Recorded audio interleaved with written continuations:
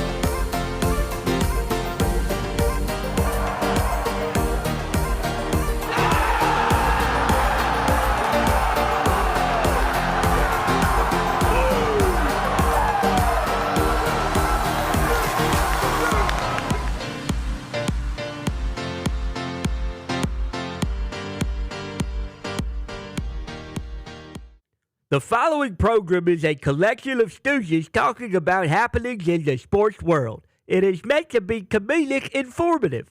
The opinions expressed on this show do not necessarily reflect the beliefs of their peers, their boss, or ESPN. There may be some cuss words because that's how humans in the real world talk. If you are young, please seek permission before watching any further. Hey. Why? Let's go.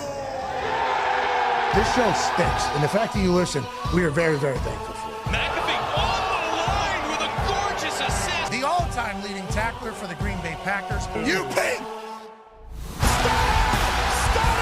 Damn it! Be a friend, tell a friend something nice could change their life.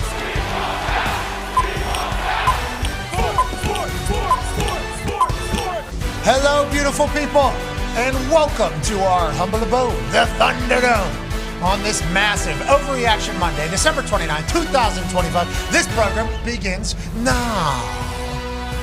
Football is the greatest. We're so incredibly lucky that we get a chance to chat about it, and we're here. You know, we're going into the last week of the NFL season. 18 weeks just like that. Bang! Week 17 just wrapped up, and congratulations to 3 new teams who locked up their division. Congratulations to the Denver Broncos.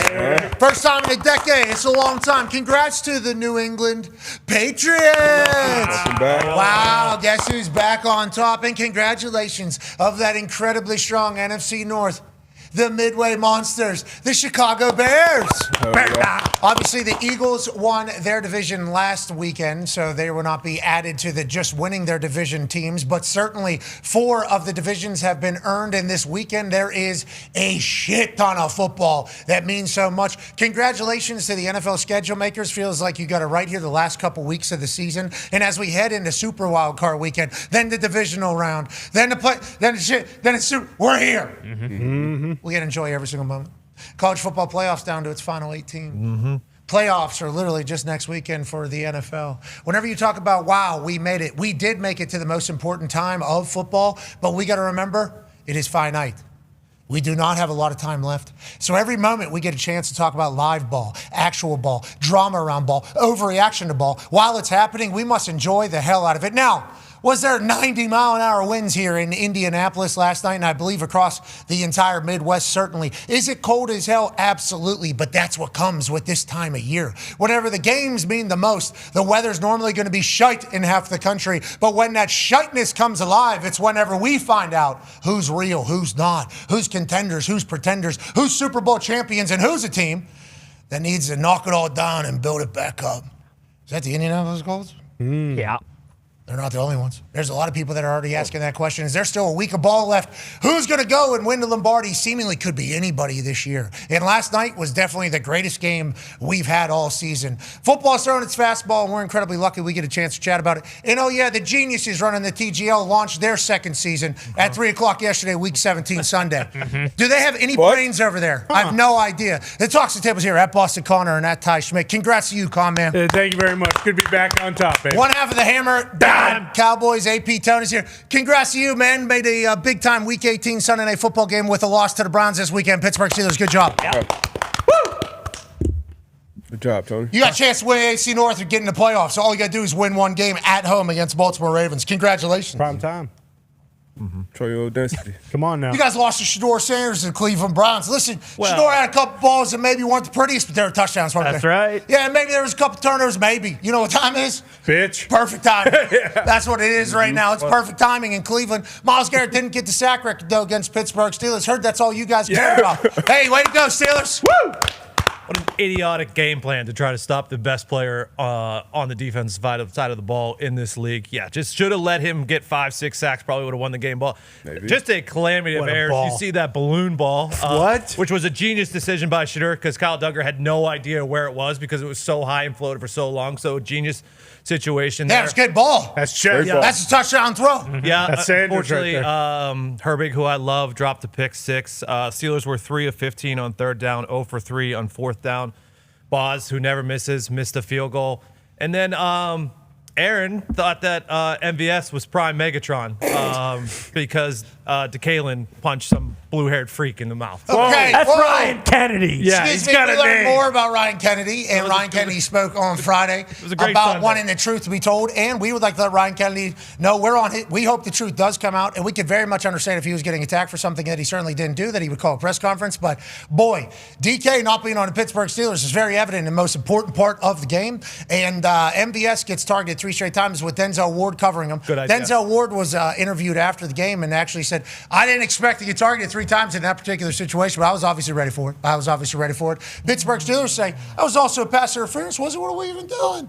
Cleveland Browns say, who cares? We just won our 4th game. Thank you so much. Myles Garrett does not have the record just yet. It will take into 17th game for him to get the record, so obviously there'll be an asterisk on the rest of the conversation, but the Pittsburgh Steelers now have Sunday Night Football against Baltimore Ravens for the AFC North and a playoff berth. Good for football. Sucks for people in Pittsburgh and Baltimore who have been living this entire season as if it was Kenny Woods Steel Coaster, which is what it's all about. 9-year NFL vet, Darius J. Butler's here. Yes, Very sir. much. D-Butts, good to see you. Great weekend of ball, man. A lot of football since Christmas until now. A lot of great football. A lot of ticky-tack calls, but a lot of great football with Sunday Night Football last night. On that note, we will talk about the refs at some point. J.J. Watt, who normally joins us on Wednesday, will join us today in the second hour because we will not be live on Wednesday. Wednesday, New Year's Eve, we'll actually be calling the Cotton Bowl from the sideline. Field pass with all of us on New Year's Eve for Ohio State and Miami. We hope you'll spend your New Year's Eve with us. Okay, we're excited on ESPN2. I believe Dave Pasch and Dusty Dvoracek will be calling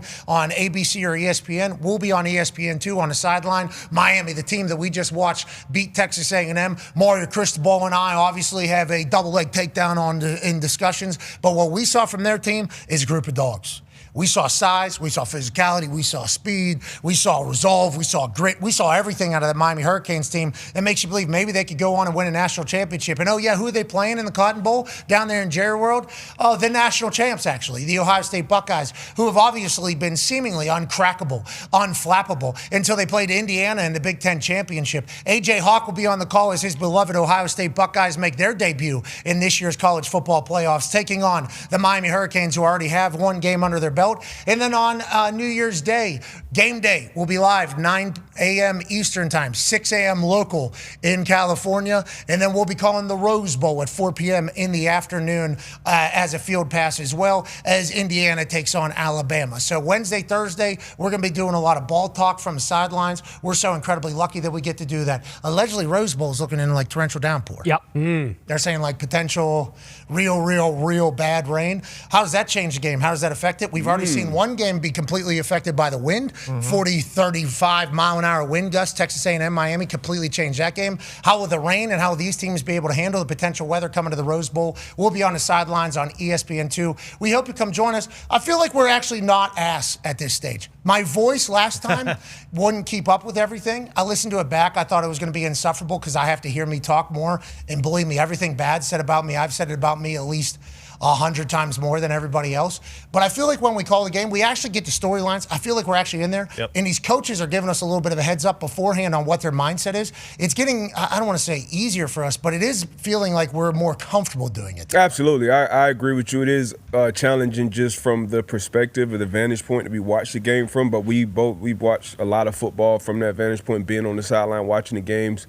That makes it a little challenging. But, yeah, when the games are good, and most of them have been, the matchups, the players, these are a lot of players that we'll see on the next level as well. So it's cool to kind of see them finish out their college career, playing in the biggest games, the biggest moments. Travion Henderson has been great for the Patriots. We saw him that entire run last year for Ohio State, along with a bunch of other players. So that's the cool part. And just being a part of these games, man. Like it's so dope. We're so lucky we get to do it. So thankful. It's very cool that we even get to be in there. But what we get to see, I think, is good for us to know as people that talk about it every single day. Yeah. Because once you see somebody live or a team live, you get a chance to really see what and who they are. Like, for instance, the Jacksonville Jaguars team is really good. Mm-hmm. Did we know Josh Hines Allen is actually the biggest person on a football field whenever he's on a football field?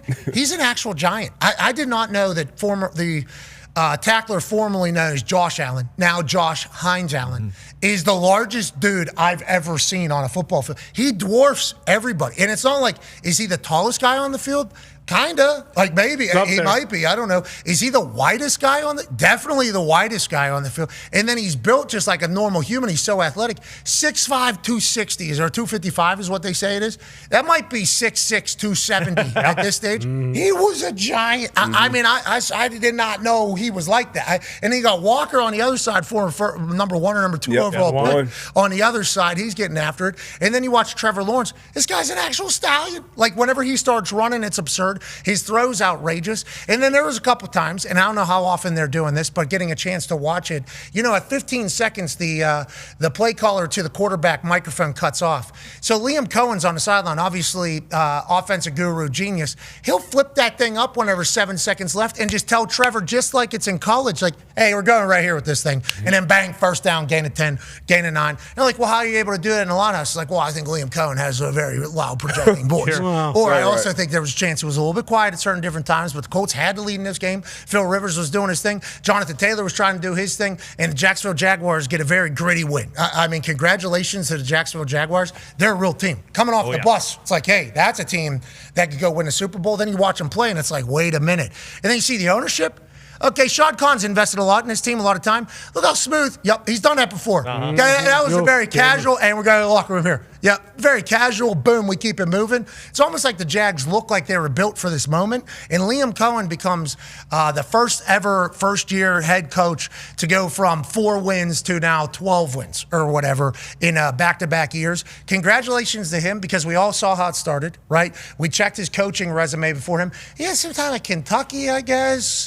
He was at the Rams. He was quick in Tampa. Does this guy really have the resume to turn around the Jacksonville Jaguars? Then the Duval thing that happens on day one. Everything that takes place, it's like, what a laughingstock the Jacksonville Jaguars are going to continue to be. And then you start watching it through the year. It's like, oh, they got dogs all over the place on that defensive side. Oh, yeah, they've had top 5 picks a lot of times. They got a lot of studs all over the field. And Trevor Lawrence, is he ever going to be good? Well, let's get him with an offensive guru and a bunch of dudes. That guy, always open. He's a punt returner, too. He's untackleable, number 11. I don't know what his deal is. That guy needs to relax, okay? He is I mean, he's everywhere. But this Jacksonville Jaguars team, you see him in real life, the respect goes through the roof. Not that it hasn't because of what they've been able to do. I forget how many straight wins they've had. It's the longest in the history of the Jacksonville Jaguars franchise. And the Colts on the flip side have lost 6 straight games or whatever. That's tough. Tough sledding for the Colts. Jeez. Tough sledding for the Indianapolis. They were the ones. They're the best team in football, yeah. It might be 7 games straight. Yeah, it was 6, I think, going into yesterday. And guess what? Got good news. Got the Texans in Houston next week. That could become 8. That could become that could become 8 straight. So it's another year of Indianapolis Colts people trying to figure out, okay, we definitely have excuses because our quarterback got hurt and other people got hurt. But is every year going to be warranted excuses for the Colts to stink and miss the playoffs? It feels like that is what it's becoming. Maybe. And you can't necessarily blame people for the misfortune that happens on a football team, especially when it comes to injuries. But boy, Ballard and Steichen it's loud for these two here. And I have no idea what the future looks like. We don't have any first-round picks for the next 2 years. Okay, we don't have either of those because we traded for Sauce Gardner. Sauce Gardner got hurt again. Now, I will say, when I saw the number 1 on the football field, I was incredibly pumped to see Sauce out there. Did not know he was playing.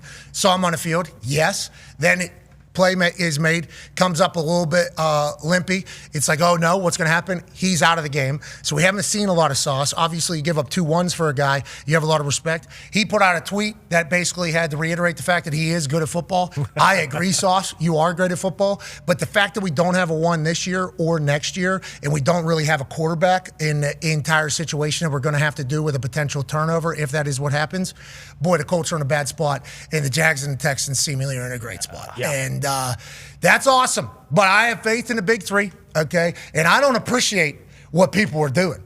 People are putting pictures of Shane Steichen and sending it to me. All of a sudden, everybody comes Photoshop editing wizard and just starts putting my Dookie song over top of things that are happening with the Colts. It's like, I don't like this. And then Jags fans saying, hey, with love from Clowntown, and it's my song, and it's Ballard Dookie, JT Dookie, Dookie. It's like, all right, everybody needs to relax. Congrats to the Jags. They're a great football team. And congrats to Ball for having so many incredible storylines and so many things to talk about that although we only have a 2-3 hour show here, we could talk for 10 hours about all of this. But what we want to do is whittle it down. Ladies and gentlemen, it's time for our Overreaction Monday. Top five headlines in our eyes, driven by Ram. And you know, a Ram truck obviously has the amount of power that you need to pull anything. Hell yeah.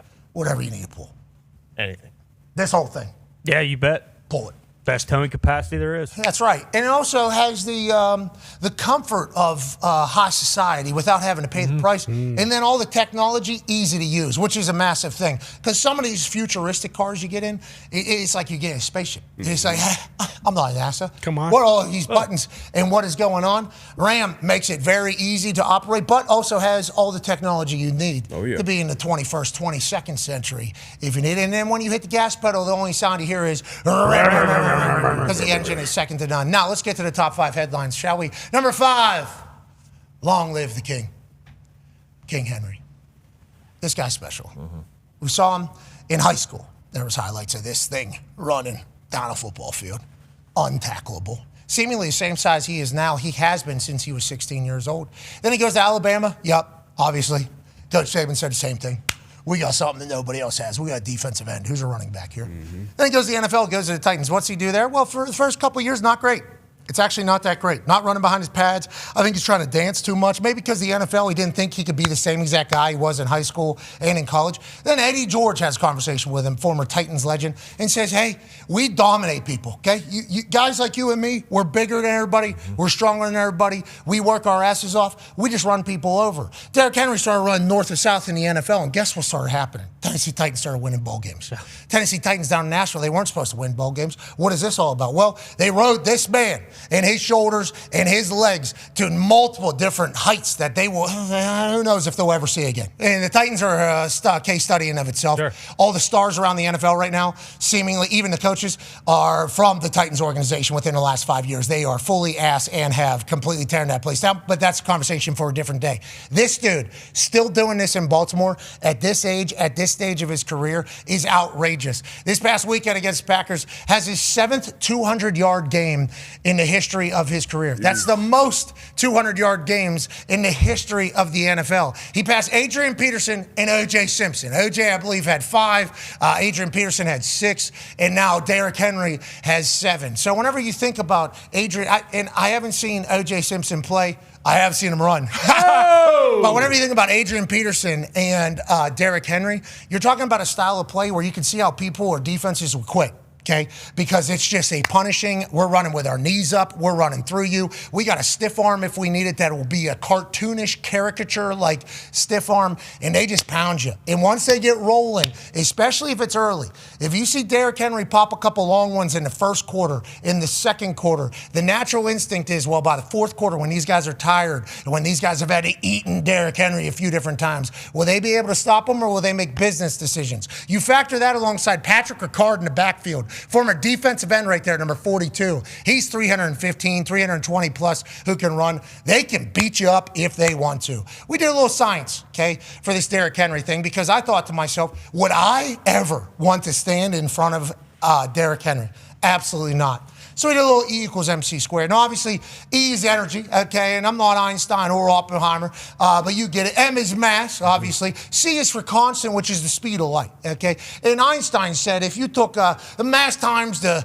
speed of light, you would obviously get E. So let's go ahead and do the Derrick Henry version of that. He's 252 pounds. He runs 22 miles an hour. Okay, that would be 5,500 joules of energy, which is equivalent to 45 90-mile-an-hour fastballs simultaneously hitting you. Ouch. So you're standing there in a hole. Derrick Henry says, here I come. And you're standing there going, we got 364 days to the next hockey trial. So we got Gilmore, and there's 45 of them. A 2,000-pound vehicle moving at 8 miles an hour. Okay? 2,000-pound vehicle. I don't know what that is. I don't know what a normal vehicle weighs, but a 2,000-pound one moving at 8 miles an hour, you're standing there right in front of it. And it's enough energy, obviously, he's creating whenever he's moving at maximum speed to light a room for 90 seconds. Holy shit. That's pretty cool. Okay, so that is what Derrick Henry is at this stage. And let's go back a week. He didn't get the ball for the final 12 minutes of the game. Then Harbaugh says, I should have spoke up a little bit. This game, 36 carries. We're riding Derrick Henry. And the Baltimore Ravens go into Week 18 in a must-win game for a playoff berth against the Pittsburgh Steelers, seemingly having it figured out that they need to give the ball to the alien they have in the backfield, and that's Derrick Henry, Darius Butler. Yeah, it's not hard to figure out. You have a modern marvel back there running the football, and the what he's been able to do throughout his career. You mentioned high school, his college, but what he's been able to do from the NFL level for this longer time is unbelievable. Yeah, just give him the damn ball. And now, you talk about our 6-game loss streak with the Colts because of injuries.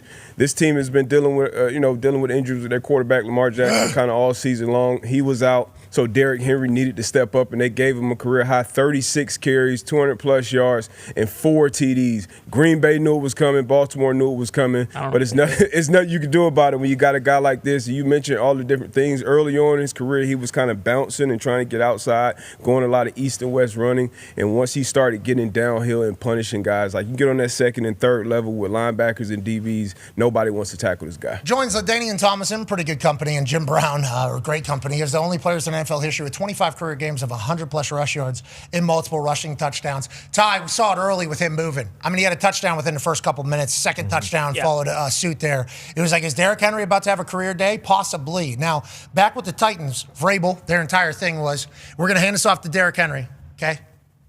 Early. Might be getting an average yard per gain, like a yard and a half, 2 yards. We don't care. We're going to stick with it. Do it again. Then by the third quarter, fourth quarter, it's going to become wide open. Those little holes are going to become bigger holes because Derrick Henry's just going to wear you down. He started early against you guys. You were immediately knowing that you were in a tough spot whenever he gets rolling like that, Ty? Yeah, definitely. And just, before that, he actually had the most rushing yards in the history of Lambeau Field, and Lambeau Field's been around for quite some time. So when you put that in context with everything, like, that's pretty crazy. But yeah, it's one of those things where it's so demoralizing because once it starts, and like you said, usually you're waiting for that third quarter, fourth quarter, okay, and we'll be okay in the first half. He was unbelievable in the first half, and it's one of those things, your offense has to play perfectly. Like if you're not scoring on, because every time the Packers would respond and get a little momentum, the Ravens would get the ball back, and then immediately, boom, 8-play, 80-yard drive, 12 minutes off. And if the Packers go 3 and out, that defense has to face Derrick Henry again. I mean, it is a lot of pressure to keep the ball and to keep your defense on the sideline a little bit so you don't have to eat more of Derrick Henry's knees. I mean, it's a real problem for any of these teams that have to square off against the Ravens. Yeah, for sure. And like you said, especially at this part of the season, like if your defense is even like a little banged up, like you don't have your A-plus defense out there, and that is exactly what happened. Is like they would turn the ball over or they would score, and then I don't know if the Ravens had a possession less than 6 minutes, and all of them were ending in Derrick Henry touchdowns. This is the football that we thought the Ravens would be able to win with. Now, last week they forget to give him the ball, and I think it was last year when Harbaugh came out and said, we're not going to be giving Derrick Henry the ball 20-plus times. And then they started giving him the ball 20-plus times. They started winning. This year, for some reason, they don't want to give him the ball in certain games and think bad things happen. Then they give him the ball and great things happen. What is it? They're just worried he's going to get hurt. They don't think he can do what he is. What do you think it is about the Ravens potentially not using him all the time? And do you think they'll ever make that mistake again after he literally breaks the record books at Lambeau and in the NFL? It's almost like, hey, we have Lamar Jackson. We're giving him $200 million. Let's use him as much as possible. And because of that, everybody else kind of falls by the wayside. But I saw a stat that's interesting. Snoop Huntley has their only 2 victories over 500 teams. So it's something to think about, like, oh, okay, when Lamar goes out and they focus on Derrick Henry, is that one of those things where, hey, they have more success and no one ever wants to have this conversation? There are, 28 teams that want Lamar Jackson at quarterback, but when they do focus on Derrick Henry, they have more success. Okay, and on that note, number 4 headline in the NFL, the inevitable. Okay? If you grew up in one of these cities, I think you understand that this was inevitable. Sunday Night Football. The Pittsburgh Steelers in Acrisure Stadium will host the Baltimore Ravens.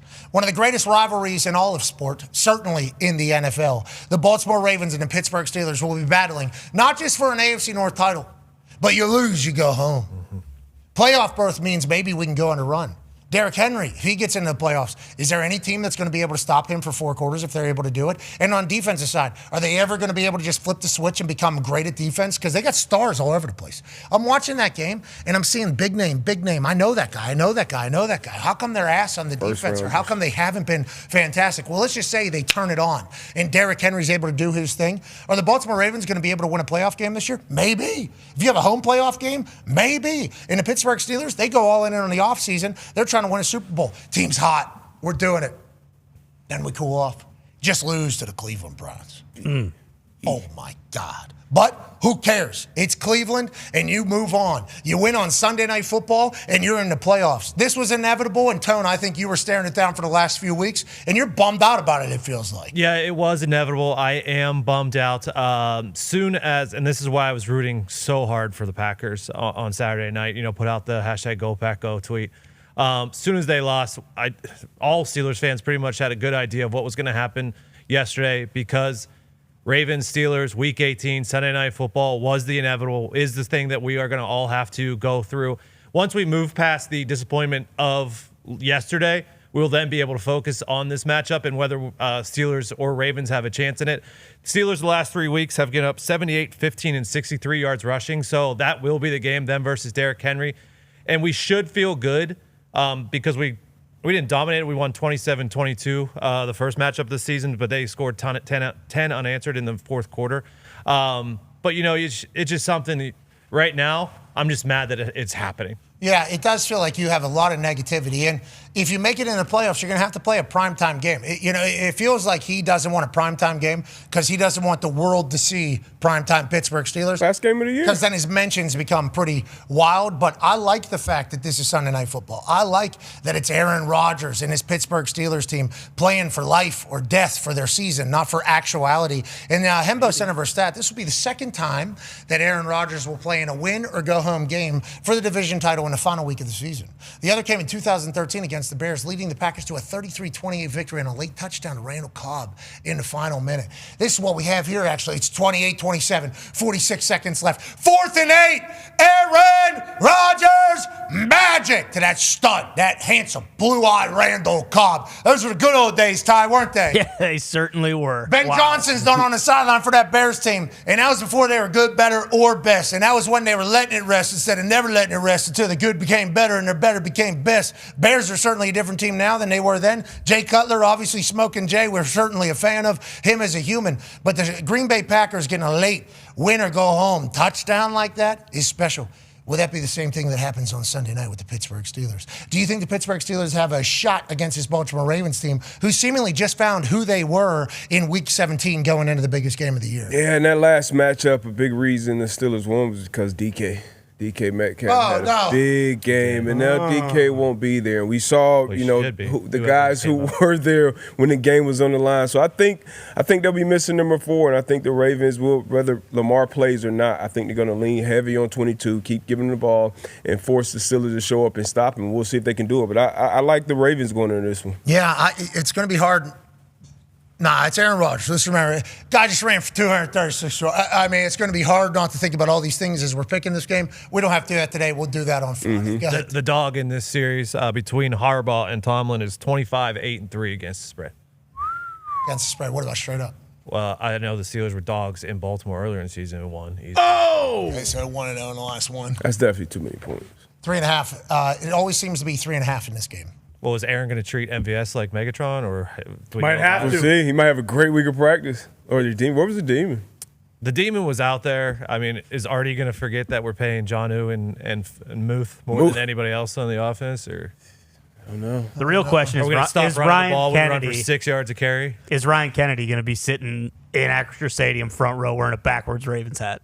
That's kind of what this comes down to. I think. People are thinking he's actually working for the Baltimore Ravens. Correct. All season. He said in his press conference on Friday, I've been a season ticket holder. I've never had a violation. You can look it up. I respected him sitting in there and explaining his entire situation, especially when it comes to animal cruelty and racism. I agree, by the way. Yeah, I agree. I shout out to Ryan Kennedy doing that. But a lot of people are saying, this feels like this was like a Baltimore Ravens super high intel chess play almost, maybe. Getting DK Metcalf, the guy who was their weapon and explosive weapon, out for the last 2 weeks. I'm sure Butto would be sending a thank you to Ryan Kennedy if the Baltimore Ravens are able to get into the playoffs. But I saw them all pulling for the Cleveland Browns as well. Yeah. So it seems like Baltimore vibes, fans, team, everything, good. Steelers, full disarray. Yeah. You lose to the Cleveland Browns. You got Shador Sanders throwing pump fakes in the air. They threw it. That ball has to be down. That thing's still floating right to his guy. That's a touchdown. Pittsburgh Steelers, Ravens, Sunday Night Football for the title, for a playoff berth. That's a beautiful thing. What a ball. I mean, that's exactly what it's supposed to be. And it's not just the only great game we have in Week 18. Week 18 is about to be epic. We have an epic final weekend of the NFL season on deck. You have the Carolina Panthers, Tampa Bay Buccaneers, Saturday, 4:30, kicking it off. That's for the NFC South title. Winner goes, loser out. Seattle Seahawks versus the Niners. Oh, that's just for the number 1 seed. That's on Saturday night at 8 p.m. on ESPN. And then for Sunday, 4:25. A lot of 4 o'clock games that are good. Chargers, Broncos. That's for if the Broncos win, they get the number 1 overall seed. If they lose, they could potentially drop to the 3rd overall seed because they're still AFC West champs for the first time in a decade, so they'll certainly be top 4. But there's a world where the Jags win, I believe. Broncos lose, and then the Broncos are the 3rd seed. Patriots are the 1 seed. Jags are the 2 seed. So everything for this is seeding purposes. But for the Broncos, as 7.5-point favorites, I like that team a lot. I like the Denver Broncos a lot, especially with Big Ball Bo Nix. Yeah. Hey, Big Bo Nix is actually spinning it right now, and it feels like he's under complete control of the offense. Now, if you watch this Denver Broncos team all year, you think to yourself, well, it hasn't been that like electrifying to watch. The finishes haven't been that big of blowouts. The defense is still who the defense is, and Bo Nix is only getting better, seemingly, D-Butch, as they take on the Chargers in the final week to potentially be the number 1 seed in the AFC. Yeah, this is crazy. The turnaround and Bo Nix, the jump that he's made from year 1 to year 2, he's been great. Sean Payton, and this defense, this pass rush against the Chargers offensive line and those group of guys that try to block for Justin Herbert. That's going to be a scary situation to watch. We just saw it in the Houston game, even though it was still a close game. Once again, some late calls down the stretch there on both sides. But it's going to be a great battle in AFC West this whole Week 18. But this Denver Broncos team, electric finishes, and I feel like Bo Nix plays his best ball when it's the highest pressure moment. So I love that about quarterbacks, especially a young quarterback like Bo. I like Bo. Oh, yeah. I like the way he plays. I like the way Sean Payton. And remember, this Denver Broncos team decided last year to take on the biggest salary cap hit in the history of football. Now, are they laying down kind of the groundwork or trailblazing for other franchises to cut bait with bad contracts and just go forward with people that want to be there? Maybe. But what they have been able to accomplish with not as much money as everybody else is certainly fantastic. And if they're the number 1 seed in the AFC, that would be bananas. You like Bo? You like Bo more than you like Justin Herbert? Ooh. Healthy, Bo. So the thing Absolutely about Justin Herbert is full track meet. Okay, so I feel like anytime you judge quarterback, and we're a part of the problem. We don't talk about the entire picture. Justin Herbert's running for his life a lot. Every play. I mean, it feels like he's running for his life a lot. Now, is there always going to be excuses? Like, is that always going to be the excuse? Potentially. But they've had some pretty impactful injuries at that offensive line, and Herbert is seemingly always running for his life. And against his Denver defense, I just don't know if that's the position I want to be in, but I have faith in Herbert. Like, Herbo is a good one. I'm a big fan. Very good. Will they ever be able to just figure it out, though? Like, you know? Like, they always have it. It's tough, and that's why we put so much respect on teams that actually go and win it, or especially if you win multiple championships, because there's always teams or franchises or quarterbacks or coaches that you can make excuses for. That's just life. That's football. So the teams and the quarterbacks and the coaches that can kind of get over that hump and win a big game, whether it's the Buffalo Bills, can they finally go and get it down the stretch? The Patriots, they're not tested yet. They haven't played a tough schedule. Like, it's always these built-in excuses for everyone. So we'll see who can figure it out. But I mean, watching Justin Herbert against even this Texans team, like, you expected it coming into the game. You know what that pass rush is. You know what his offensive line is. And you actually watch the game, you're like, damn, like, I feel bad for that guy. Yes. Sometimes you never want to feel bad for an NFL player, especially a quarterback. But, like, you see shit like this, it's like, come on, man. But I guess it happens, pretty much every game. But it should be a great one. 7.5 points, I think, is a lot of points for divisional opponents, Week 18. But I'm excited to watch it. So on that note about the Texans defense and what the Broncos defense, Chris Rim reported via ESPN Research, the Texans pressured Justin Herbert 20 times on Saturday. That's his 4th game with 20-plus pressures this season. Most by a quarterback in a season since Justin Herbert in 2022. It's like, they tried. Harbaugh comes in, first draft pick. We need another one. We need to do this. And then you get a couple injuries, and all of a sudden it's back to the same old shit, and it's Herbert running for his life. Actually running for his life back there. Well, it just, you read that and it makes you feel like they're never going to get it figured out. And again, like, maybe they do have that excuse in place because they have tried to do everything they can, but every time we go into a season, I feel like everyone's hot on the Chargers because of how good Herbert is and because of Jim Harbaugh. And then at this point in the season, we're saying the exact same thing. It's like, well, he's running for his life on every single play. His offensive line sucks. His skill position players aren't as good as they need to be. It's a broken record over and over. So, but who knows? Maybe this is the year that changes. Well, and that's the thing. They've been strapped for cash for so long. I mean, we forget that they got rid of Keenan Allen, Mike Williams a couple years ago. They got rid of Joey Bosa. Like, they've had to get rid of a bunch of players. Now, if there was ever a year for the Chargers to make a run, it would be when the Chiefs completely fall off. But instead, the Broncos kind of rise up with the second easiest schedule in the NFL. People forget to talk about, and that's why with the Chargers, who had the easiest? The New England Patriots. Everyone talks about that though. With the Chargers with Herbert though, that was the first time on Saturday where it was like, wow, okay, this guy is so screwed. Damn near every single play. They should have scored 3 touchdowns. They should have had 24 points at least against the Texans. Like, we're talking about the Texans, with the field goals. Dicker misses a kick that he most accurate kicker in the history of the NFL. Yeah, so it's like everything seemingly always goes wrong for the Chargers. That's why it's damn near impressive that Herbert has willed them to 11 wins. Now, who knows what happens in the playoffs if all the favorites win? To your point about the seeding, they end up with the 7th seed and they end up traveling to New England. So it's just, will they ever figure it out? I don't know. I genuinely hope they do though, because watching Justin Herbert is a treat every single time he's on. Their defense is very good too. Defense has been playing well under Mentor, so they'll have a chance. And is he gone? And he's gone. Yeah, is he going to be gone to be a head coach? Who knows? Crazy. Let's move to the next headline. And you mentioned potentially having to travel to New England. The not so evil empire is back. We've been talking about this for a bit now. And I think it's maybe because of who we are.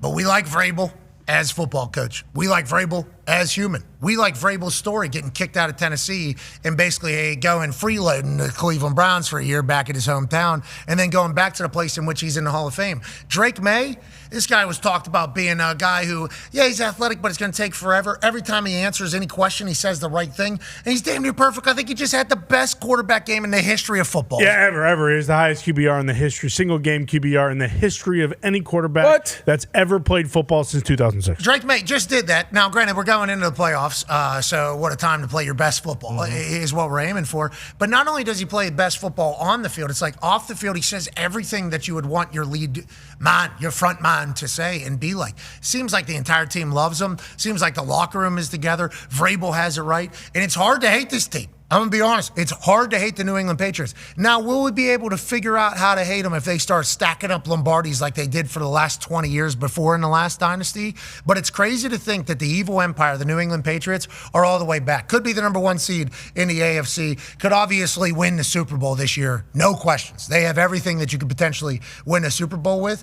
And it's almost a more likable squad because it's more unexpected at this stage. Is that what it is, D-Ball? I don't know. Maybe we're too close to it because we like Braves. We know Braves. I mean, most of us, we like Diggs. We like a lot. I love Drake May. We love him. I think outside, if you zoom out a little bit, I think majority of NFL fans probably still hate the Patriots and probably will forever hate the Patriots because they always won, they always got calls, and now you got another second coming of the quarterback that you lost to for 2 decades. So I think the hate is still out there. I think they still are the evil empire, even though they are more likable. We had Schrags up here, and he was talking about from the media standpoint, being in the building and how it feels different. People actually smile about you, not walking on eggshells and shit like that. But yeah, I think they're still evil. He getting choked up. He got drafted. Man. Get choked up seeing him back. Go ahead. Yeah, well, it's funny you said something in there that I don't want to completely go there yet. He's not the second coming because he's kind of the first coming. No one's ever done the shit he's doing. My apologies. It's okay. You know what? I will forgive you for this time. He's the first ever quarterback with 90% completed passes while throwing for 250 yards and 5 touchdowns in a single game. He actually was removed from the game with 5:30 left in the third quarter. So that would have been for 300 plus yards and probably 7 plus touchdowns in a single game, but we were robbed of that. But that's because the Jets are the worst franchise in all of sports. He's also the first ever quarterback with 4,200 pass yards, 30 pass touchdowns, 110 passer rating, 400 plus rush yards, and 4 rushing touchdowns. I mean, that's the coolest thing for me is that he also has the mobility that people forget about. And then, yes, to the one that was just shown, this is just the second time ever that a team has gone from 13 losses to 13 wins. Drake May's first year to his second year and Peyton Manning's first year to his second year. And you might say, well, this is a 17-game season. Well, shut up. We did it in 16 games. This is, and I can't emphasize enough, the coolest feeling ever. You know, as a Patriots fan who went through all the shite, it was tough. But to sit here last night and watch a scene like this, and I don't know if we even want to play the audio, but it's just the Patriots watching the Bills melt, and the Bills actually became, the first team ever to win 5 straight division titles and not go to a Super Bowl once.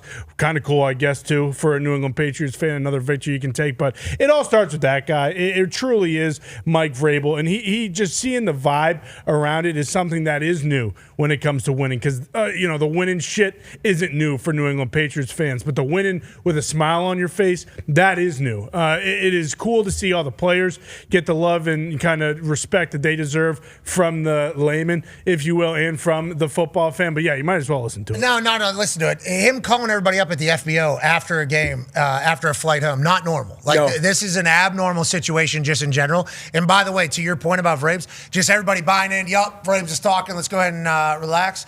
And you hear, every time you hear a Stephon Diggs talk, with everything that's ever been said about Stephon Diggs, in the world that Stephon Diggs is currently in, where he's more famous than he's ever been, I would assume his clout is higher than it's ever been.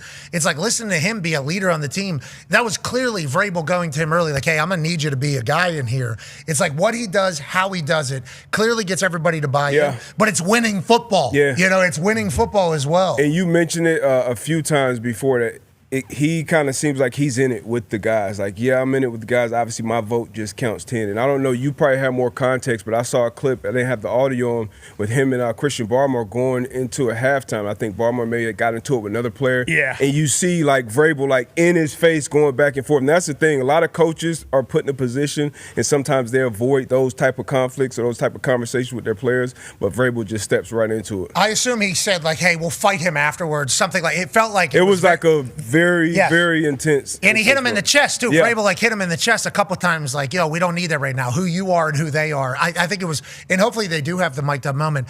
I think they went 8-0 on the road. Yep. Okay, I think that was something they all talked about as motivation. You heard Stephon Diggs talk about it. You heard Drake May talk about it. I think people on the defensive side talked about it. And I think they said something about packing their culture. Is that what they said? We can pack our culture, take it on the road. I forget what it was. They had a tagline, though, that multiple guys said. And it was like, oh, this is how Vrabel motivated these guys. 8-0 on the road, and we can pack our something. I forget what it was. But basically trying to prove, like, hey, we can go and do this. There's been other teams in the past year that have done this. We need to accomplish it. Felt obvious that that was the motivating factor going into the final week against the New York Jets. And they obviously smacked the hell out of the New York Jets, who might be. They are. They are actually friend of the program right here, good friend Michael Cole of the program. He has jumped ship. He is now a New England Patriots fan. He is done with the Jets. That's not real. Yes, it is. Dude. Yes, it is. I'm telling you. That can't be real. Just think about the kick thing that happened with that lady. Just think about that. Like, let alone your ass. Your team is cheeks. Okay, this is a butthole operation from top to bottom, and it has been. Then this girl is doing a kick for her dad, and then they find out that she might actually be able to make this thing. She played middle school soccer. She can't do this. We thought there was no chance she would make it. No way. Did you see Nick play tennis? There's no way this lady's able to make a field goal. Then they find out, somebody goes like, hey, she's a high school soccer. She has kicked before. Cancel it. Cancel that thing. Completely get that out of there. It's like everything they do is like, how can we be the most hateable franchise? Like, how can we make our fans hate us more than they did before? And obviously that is just kind of in it. And we would have done a kick. We reached out to the Rose Bowl where the next game day is, and we thought there'd be no chance Rose Bowl people would say yes. And with the torrential downpour potentially coming, who knows how it will go. The Rose Bowl people are like, yeah, you can use the field for game day for her to kick, by the way. So we were going to do that. That was something that was happening. So when I put the eyeballs up on that thing, I very much text, call, easy, let's see, can we do this? It would have been for $252. You know, and I think it would have been at the Rose Bowl, whether or not she wanted to do that. So shout out to the Rose Bowl saying, yes, we will definitely do that. And also shout out to the Jets for saying, actually, yeah, she can do the $100,000 kick now. She missed it, okay, which stinks. A lot of people missing kicks. I mean, that's pretty obvious going out there. But just everything about the organization sucks. And then you start seeing, like, well, it's a new defensive head coach and a defensive mindset. It's like, well, they have 0 interceptions on the season. Zero? 0. None. That's Not even like one that was tipped up in the Nope. air. Tips, overthrows. Got to get those? Yeah. They ain't get any of them. That is just something that hasn't happened. Defensive coach. Now, they trade pieces away, great piece away, to get more assets, and obviously they'll make the right decisions on what those assets should be going forward. Sure. We assume. Maybe. I'm a fan of Aaron Glenn, but the shit that's coming out about this defense being historically terrible and this team being historically terrible is outrageous. Lost 4 straight games by 23 points in the history of the NFL football. History. Jets in 2025. Then you got to go back to the 70s, the 50s, the 30s, and the 20s. The Oorang Indians in 1923 lost 4 straight games by 23-plus points. And you think to yourself, the Oorang Indians, that's not a team. It is. Yeah, Nicky Sass's boys. Yeah, yes, Yeah. actually, you do know of them. Who was the star on Jimmy Thorpe. Yeah, you ever heard of him? Jim Jim Thorpe? Yes, Jim The Thorpe Jim was Thorpe. star. The Oorang Indians were a team of all Native Americans. I can't believe they called themselves that. I don't know if they know how offensive that was to themselves at the time. Okay, obviously that would vastly be different Sure. now. But the Oorang Indians were a team Jim Thorpe was on that was led by a guy who was literally just trying to sell dogs from his dog kennel. They lost 4 straight games of 23-plus points. They didn't think it could be done at the time. They're the first team ever to do it, 1923. Teams like, there's no way you could be this ass. And then the Oorang Indians were like, it's not about football anyways. We're trying to sell these sweet dogs. They got very cool dogs. Airedale Terriers, I believe is the name of the dogs. Good-looking dogs. I mean, they got good stances, good posture, good noses and everything like Smart that. dogs. They were named the Oorang Indians because the name Oorang was a kennel where this guy was trying to sell dogs. There it is. That's the dog you're trying to move. That ain't the dog, actually. Is that Jim Thorpe? That's not the Airedale dog. Yeah, Bruce got completely wrong. Jim Thorpe loves dogs, though, which we certainly Rest in respect. peace. That's not the Airedale that So they were does Ryan trying. Kennedy. Yeah.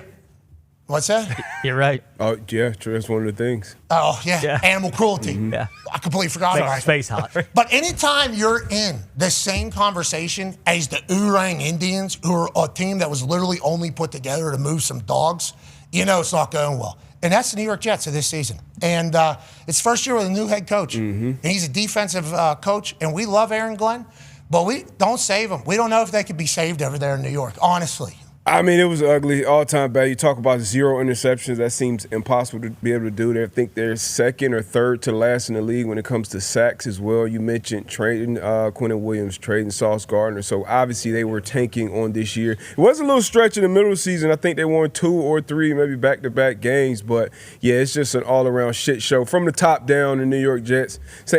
Will it be one and done? I hope not for Aaron Glenn. I like Aaron Glenn. I hope for Aaron Glenn. They have all these picks and Get shit. out. Will they do the right thing? They haven't done it historically. Let's see if they can figure it out. But I mean, that shit is all time bad. The only thing I was thinking with this game, right after halftime, was get Drake May out. Like I would hate to see him just go down and be hurt for the playoffs or anything like that, because this team, who Brady Cook was that quarterback now, Yeah. it's a shit show. Well, and that's why when you say, like, we like Aaron Glenn, I actually don't, because the only thing that I was worried about was the injuries, and then they're doing cheap bullshit after the plays. It's like, okay, so this guy, or I won't say this guy, but this team is a detriment to football because watching them makes you not like the sport. But then at the other side of it, it's, I'm now worried about just the safety and medical, future of the players of the team I root for. When you think of the front office and ownership, they're crooks. I mean, sure, the Pittsburgh Pirates guy, Bob Nutting, he just goes down to, the Pirates field and he collects a check and he doesn't spend money. And that's cool and great. We just paid O'Kern, thank you. That's right. 2 years, $26 million. In baseball, that is basically pennies. But again, it's one of those things where they're honestly just collecting checks, and that's how it feels. Like, no matter what you say about this Jets team, there's nothing you can look at and say, like, that's good. Garrett Wilson hasn't played since October, and he's their leading receiver. It's almost January. Like, that is abysmal. It's pathetic beyond sports. Like, it's pathetic in the sense of getting Fs and finishing last in a race where you should finish first. I don't even know what to compare it to, because it's so embarrassing. And as a Patriots fan, as a member of the AFC East, like, I'm calling for their fans to either veto some sort of movement or growth within MetLife, within the team. If I'm Aaron Glenn, if I'm a fan of Aaron Glenn, I'm telling him, like, hey, you got to chain yourself to the practice facility and say, hey, no one's allowed to use this thing until either ownership sells, until they completely redo their front office, because there isn't any hope. And guess what's going to happen? They're going to use those picks they got. They're going to draft 2 guys, and both those guys, one of them might be really good. They're going to trade him in 3 years after whoever they draft at quarterback doesn't work out. And most likely as well, they're never going to rebuild. The Dolphins, I have way more faith in the Dolphins. The Bills have Josh Allen, and the Patriots have Drake May and Mike Vrabel. Like, realistically, the Jets are not going to win for another 20-plus years unless there's changes. Hey, J-E-T-S, Jets. He quit again. Unfortunately, it is our 5th retirement tour for Fireman Ed. Fireman Ed has called it again. He is doing the George Belanda. He's doing what you're saying. Yeah, he's saying enough. This Enough one's of this. Enough of this. I used to run towards fires, not away from them. Why am I standing up to cheer for dumpster fires? Okay? I'm a firefighter. I'm supposed to be fighting against these things. And he feels like what he's cheering for at this point is a fire. Now, on that note, they were not in the Lame Bowl yesterday between the Raiders and the Giants. That was another team that calls MetLife home. Yeah. So shout out to the New York, New Jersey people. You're doing great. Jump ship. At least they had a run. Giants. Yeah, they did. Mm-hmm. Oh, yeah. The Jets did too, remember? Yeah, Broadway Joe. No, I don't remember. Yeah, me neither. I just seen a clip. Yeah. They look like a good time. He was by the pool. There's no social media. Oh, my gosh. Yeah, we're going to do this. Sick. All right, let's go to the number 1 headline coming out of the weekend. By far, the Sunday night thriller. The game of the year between the 11-4 Chicago Bears versus the 11-4 San Francisco 49ers. Caleb Williams, Ben Johnson taking on Brock Purdy, Kyle Shanahan. Now, Shanahan, Ben Johnson, hello. I mean, here we are. Obviously, McVay's name gets tossed in there and some others. But whenever you're talking about offensive minds, when you're talking about offensive brilliance, you're talking about those two coordinators. And then the defense coordinators in this game, Dennis Allen, former head coach, Robert Saleh, former head coach. So whenever you talk about four supreme, incredible coordinators, you talk about this particular matchup. In forecasting it, I don't think we would have expected a shootout. I don't think we would have expected this thing to get to what it got to. But as we were watching it, all any of us could think to ourselves was, wow, football is the greatest.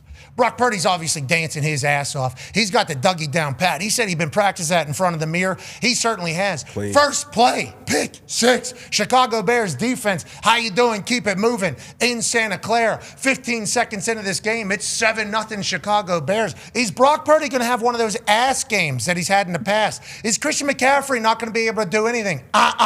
Christian McCaffrey goes absolutely ham. Now, I put out a couple tweets about Christian McCaffrey, and the way we talk about him is as if he's a machine. He never gets tired. How is this guy on the field all the time? How does this guy get the ball all the time? How does he take this many hits? How is he able to just never get tired? And how is he always explosive? Because, you know, in boxing, later rounds, the juice is all gone. So landing a massive shot in like the 10th, 11th, 12th, 3rd is going to be difficult just because you don't have enough explosion in you because of how long the fight has been. In the fourth quarter, third quarter, after you've gotten the ball 40 times, both through the sky and on the ground, I don't know how there's any explosion left in your body. He somehow always has it.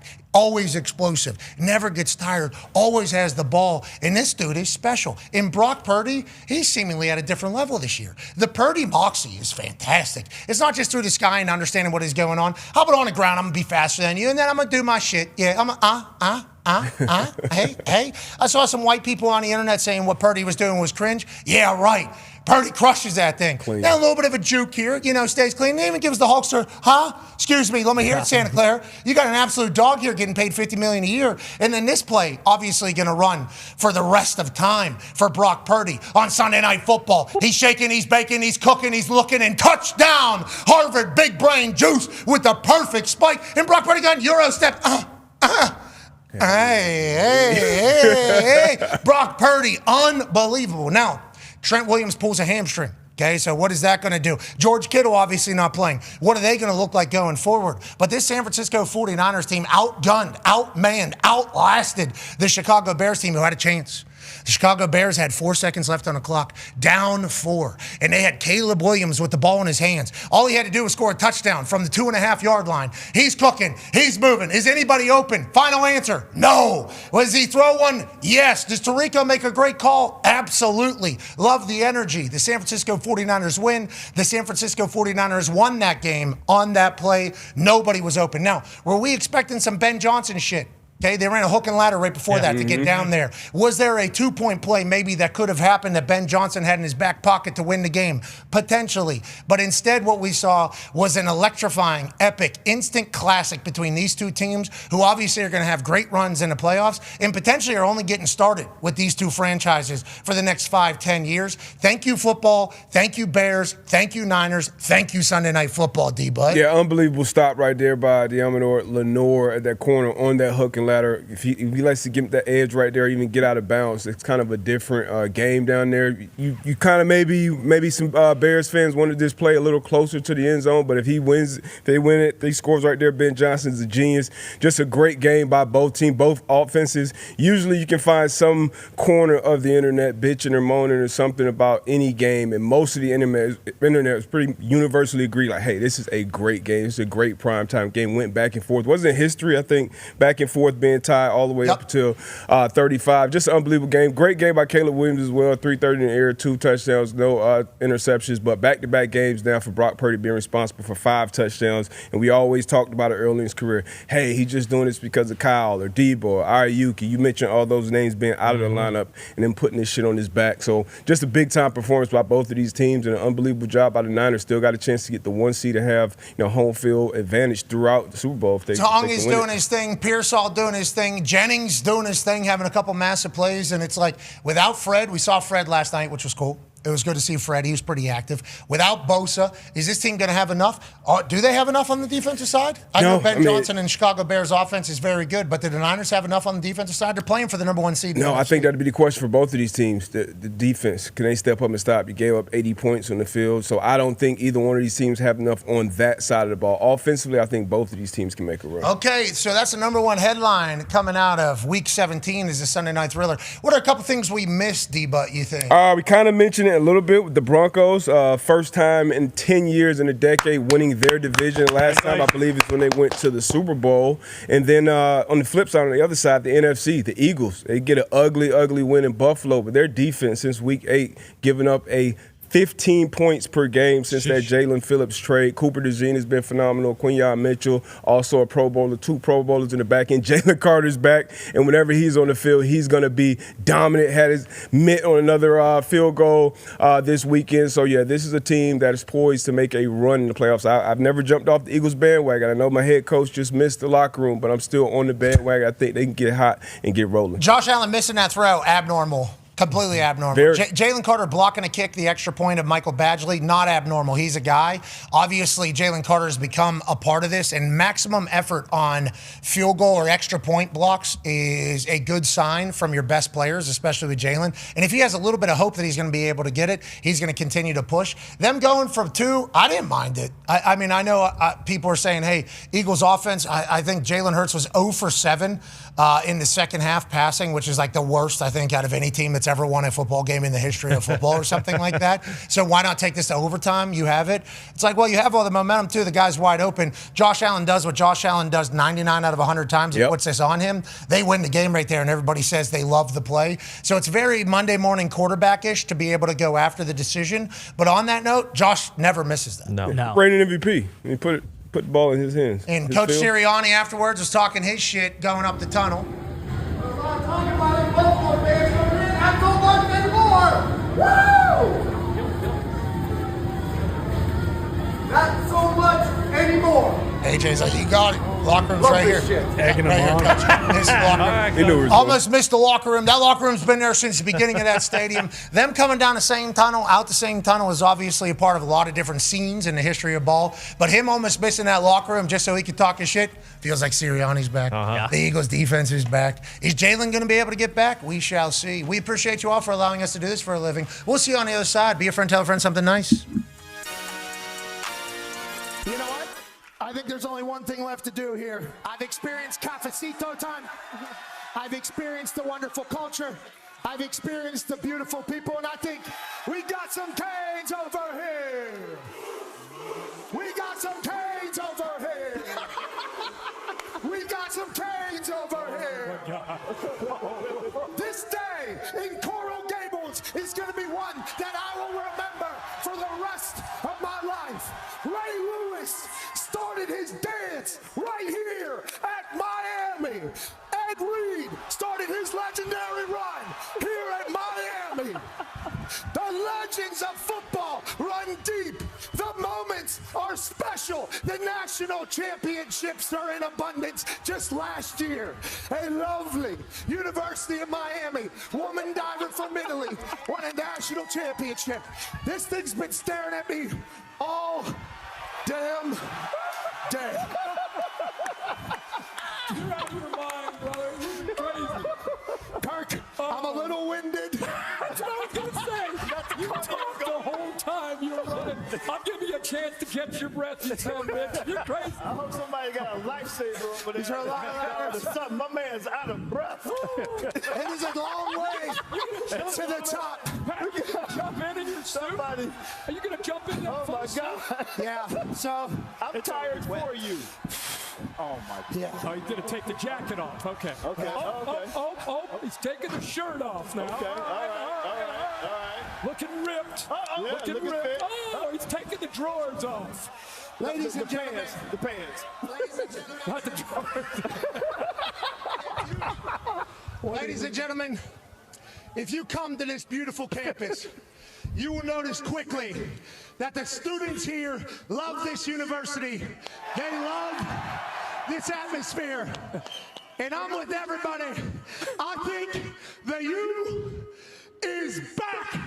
Give me. He's got the speed on. Oh, my God. Give me the.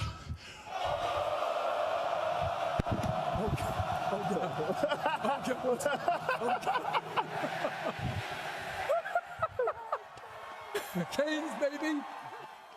Here it goes. Oh, God. Here it goes. Feet together. Feet together. I think that was the lead show for the pencil. And he's got the youth. Rushing it out. McAfee with the refreshing plunge. Miami and Florida tonight. Let's have a look at that again. The following program is a collection of stooges talking about happenings in the sports world. It is meant to be comedic informative. The opinions expressed on this show do not necessarily reflect the beliefs of their peers, their boss, or ESPN. There may be some cuss words because that's how humans in the real world talk. If you are young, please seek permission before watching any further. Hey, Why? let's go. This show stinks, and the fact that you listen, we are very, very thankful for. McAfee on the line with a gorgeous assist. The all-time leading tackler for the Green Bay Packers. You pig! Damn it! Be a friend, tell a friend something nice could change their life.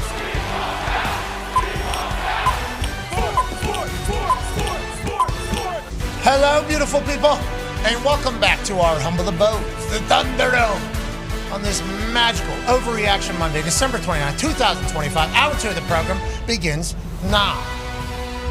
Football is the greatest. We can't thank you enough for allowing us to do this for a living. It's not just me. Obviously, the Toxic Table's here at Boston Connor, fan of the AFC East champ, New England Patriots. Been there, won that. Yeah, exactly. Wish we cared about division titles and stuff like that when we count Super Bowls. Okay, yep, all right, sounds good. The Ty Schmidt, obviously, Green Bay Packers fan, Malik Willis, a player. Might be a little bit too good of a player. What? I don't know. You know, after watching that game, you maybe have a couple ice cold pops in you, and you're starting to think, well, we're already in the playoffs. Jordan Love's in concussion protocol. Maybe he just stays in concussion protocol for a couple more weeks. Let him get healthy, fully healthy. You know, brain injuries are very serious. I don't want, anything to happen to him. And I really maybe wouldn't mind seeing Malik Willis, in the first round of the playoffs. Wow. Because, boy, that offense was humming. Now, granted, the defense looked like hammered dog shit, but the offense was absolutely humming on Saturday. On that note, Micah has got his ACL surgery, I believe. Get well soon. He posted a photo. Yeah, we would like to send positive thoughts and prayers to Micah Parsons as he recovers and everybody else that's going through surgery. Obviously, a season, a game of attrition is what football is. You get a couple important injuries, boy, your season could change. And they're talking about collapses. The Packers are one of them. Yep. Colts are another one. Yep. It's not great. No, we made the playoffs still, though. Ooh. One half of the hammer, Dahn. Cowboys AP Tone is here. Collapses. Are the Pittsburgh Steelers going to be a part of that conversation, or are the Pittsburgh Steelers going to have a home playoff game after a big-time win at Acrisure? Yo, and I was super down, but then I forgot that the Ravens' defense is ass. So maybe we will have a... Whoa. No, that's not the takeaway from Malik Willis. Malik Willis is fucking good, okay? It has nothing to do with the Ravens. No, I just remembered. defense. I remember back, and I was like, oh, Aaron threw for 290 against his defense a couple weeks ago. So it's like... Now, DeKalen was there. Yeah. So that's, a different story. But 9-year NFL vet, Darius J. Butler is here. are we going to revisit that punishment now that Glazer did his scoopage yesterday? Or What's that? just, that about the reports about the fan from last year and things that were said. What did he say?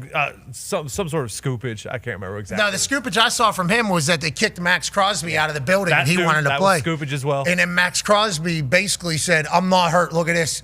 Sick. Hey, he's got a silky jumper. Yeah. He has got a silky jumper. Jay Glazer reported that, Las Vegas, watch that, splash. Thank you. Yeah, no problem. Leave the kid. Obviously, incredible gym at the house. A lot of people are commenting on the names of the businesses on the pads there. If he got those businesses to pay for this gym to be in his house, great move, which I would expect Max Crosby to do. Good businessman. But the scoopage from Jay Glazer was... If we could, I still can't see. Well, okay, there we go. Stupid! Raiders told Max Crosby they wanted to shut him down last 2 games. Crosby, who has played with injuries for much of the year, vehemently disagreed and has left the building at NFL on Fox has learned this could lead to questions on his future in Vegas. We love whenever Glazer drops in and throws a fastball. Joining us now, ladies and gentlemen, from Manatee, Ohio, is a college football national champion, Super Bowl champion, all-time leading tackler for the Green Bay Packers, A.J. Hawk. Hawker, Jay Glazer said, I don't do the day-to-day stuff. Okay, I ain't got the time. I got other things to figure out. But that's a pretty big little bomb that was chit-chatted about over there in Las Vegas. Yeah, it seems to. Did it take Max by surprise? I would imagine as well. I don't think he was expecting this, but credit to him for posting this. And he does. You're right. He's got a great looking jumper and a beautiful home gym right there. Yeah, incredible home gym. Love the daughter. Also, he shoots one left to right. Another shot that is just silk. I mean, just absolutely pure. We've heard stories of the offseason of him actually going into UFC Octagon. This one right here. Yep. Hey. Yeah. Off his off foot. Yeah, it's a little Dirk. He's got a little Dirk in him. Plus, a little Wemby as well. Then he was also on trampoline, just showcase stability. I mean, the same day? The same day, yeah.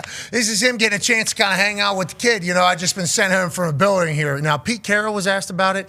Pete Carroll was like, he's known what's going on. We talked about this since Monday, Tuesday. We've kind of been going through it. And he's obviously a competitor. He wants to fight. Nobody wants to hear that they're being told that they can't play football anymore or whatever for this season. And he left. Yeah, he was upset about it. It's kind of how it went. And it's like, geez Louise, is this what it takes to get Max Crosby out of Las Vegas and they tell him he can't play in a meaningless game? And if that is the case, is Max Crosby exactly the guy that everybody wants on their football team?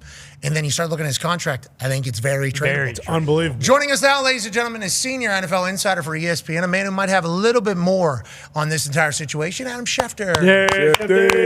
Shefty, I don't know if you heard Jay Glazer here just moments ago or this past weekend or saw his tweet. He chit-chatted about the Max Crosby Raiders situation where they basically told him or shut him down because he wasn't healthy enough. Good to see you. Good to see you back out here. Hey, good to see you back out here. Who was that? But anyways, they basically said they shut him down because he wasn't healthy enough to play. He'd been fighting through something, obviously, the last few weeks. He got upset about it. Then we saw videos of him doing some stuff. What is kind of the Max Crosby, Las Vegas Raiders situation from your perspective, Shefty? Well, I think both sides could be right. I think where the Raiders are coming from is they had scans done on his knee on Tuesday.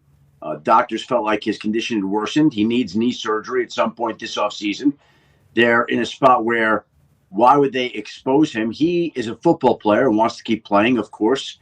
His drive, his energy, his attitude is what has made him so successful. So he wants to keep playing. And from their standpoint, they don't want to risk putting him out there and making it worse, especially when they're competing for the number 1 pick. Like, there's no reason for them to do that. So he may not like it, but it sounded like what they were doing was the right thing. And again, I think both sides in this particular case are right. They have no plans to trade him. I don't know if that'll change. I don't know if he demands anything and makes it such that they have to trade him. But right now, that's not how they're thinking. All right, we love you, Max. We love you, Max. Hell yeah. Continue to love you. Who knows what the Raiders look like in the future? If Max Crosby's there, we'll continue to watch him 2 to 3 times a year whenever he's playing a good team and he's on prime time. We would like to see Max Crosby, though, in prime time on a good team take things over. Could you imagine Max Crosby in a Super Bowl? Some country that only watches 1 game a year watches Super Bowl and goes, holy hell, what is this white doing? On the Patriots. Oh, my God. I mean, people would lose their mind. It'd be good for the game, but I understand also loyalty to your team is good for the game. Max, we're pulling for you. Godspeed on the recovery. Let's talk about some recoveries. Trent Williams last night pulled a hamstring. Do we have any update on that? He was obviously out in space blocking, which is what he does. He's like greatest tackle in generation, might be greatest tackle of all time. I know there's others. Joe Thomas, I believe. I'm missing the 2 names. I'm so sorry. Randall Pace. Like there's people up there in the convo, but they're saying Trent.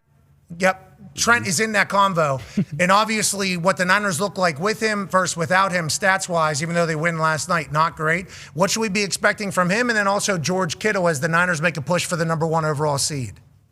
Kittle is going to push to come back this week. He never tested it last week at all. They weren't going to play him on Sunday night, so he didn't go out there. He was out. He'll have a chance to be back this week, Saturday night against Seattle. Trent Williams went out of the game, didn't come back. Older, veteran player, tough on a hamstring. I think if you're the 49ers, you probably want to see if you can get that bye give him 2 weeks off and then bring him back if that's possible. Now, again, they'll see how the hamstring's feeling this week, see if he's got any chance. I think it'll be tough for him to come back on a short week with a hamstring injury that prevented him from playing. But here's the great part for the 49ers is they give him veteran rest days during the season. So the young left tackle that they brought in last night, he's kind of used to that. He's not Trent Williams. Nobody is. But at least he had gotten some reps during the season because they were giving those rest days during the practice week to Trent Williams. Okay, how about Fred Warner? Because obviously saw him very active last night. Saw him on the field, saw him talking. They reported last night that there's a chance he's back. What do we think about Fred? He's been talking about this on his podcast for the past week. John Lynch said that he's got a shot. My understanding is it is, quote unquote, a long shot for him to play again this season, but it's a great thing for him to continue to work for, strive for. And I would never put anything past that guy ever. Like, he is as impressive as they come. And if anybody can make it back, that guy certainly can. Everybody would love to see it. Again, person I spoke to told me long shot. We'll see if they can make it. They'd have to advance in the postseason. He'd have to continue to make great progress. It reminds me a little bit of Aiden Hutchinson last year in Detroit. Same type of situation where there was a lot of conversation about it. Ultimately, it didn't happen. It would have been great if it did. And I kind of feel like that's where we'll be here, although, again, with Fred Warner, anything's possible. Okay, and last one with the Niners on the injury front. Christian McCaffrey's back. Is that a thing we need to watch? What are we thinking? There's zero chance that he wouldn't be out there this week. Like, that guy, I just think he's a warrior. He's going to do whatever it takes. And it's hard to imagine him missing. He went out. He had some back spasms. I think he'll be. Are they throttling it? Wow. Niners yanked it. Yeah. We lost you there for a second. You said he'll be active, though, for the game in your eye? I would be surprised if he were not out there this week. Got it. Okay, AJ, go ahead. Shefty, with this Niners team, I think some people on the outside may be a bit surprised at the success they have had this season with the injuries. Is there anyone on their staff you think that might get poached away, possibly head coaching candidates? Is Saleh going to get another chance? I think Robert Saleh is definitely going to get interviewed here in this cycle. We'll see whether or not he gets one. That certainly will be a possibility. His name has been bandied about here as a candidate. Trying to think of other guys that they would have. They have a young guy on their staff, Clay Kubiak, who eventually I think is going to be a head coach one day.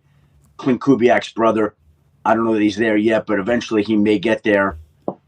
They have some young GM candidates there as well.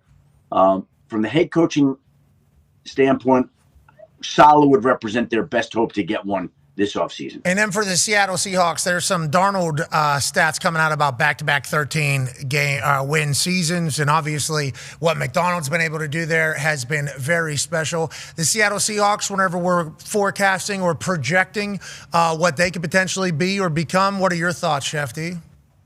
Look, they do two things very well. They play great defense. It's Mike McDonald knows defense, and that defense has got a lot of talent, and they've got two very talented running backs. The running game has been up and down this season, hasn't always been successful, but they ran the ball effectively yesterday. Jacques Charbonnet was ripping off runs like this against the Panthers. Kenneth Walker come in. You never know who's going to get hot on a particular day, whether it's going to be Walker or Charbonnet. Of course, Jackson Smith and Jigba is about as good as there is in the game right now. They're just a really good football team. Really good football team. And if they win on Saturday night, then they're the 1 seed.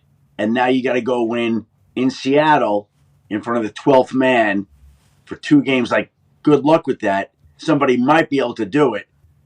AJ, you won in Seattle? You won in Seattle when you were playing for Green Bay in the playoffs? Oh, you son of a bitch. I don't know if we did or not, Shefty. No, I don't think we did. We've won that. It's not in the playoffs. It's a tough place to play in the playoffs. You're not lying right there. Well, and on that note, talk about just Seattle being tough, San Fran being tough. Seahawks 49ers will be the first regular season finale in NFL history between teams both entering on win streaks of 6 or more games. And it's for the number 1 overall seed in the NFC. We're talking about special stuff. And if the Niners are going to keep playing like how we've seen them play, and the Seahawks, I think they just held Bryce Young like 54 pass yards or something like that yesterday. I mean, you're talking about a battle of Goliaths. It's a shame that one of them has to lose, but hey, one of them's got to be the number 1 seed. Go ahead, Shefty. And the interesting thing here is, and we've talked about this, but if it's San Francisco, then San Francisco essentially will have won Saturday night, and then would have to win 3 more home games to be world champions. 3 more home games. Now, again, Saturday night to me is a coin flip. Seattle's great. San Francisco's played very well. I see the odds makers have established the 49ers as 1.5 favorites, so basically it's a coin flip kind of game. But if San Francisco could find a way to prevail, the Niners would have home field advantage. They'd have to win 2 home games to play the Super Bowl at home. The odds makers see them as favorites this weekend. I wonder how many they would be favorites continuing down the playoff road at home for the San Francisco 49ers. Them being able to win in Santa Clara would obviously follow suit with the Rams in Los Angeles and Tampa in Tampa. Before that, which was COVID year, it had never been done, winning in your home stadium. But obviously, it's a massive ordeal. Let's talk about another game this weekend that has a lot of implications, especially for the kitchen that's always hot, the AFC North. Go ahead, Tone. Yeah, Shefty, Sunday Night Football, Ravens at Steelers. Lamar Jackson did not play this past weekend. Is he going to get the go for the season on the line on Sunday night? I think if you're the Baltimore Ravens, you're preparing like Tyler Huntley's going to be the starter. Wow. Last week, Lamar Jackson didn't practice at all. It was a very painful back injury, and he's missed at least 1 day of practice 7 straight weeks now. Ankle, toe, knee, shoulder, flu, whatever it may be. And so he has consistently missed practice time. Now he's coming off a back injury that was very painful for him to endure. And so he might be able to make it back. But I think they're operating under the assumption right now, okay, let's go get Tyler Huntley ready. Tyler Huntley beat the Packers Saturday night in Green Bay. He beat the Bears earlier this season. Now he's going to have to try to go win in Pittsburgh. Again, maybe Lamar does make it back. That would be the hope. But right now, I think you're preparing and operating like Tyler Huntley's going to be the starter. Okay, that's the AFC North. Win and you're in, lose and go home. Let's go to the NFC South. Bucks, Panthers. Bucks, what happened? What happened to the Bucks? They're ass. They're ass.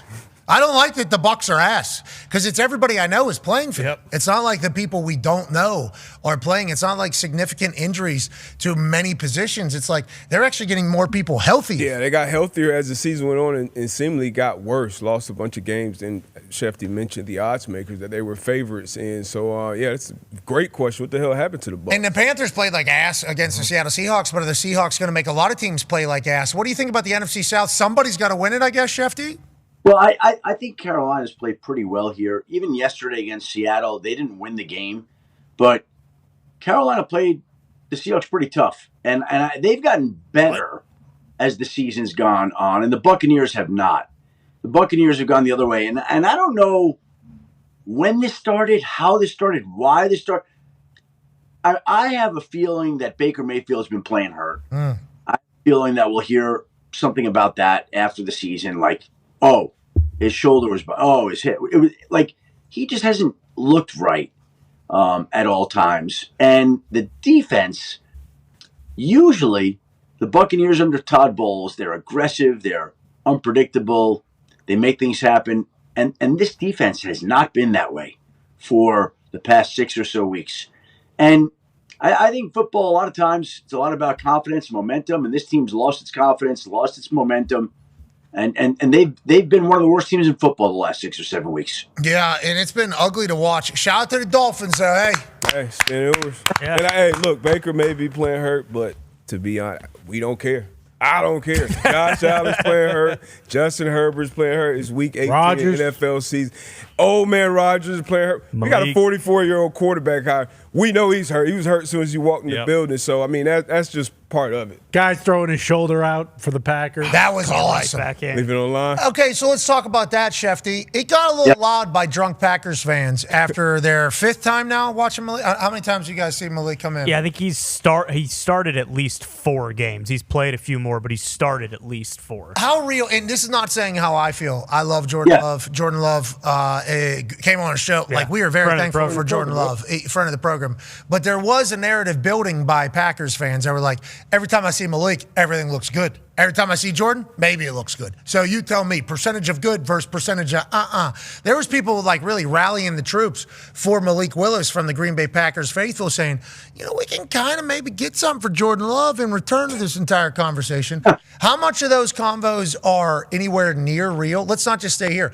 Huntley in Baltimore, I think I saw some Ravens fans even talking about, I do like what Huntley. Snoop goes in there and really starts playing. Like, how real are any of those things? And Lamar Jackson next year, definitely a Raven? Is that what we're thinking? And Jordan Love next year, definitely the starting quarterback for the Packers? And who is going to pay Malik Willis?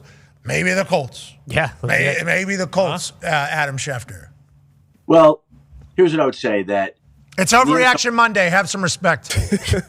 And let's overreact and have some fun.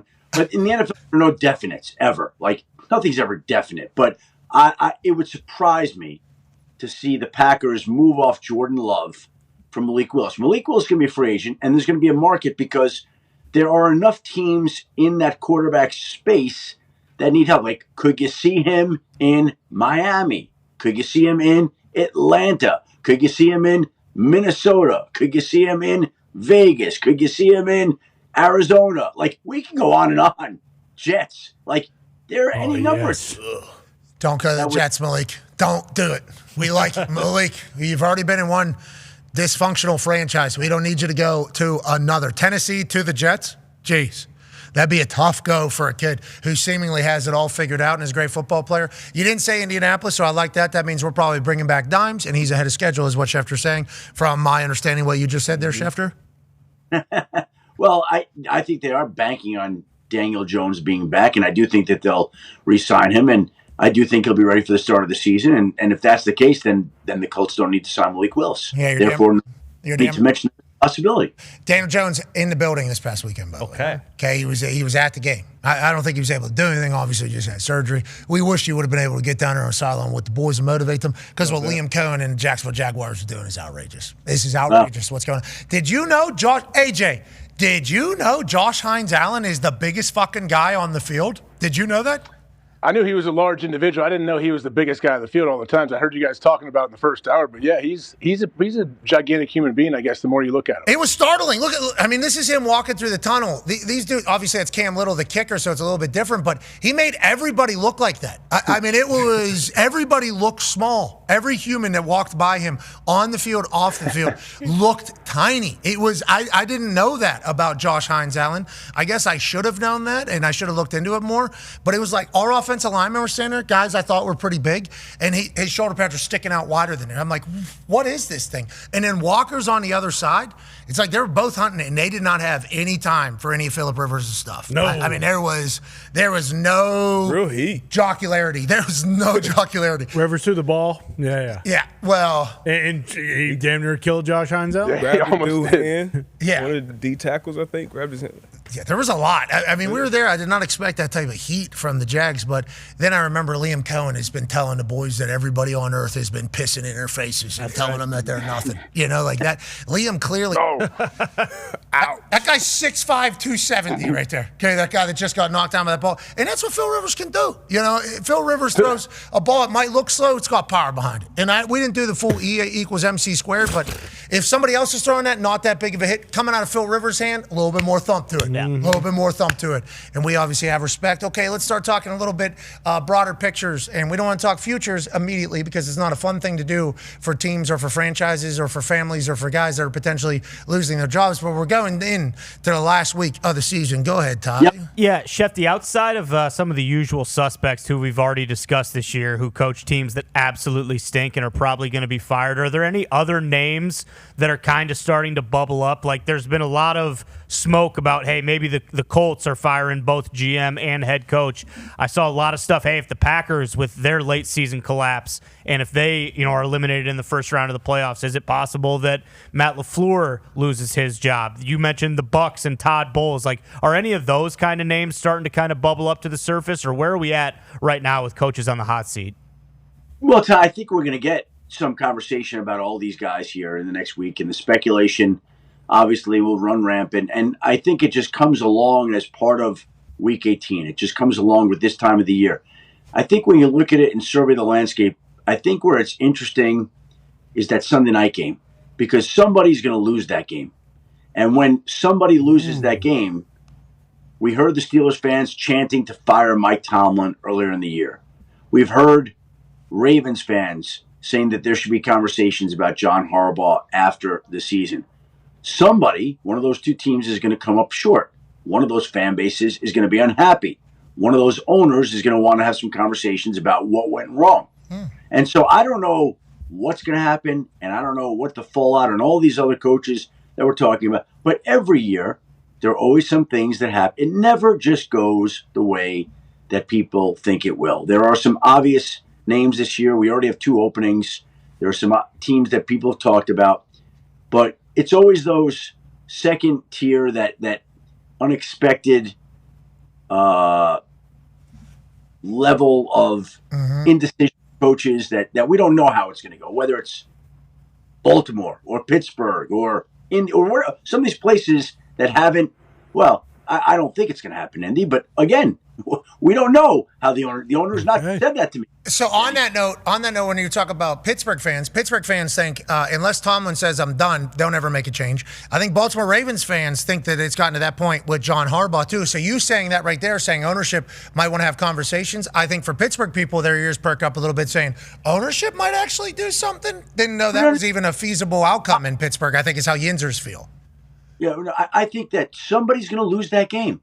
And when they do, there are going to be conversations that occur all around the organization. What went wrong? And look, there have been questions about both coaches' futures. What's so funny? What I miss? Well, just saying somebody might lose that game. Could be a tie. They could tie. I guess they could. I'll tell you what. Tomlin or Harbaugh kicking the extra point to tie it with 10 seconds left in overtime would be epic. What happens? Do we know what happens? Steelers go because they already won the first game. The Steelers would make it? I believe so. Oh, Tomlin would know that, and he would definitely kick the because they have extra 9 wins, and right now the Ravens have 8 wins. So, yeah. By the way, that would be a great way for the Steelers to get into the playoffs. Need it. Oh, my God, a tie to Almost the Ravens? happened. Chargers-Raiders a few years ago.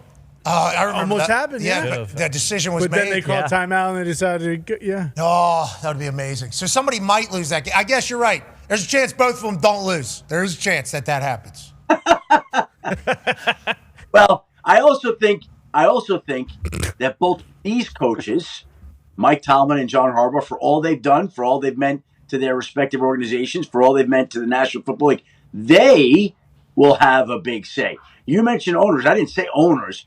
I think these guys will go in there and say, okay, you know what? It's been a great run. One of them may go in there and say, it's been a great run. Might be time to go try something else, whether that's TV or another job somewhere else. Like, those things are possible. They're within the realm of possibility for the wide range of outcomes after Week 18. That's right. And I will say, if you go back and listen, you did say ownership. We'll have to have some conversation. Yeah, that's what you said. I'm happy you corrected it, though. I'm happy you corrected it because that's how Yinzers and I think Baltimoreers, I don't know, what are they called? Baltimoreans. I feel like they feel the same way where it's like ownership will never do anything to the coaches. These coaches have to make the decision. So, maybe after a Week 18 Sunday Night Football loss and a miss of the playoffs, there's certainly that to happen. Or maybe they think we can run this back and have some success next year. And I think both fan bases would not be surprised if that was the outcome. Now, speaking of surprise, I think there's a couple names that are out there to be a head coach. One of them, though, if he was to get a head coaching job, I don't think we would be surprised. Go ahead, D-Bud. Yeah, we kind of touched on it earlier with the Robert Saleh, but Jesse Minter, Vance Joseph, and Brian Flores, who put on another masterclass against the Lions this week to kind of boot them out of the playoffs. Saw some, I know it's rumblings time. Maybe Dallas poaching him to be their next DC or him getting another opportunity to be a head coach. What's the likelihood of that, and what do you see for the future for Brian Flores? Well, I think he's in a good spot here, because that defense is very aggressive and very productive, and his contract's coming up. So he's a coaching free agent in the truest sense of the word. He gets to go interview for head coaching jobs, and if one of those works out, great. And if it doesn't, there are enough teams that need a great defensive coordinator. So Brian Flores can opt to stay in Minnesota. He can move on to go elsewhere. There, like I said, there are going to be 6, 7 openings this year, 6, 7, 8 openings. And those people will need defensive coordinators. and his contract's up, so he's not locked into staying in Minnesota if he doesn't want. He's going to have some options here, and I would think that he will definitely get some interviews, head coaching interviews, and we'll see how those go as well. Is there still a pending? Yes. Yes, that's all happening with the league and Brian Flores? I believe that's still out there. How about league and John Gruden? Is that all still happening? I believe that's still out there too. Because I'm so confused about the John Gruden stuff. So neither one of them would be head coaches. That's what we're assuming. No, I wouldn't say that. While litigation is going on? Really? I wouldn't. I think, look, if there's an owner that wants somebody, whether it's Brian Flores or John Gruden or somebody, whatever. I mean, I guess there aren't too many people that have litigation going on against the league. I think that's it. Yeah. If there's an owner that wanted to hire one of those coaches and felt strongly enough about one of them, I think they do it. Interesting. Because Gruden's name not really being up for anything, I'm like, am I missing something? Especially when he is like very vocally like, hey, I still want to coach. And hey, I still only do football all day. And then it's like Flores with what he's doing, it's like, it didn't go great in Miami, but did anything go good in Miami at the time? And then you automatically start thinking, well, I think they're both in some sort of litigation. And if we know anything about the, Schefter, I appreciate you saying what you're saying, but I think there's a chance that Gruden's going to be opening boxes on the internet for a little bit, or potentially getting a college gig, hopefully, or it all gets settled and figured out and he's back in the NFL. But on that note, your college got a new head coach. Go ahead, Con, man. Yeah, Shefty, Michigan brings home Whittingham. How do you feel? I think everyone was kind of shocked when the AD refused to shake his hand, but how do you feel about the hire in general and Underwood seemingly staying as the quarterback as well? It looks like that's about as good as Michigan could have done here. He seems like a great man, great coach. And the funny thing is in early December, I had some people reach out to me about him. And I remember sitting in the green room before an ESPN show and asking Alex Smith about him. And Alex raved about him to me. I passed that on to some people. They went through a whole host of candidates, and they wound up on Kyle Whittingham, which I think Alex Smith absolutely would have agreed with. When you speak to him and the people that know this guy, I've never met him. I've never spoken with him. But the people that know him and have been around him speak very highly of him. And his record is the same as Michigan's going back to 2005. They've had the same winning percentage. They've had the same number of winning seats. Like, it feels like he's somebody that's going to come in and stabilize the situation and get things running in an orderly way. He knows exactly who he is, which is what I think is good for anybody hiring a coach, is the person knows who they are. Just like I said in that tweet, Campbell, too, knows exactly who he is, knows exactly what his team looks like, knows exactly what players he needs. Now they just get a massive bankroll behind him and a brand name. Not that Utah and Iowa State weren't, but we get it. Michigan and Penn State, a little bit larger. That M and that P, or the Lion, I mean, everything's big with the money they have behind them. So I'm like pumped for Whittingham and for Campbell to get a chance to experience, like, okay, if we do have all of the shit that everybody else has, what can we look like? Because it feels like, not that Utah, I'm not saying he doesn't have a great support of Utah, but at Michigan, the amount of support they're going to have financially and everything, I mean, it's a Jordan brand school. I mean, you're talking about full court press on anybody you want out there, let alone Larry Ellison potentially becoming also a donor to your entire organization. I like Whittingham. I like the style in which he coaches. I also like the fact that the guy will go down a double black diamond 80 miles an hour on skis. That's right. Okay, so this dude is a dog. I don't know if he's going to be able to find that in Michigan. Do you guys have any of those up there in Michigan, Fox? You guys got mountains? Yeah, if you go far enough north, you can find one. Where, you Canada? Is that what you're saying? No, go to Traverse City area. It's absolutely beautiful. People are going to hate that I even said that because it's a hidden gem. Okay. So dump that is what people in Michigan are saying. Don't talk about it. But this guy, I like this guy a lot. I think this is a great hire. And to your point about when the hires were made, when the firing took place, when the hirings were made, getting Campbell and getting Whittingham for these two schools, I think is a home run for both of them. I think the Big Ten got better, honestly. Yeah, and really, I mean, Michigan they're just trying to distance themselves from the Sharoni Moore era as much as possible. And this guy, I mean, he's about as good of a guy. He seems like a stand-up guy. We've met him before. Like, if he's going to do things the right way, which is kind of what Michigan needed for this new iteration. Yeah, I'm not sure if you guys saw AJ over there when we were talking about it.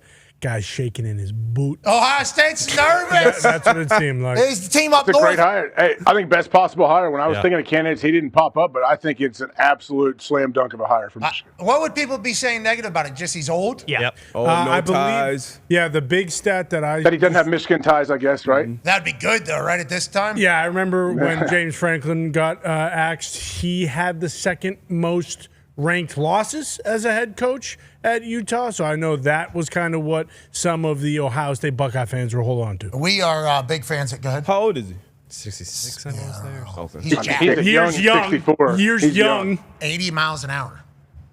That's impressive. Yeah, he's a hoss. I told him, I said, skiing's out here crazy. Huh? He goes, oh, yeah, I'll take you. Like, immediately, just like that. And I'm like, you're skiing out here? He goes, oh, yeah. And then he had his watch, I guess, keep speed.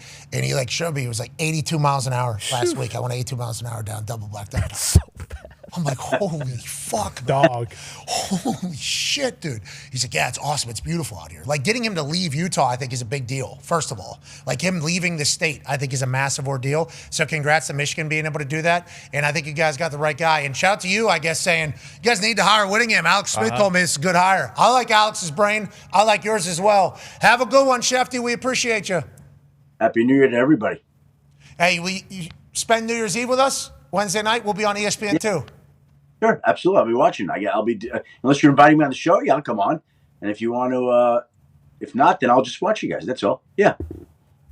I don't know if we can have you on. It would be Ohio State versus Miami, I guess. Oh, they'd be so pissed if a Michigan man was on during that game. You can't do that. Schefter coming in. I know what Whittingham would do. All right, you're the man. Ladies and gentlemen, Adam Schefter. Thank you, buddy. AJ getting a chance to call that Ohio State game on Wednesday night is going to be fantastic. I'm so pumped for it, honestly, especially with the relationship we've built with the Miami team. Obviously, D-Butt refused to put the cowboy hat on down there at Texas A&M because he's South Florida Hall of Famer, Broward County Hall of Famer down there. Miami feels like they're all the way back. Big underdogs taking on this Ohio State team, and obviously we got a guy who's got a tree on the Ohio State campus that's going to be joining us. Felt like we needed to do this game. We weren't scheduled. I don't want to act like, we do things that are crazy, but we are not scheduled to be on this game. I believe we're just doing an extra one, okay? Bad business by me. Just to kind of give this up and say, yeah, we want to do it. We will do it. But shout out to the people at ESPN for allowing it to happen on such quick notice. Mike Foss making it happen. Ben Ward and Dish, I think, are going in on their New Year's Eve to do this whenever they weren't supposed to do it. So, there's a lot of people that as soon as we sent the text, once we found out that it could be potentially possible, that said, yes, let's do it. So we're very, very grateful to be there and thankful to be there. And I think we're going to enjoy New Year's Eve in a beautiful way with a great football game, AJ Hawk. Yeah, I think it's going to be an awesome game. I know the line's still 9.5 for Ohio State? Yeah, it's big. And they haven't played. I think that's a big deal. I think having that first-round bye is not good. I guess we're going to find out how it goes. But last year it proved to be not good. Let the other team kind of catch their wind, catch their rhythm, and get the rust off. That's a big deal in these games. And there's a chance Miami was able to do that. And this will also be the first time we've ever seen a team get a bye off a loss. This is the only team, it's only been a couple of years, but Ohio State loses, gets a bye. Ryan Day's been able to pull for what? 3 weeks, 3.5 weeks about how you guys stink, the number one team in the country, IU, everyone's talking about them. It will be interesting to see. AJ, after watching that Miami team live, your thoughts on the matchup? Feels like physicality-wise, they can match up with Ohio State. Yeah, Miami, obviously their D and O line is unbelievable. Big, fast, strong dudes. Their defense runs the ball. I was super impressed. I think I said it multiple times during that game. But also the break might help Ohio State a little bit. They had some lower body got things with Carnell Tate, Jeremiah Smith. Both those guys were kind of dealing with lower body injuries. So hopefully that little extra rest will help those guys. Valid. I think we're going to see great on great there. Oh, yeah. And then obviously we travel over to California for the Rose Bowl, got game day in the morning, and then we'll be Field Pass ESPN2 at 4 p.m. Eastern for Alabama, Indiana, favored by 7 against Bama in the Rose Bowl.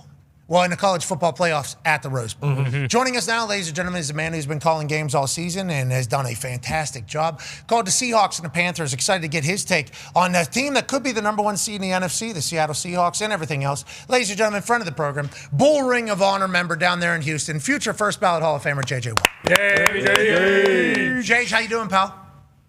I'm doing great. I was just trying to figure out the math on the travel of that New Year's Eve, 7:30 p.m. Eastern time game to the Rose Bowl. That is a tight window for you guys. Yeah, you guys is me. I'm the only one that's on game day the next morning at 6 a.m. local time. I'll certainly be trying to figure it out. Maybe we go lights off, super quiet in the plane, boys. Okay? I'll definitely be sleeping in the plane. Maybe. That is going to be intense. I love it. That's the issue with me is I won't on that plane. You know, I will want to celebrate life. It's New Year's Eve. The boys are all in a private plane. We're living good right now. Why the hell would I sleep? Well, probably because you're going to have about 2 or 3 hours whenever you get to California to go ahead and do college game day from the Rose Bowl, which is ridiculous that you're allowed to be a part of. And then noon is when game day ends. You got 4 hours after that. Then you're calling Rose Bowl and potential torrential downpour. So we get to do this, but yes, it is all very tight and all last minute thrown together here, Jake. All last minute thrown together. Yeah, no, I listen. It is the best job in the world. You get to talk sports, you get to go to the best venues, you get to do all these great things, you get to hang out with your friends, you get paid a lot of money for it. Does not preclude. That's not the word. I'm not even going to try. We're still following. Yeah, we got you there. We're all there. We're all there. We're all there. Does not take away from the fact that is thoroughly impressive from an energy, an effort, a commitment, a brain power standpoint. Just want to tip a cap here because I know some people won't. Okay, we appreciate you, Jades, don't we? Thank you, Jades. We appreciate you, Jades. Thank you, Jades. Happy New Year, Jades. Spend New Year's Eve with us and New Year's Day and the next day and the next day. Go ahead. Visually from afar, I will. Oh, I thought you wanted to travel down, call a game with us. I do not. I mean, the Rose Bowl is my favorite place to play ever. Lost there, unfortunately, but needs to be the national championship. Sick of us all dancing around it. Everybody wants it. Everybody talks about it. Let's just do it. Best atmosphere. Not the best to get in and out of, but best atmosphere in football. Make it the national championship every year. Rose Bowl is iconic. It is beautiful. Kind of not going to get into it, but it is beautiful. It is a beautiful scene. Getting in and out of it, I think they're going to have to figure that one out. But those mountains. Oh, the San Gabriel. Oh, the Gabriels. And we're not even going to get to see the cotton candy. No, we're not. Because I guess the weather, and by the way, thoughts and prayers to everybody dealing with the weather over there in Southern California and across America. Tornado watch last night and warning, cut into the game. Saw Mike Fike, right? That was his name. Was it? Yeah, I think F-E-I-C-K. The weather guy? Fike. Huh? The weather guy? Yeah. Oh, I think that was his name. Saw him pop up while I was trying to watch that Fox. Him having suspenders like this with this guy. This guy was a stud. The best of all time. Maybe the greatest of all time. Best of all time. What is this? I missed all of this. I was on the plane. There was a tornado watch in Indianapolis, so it obviously cut into the game. Normally, they take over to full screen, so I did appreciate Fox 59 giving us a little halfie there because the Eagles, and it was like a playthrough box with Mike Fike on the side of it. But whenever you talk about the Eagles taking on the Bills, it's a very important game. They're a very important game. And meteorologist Fike knew that. He said, I know you guys want to watch the game. Get your phones out. Watch it on there. Stay away from the windows. I mean, this guy was really hitting on all levels and had a couple grandstanders respond to my tweet saying, like, he has to do that. It's part of the law. I know that he's not choosing to interrupt the NFL game, but I'm just saying in December, we got a tornado watch. What the hell is going on with the weather? I didn't know this was potentially the case. And then last night, it felt like my house was going to blow away. Yeah. For the entirety of the evening. I mean, it was just relentless, nonstop. It went from 60 degrees, I think it's getting down to 15. So that northerly wind that was coming through Indiana caused a lot of hell. But I was introduced to maybe my second favorite meteorologist. He's probably top 5. I don't want to put him up there anywhere near Donardo. There we go. Because Donardo is Donardo. But Adam Fike. Okay, Adam Fike. I apologize, Mike. That's all. Larry King inspo? Yeah, he was great. A little bit. I like that. He crushed it. Respect it. I don't appreciate the fact that he basically had 3 minutes worth of stuff he had to get out there, and they made him do it for 25 minutes. They said, okay, you hit your 3-minute mark, now we're going to restart. Do it again. And then do it again. I did appreciate a couple times. He was like, doesn't really look like he kept saying that. Again, not seeing many tornado signatures here. But again, we do have this kind of pocket up here of severe weather, and he did that on repeat. So all anybody was saying was, well, if you're not saying anything, why the hell is this guy on my TV? Like Adam Fike's making the decision, and we'd like to let him know, thank you for taking advantage of the moment. Adam Fike, you looked incredible. I'm expecting that type of drapes from anybody that shows up on my TV doing the weather ever again. Thank you, Adam. at him. It does look like kind of a larger Bill McComas. Clean Is that a hard part in the hair? Is that a hard part? Yes. Oh, it wasn't like that before. That's actually the wind. So it used to just kind of sit flat, but he was trying to showcase what the wind was doing for the tornado watch that was coming. Just got off the boat. Merchant Marine, I believe, is what I looked into. I don't know if the Marines are going to like that. He potentially saw a couple built like that. I don't think so. Sergeant Major literally told us we don't do. I'm not going to say it. You do the weather, we appreciate it. He's a devil dog. No, he's not. He is. No, he Yes, he not. is. No, he is. You know how I know? I'm just looking. I can tell that is. Let's get to the NFL. Part? He grew up in Allegheny County. Yeah. Adam Fife did? And he served 8 years. You got a Plum? Was he a Plum Mustang? He definitely, DiNardo is definitely his role inspo? model. Yeah. And I appreciate him saying, listen, it's a big game. I get it. I don't want to be here either. Get your phones out and get away from the windows.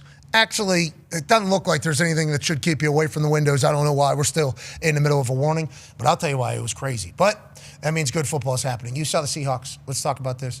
You had Seahawks-Panthers. Is that accurate? That is accurate. Number 1 seed potentially for the Seattle Seahawks team. How do you feel about the squad that McDonald's been able to put together? And what do you think is their superpower over there? Their defense, obviously, outstanding. Sam Darnold playing great. Is that their culture? Is it their vibes? What do you like about the Seahawks after calling their game? Yeah, I mean, their defense is obviously unbelievable. They started slow in this one, which they also did against the Rams the week before. Took them a while to get the game going, specifically offensively, and then they took advantage of a couple of huge turnovers in Carolina territory in the second half that really sprungboard this game and kind of broke it wide open. But their defense is just unbelievable. I think it was like halfway through the third quarter, the Panthers had 16 yards of passing on offense. There was just nowhere to go. Those D tackles up front, Leonard Williams and Byron Murphy, are so stout on the double teams, and they shut down the run. And then they also dominate against the pass. You got Eamon Wari on the back end and all those guys. Witherspoon, like Mike McDonald's a genius. He dials up so many different things. And then they did find their rhythm in the second half. They have to start a little bit faster, but they have guys everywhere. And Darnold can do it all. Clint Kubiak draws up some great schemes. I thought the Panthers defense held their own for a while in this game. It was the short fields that ultimately got them and hurt them. And then there was one huge penalty that kind of swung the momentum of the game when the Panthers had him in 3rd and 30 and got a face mask penalty to give an automatic first down that kind of hurt them. Okay, so obviously inopportune penalties will certainly affect an outcome. Seahawks have the Niners on Saturday night. Did you watch last night's epic Sunday Night Football game of the year? And, obviously 2 good defenses for the Chicago Bears and the Niners. Didn't really matter because Purdy and Caleb put on a show. But Purdy has been dialing it up. The last 3 weeks, he's outstanding. Obviously, Christian McCaffrey dealing with a little bit of back spasm, I think is what I heard, Schefter. Yep. He's seemingly still explosive and unstoppable. Then you got guys all over the place making plays. Trent Williams with a hamstring. Who knows what that looks like going forward. But this Niners team, no Fred Warner, no Bosa, no problem. Is that what we're thinking for the Niners, JJ? I mean, it's incredible. And I know there's people out there that say Kyle Shanahan in the Coach of the Year category, and we've kind of turned that into a who turned an organization around fast as opposed to, true Coach of the Year, which is understandable and rightfully so. But he's done such an incredible job having to go between all the guys that are missing, Mac Jones going back to Purdy. I watched the beginning of this game and saw the TJ Edwards pick 6 and a couple of the other plays, went to put my son to bed, came back down, and it was 35-35. And I was like, what the hell did I miss? Oh, yeah. Watched the end of the game, and I feel like this is the year of the game of the year. We've had some of the greatest games coming down to the ends this year. If you were doing an Oscar-style category, it would be very difficult to whittle it down to enough to 6 to put on the screen. Fourth quarters, it's 2. So primetime games, fourth quarters, because sometimes these first halves, not last night, but some of these games, first halves have been kind of boring. A little late night, 9:30, 10 o'clock, primetime games kind of starting a little bit slow. People fall asleep, myself included. Then you wake up, whatever time you wake up, you look at your phone and you go, what happened last night? And then you find out, most epic fourth quarter of all time. 17-point comeback.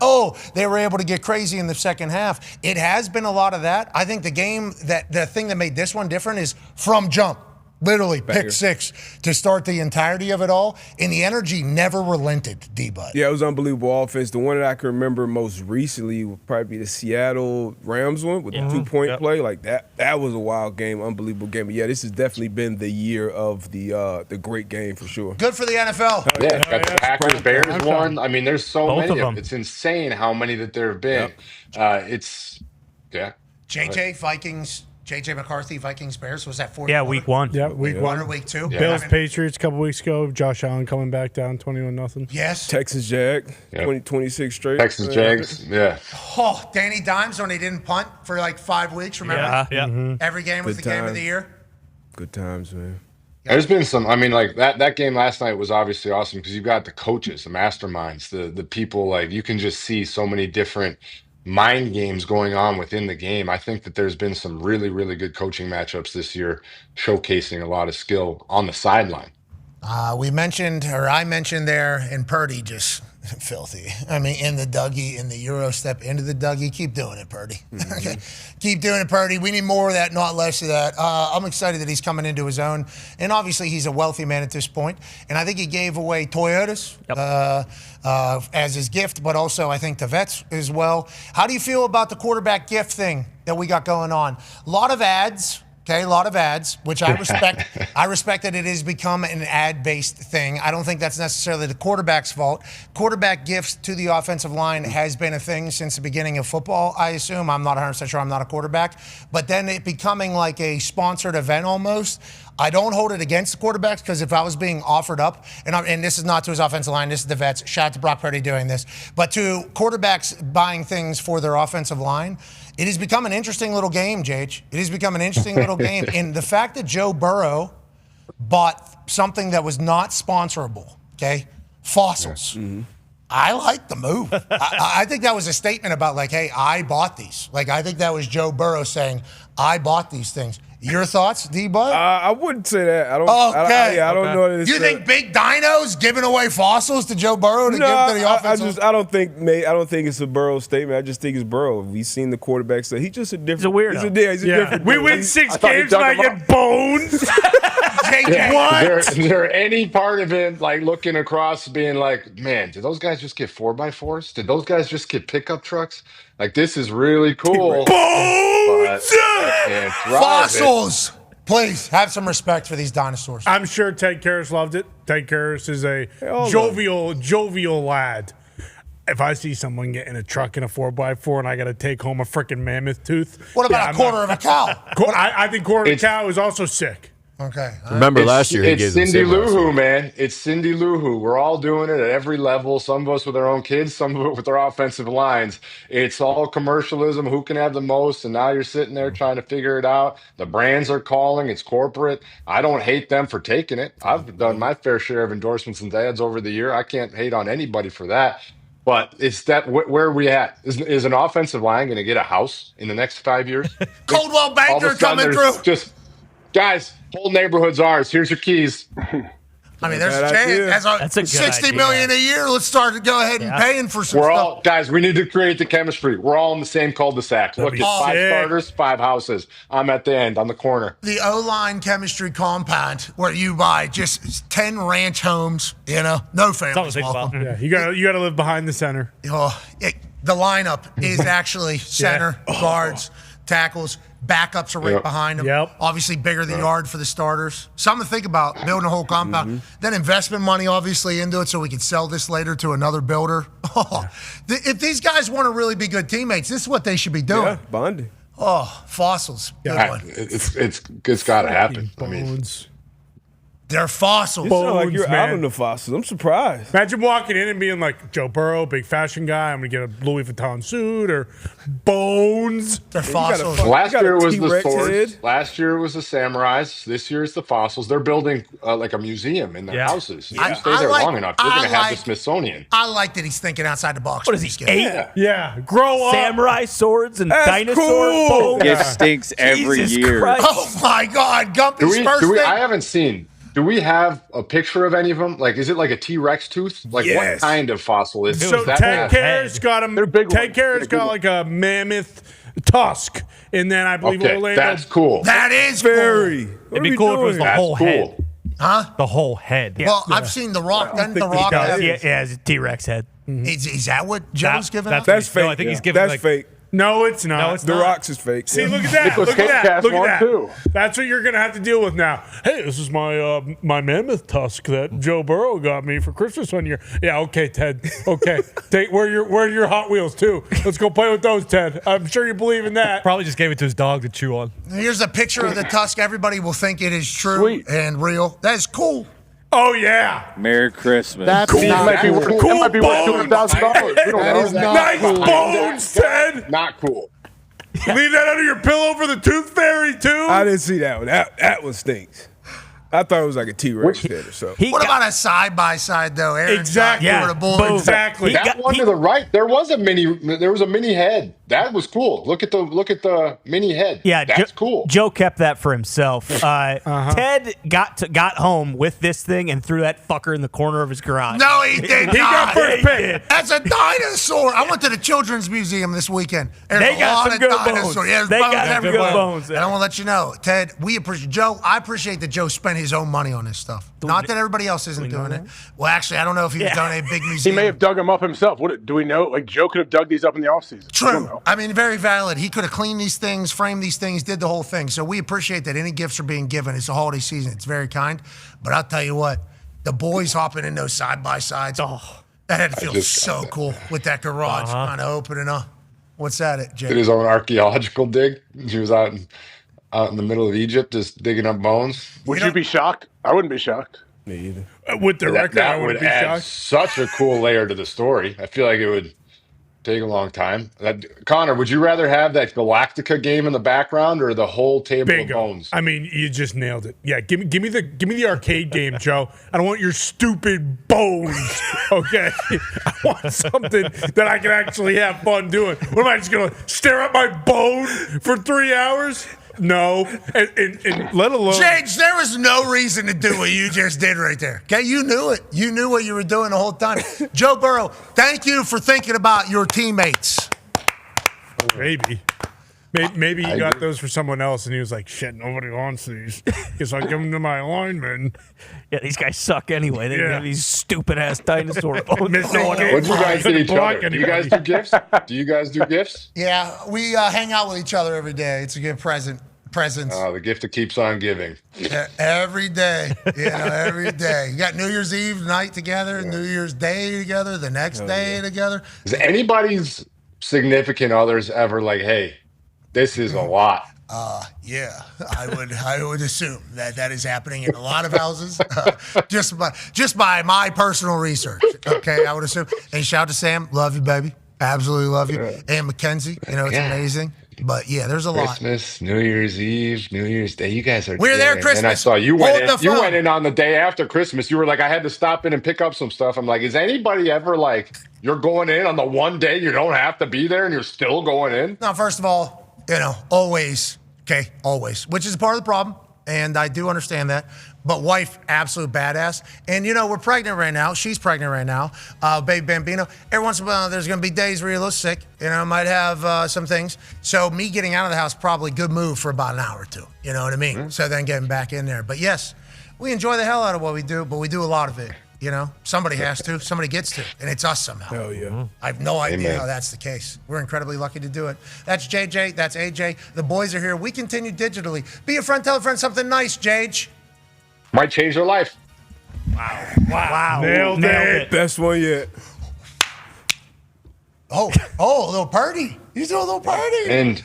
And 2025 on a high note, baby. Yeah, baby. Let's do it. I'll tell you what, you're becoming a full television broadcaster like that. With the finger point, too, on the throw out. That was pretty good. That was pretty natural out of you. Hey, how tall are you? What's your weight? What's your dims?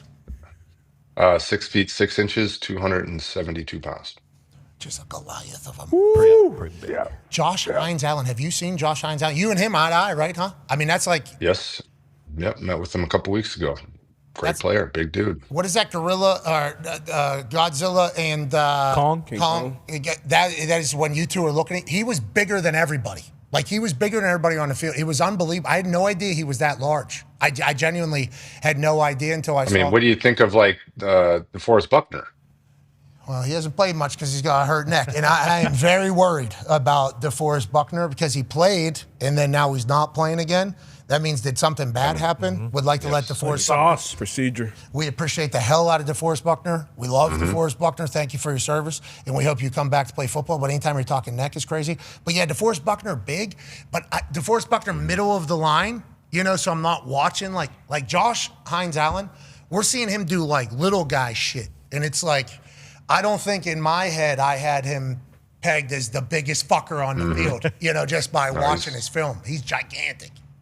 He is. The most impressive recently physical specimen I've seen is Daniil Hunter. He is if you were building it in a lab, Daniil Hunter is it. It's unbelievable. Cyborg. Okay, on that note, go ahead, Ty. Yeah, Jage, after Saturday night when it looked like the Texans were about to beat the Chargers by just 100 and the offense started to look pretty good, we obviously know how good their defense is. Do you think they're the scariest team in the AFC right now going into the playoffs? I mean, I think you're going to be hard-pressed to find a team that would prefer to play them over some of these other teams. I think their defense just being what it is, their offense finally starting to really figure it out and come together. They've said all season long that Nick Caley, CJ Stroud, they're trying to find exactly what the identity of the offense is going to be and get everything to click. And they're starting to find that, which is dangerous. It's the perfect time to start it. And their defense is what's kept them in it all year long to allow the offense time to figure it out. They are nasty. They are tough. They are physical. They take the ball away. They hit you in the mouth. They wear you down all game long. So I don't think many people are going to want to see them. And I'm looking forward to seeing how far they can go because I think that, it's an organization that's never been to the AFC Championship game, obviously never been to the Super Bowl. And I think this city would go absolutely bananas if they were able to do it. And CJ's got it. CJ's got it in there. Yeah. If he needs to. 3rd and long, we need one. 4th and 12, we need one. He can make the play. We assume they all can. Anybody can win it this year. Kind of everybody's conversation. Patriots really the most dominant team in the entire NFL, but they might not even get the number 1 seed in the AFC. The Broncos could get it. And just to go back a couple minutes, Ted Karras sent over the photo, okay? And that is a woolly mammoth tusk. That's 30,000 years old.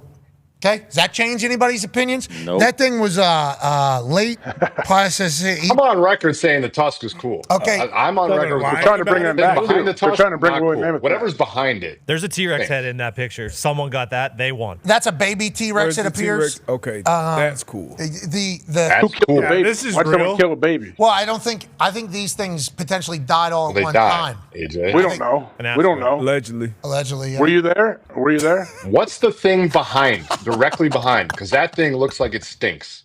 The rat. Oh, like on the table behind? Or You mean everything Yeah, on the table? behind. That little thing. That little The ferret. thing. Did somebody The get ferret just skull. that?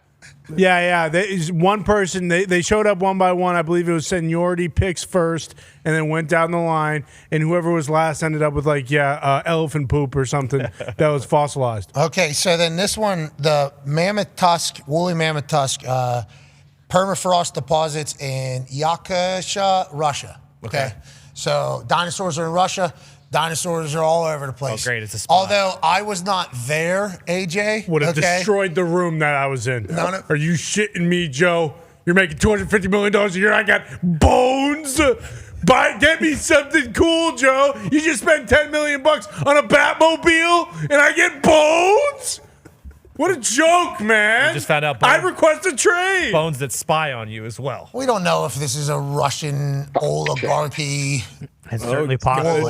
Can't be discounted. Yeah, don't get me started on the birds over there. All right, let's keep moving. Let's keep moving. I appreciate the fossils as a gift. I think it's very thoughtful. And the baby T-Rex over there, I didn't know they came in that size. Okay, I've only seen them in the big size. Yeah. That thing was paper mache. Thought they popped out of the womb full bore. Joe just made. Did you know? Were you there, Jage? Do you know? Were you over there? I mean, I assumed that they were babies and eggs and then were grown. Yeah, I did not think that the eggs came full size. I've never seen it. So, just like Jesus, I don't want to get into it, but I've only seen him as an adult, I think, and baby. He's probably so handsome, I assume, through his teenage years. Oh yeah, there's a couple, still shots of like when the tax collectors were set up in the temple, and he went in there. He was like, fuck this bullshit, and he started flipping tables over. Oh, really, John? Vascularity, I assume. Yeah, First big time. ever. Tons of it. Big time. First ever vascularity. I'll tell you. That's amazing to think about. He had a crew cut too. That was before he had the long hair. Oh, in the middle. He was in one of those middle stages, growing it. Mm-hmm. Kind of like Adam. Hey, look up how much that woolly mammoth tusk will go for. Like someone might pay $200K for that. That's good. At least. I mean, somebody did last week. Yeah, exactly. They got the present and said, "Oh, thank goodness, I'm going to sell this, and that'll be my present. My present will be what I get for cash for this bone." It's a fossil. I like that Joe's in the holiday spirit. Me too. Unique gift. Yeah. Somebody's calling him Boo-hoo Burrow, so I'm glad that he was. Yeah, he wasn't Grinch. It does seem like your algo is pitching Where? a lot of. I'm curious about this because A woolly mammoth's tusks values vary from a few $100s, okay, for a few small fragments, to tens of thousands, even over 100,000. This might be the best investment they've ever made. Mm-hmm. Joe Burrow's giving them stock, basically. Yeah. Joey Burrow's giving them a collectible. Joey B says, hey, hang on to this thing. In about 5 years, a couple $100,000. Wait. A rare 100-pound, 9-foot tusk might be 67 grand. That sucker ain't 100 pounds, and it definitely ain't 9 feet. You don't know. That might be 15. That might be 15 foot. The best thing you can do with a gift is sell it. It's a bad gift. No, Amen. it's an investment. People give people stocks all the time. That's something you can do. You're trying to sell that thing at the end. Could go down There's as no the thought worst quarterback gift ever. Look at that video of Aaron giving out those gifts. Those guys are having the best time of their lives. Yeah, the Niners lineman. Holy shit, we got trucks. Where do you stop on the trucks or the 4x4s? So you got the starting 5. Like, is the guy that signed to the practice squad last week, is he getting one, or is he just kind of awkwardly in the corner? Where is the line? I think you're telling a couple of them that they need to wait in the cafeteria. The boys and I need to go take a trip out here. Starters meeting, 53-man meeting right now. What's your number? Exactly. You stay. Here's a $500 Target gift card. Congratulations. It's an interesting Amazon. one for those big ones. DoorDash. For those big gifts, like it's really interesting where that cutoff line is. Got to go the whole way. What do we think is happening? We think they're paying half for these things? Because it's still a lot of money. I mean, those things are like 25 grand a pop, like 30 grand. At least, I would say at least half. I would say more than half. I don't think it's as much as everybody thinks. That I think so too. Like even bringing it up, like, well, it's an advertisement. I feel like I'm undervaluing how much they're actually spending on each one. Yes. They might get a discount, like a good discount. Like, hey, can we make a video that we're doing this? And I think probably the local dealership there in Pittsburgh was a part of it because I think he shouted it out. That local dealership isn't just giving up 12 of these things for free. You know, give us a social media post. Still spending a lot of money on these gifts. But I do like that it has become a little bit of, hey, you got an epic thing. Can we, and then you'll, boom, perfect. Yep. Because back in the day, it used to be a lot of watches. I think guys got a lot of watches. Better than Bones. Let's go Golf through cart this for list. A lot of bags. Golf a lot cart's a of, good gift. A lot of Louis and Gucci. A lot of Louis and Better than Gucci, Bones. things I like mean, that. you're going to be hard pressed to find Jet skis? Who's handing out jet skis? That's a great gift. I've seen jet skis in the past, I feel like. What wasn't it? Was it Adrian Peterson who gave all of his linemen in Minnesota like snowmobiles? Because Minnesota, I'm If pretty you sure want he bones, did you're going to go out and get them yourself. Okay, so on that note of Adrian Peterson, O.J. Simpson, I believe, had 5 200-yard games. Adrian Peterson had 6 200-yard games. And after Saturday, the Baltimore Ravens running back Derrick Henry had 7 200-yard games, most in history. Go ahead, Con Man. Yeah, Jage, obviously, Derrick Henry, former Titan, you former Texan. What is it like when you're playing a guy like Derrick Henry? And I say guy like Derrick Henry, but there's no one like him. So what is it like playing Derrick Henry when he is rolling like that? He was unstoppable on Saturday night. He keeps the Ravens season alive and causes this Week 18 Sunday Night Football showdown against Pittsburgh. But can you just talk a little bit about Derrick Henry and some of your battles you guys had in the division back in the day? Yeah, it's not fun. It's not fun at all. And I can tell you the thing that's crazy. I mean, everybody knows it. Obviously, the discussion after last week was very loud about it. But the thing about Derrick Henry is early in the game, he may not even get rolling huge, but you just keep feeding him regardless because of the wear and tear it puts on a defense throughout the game.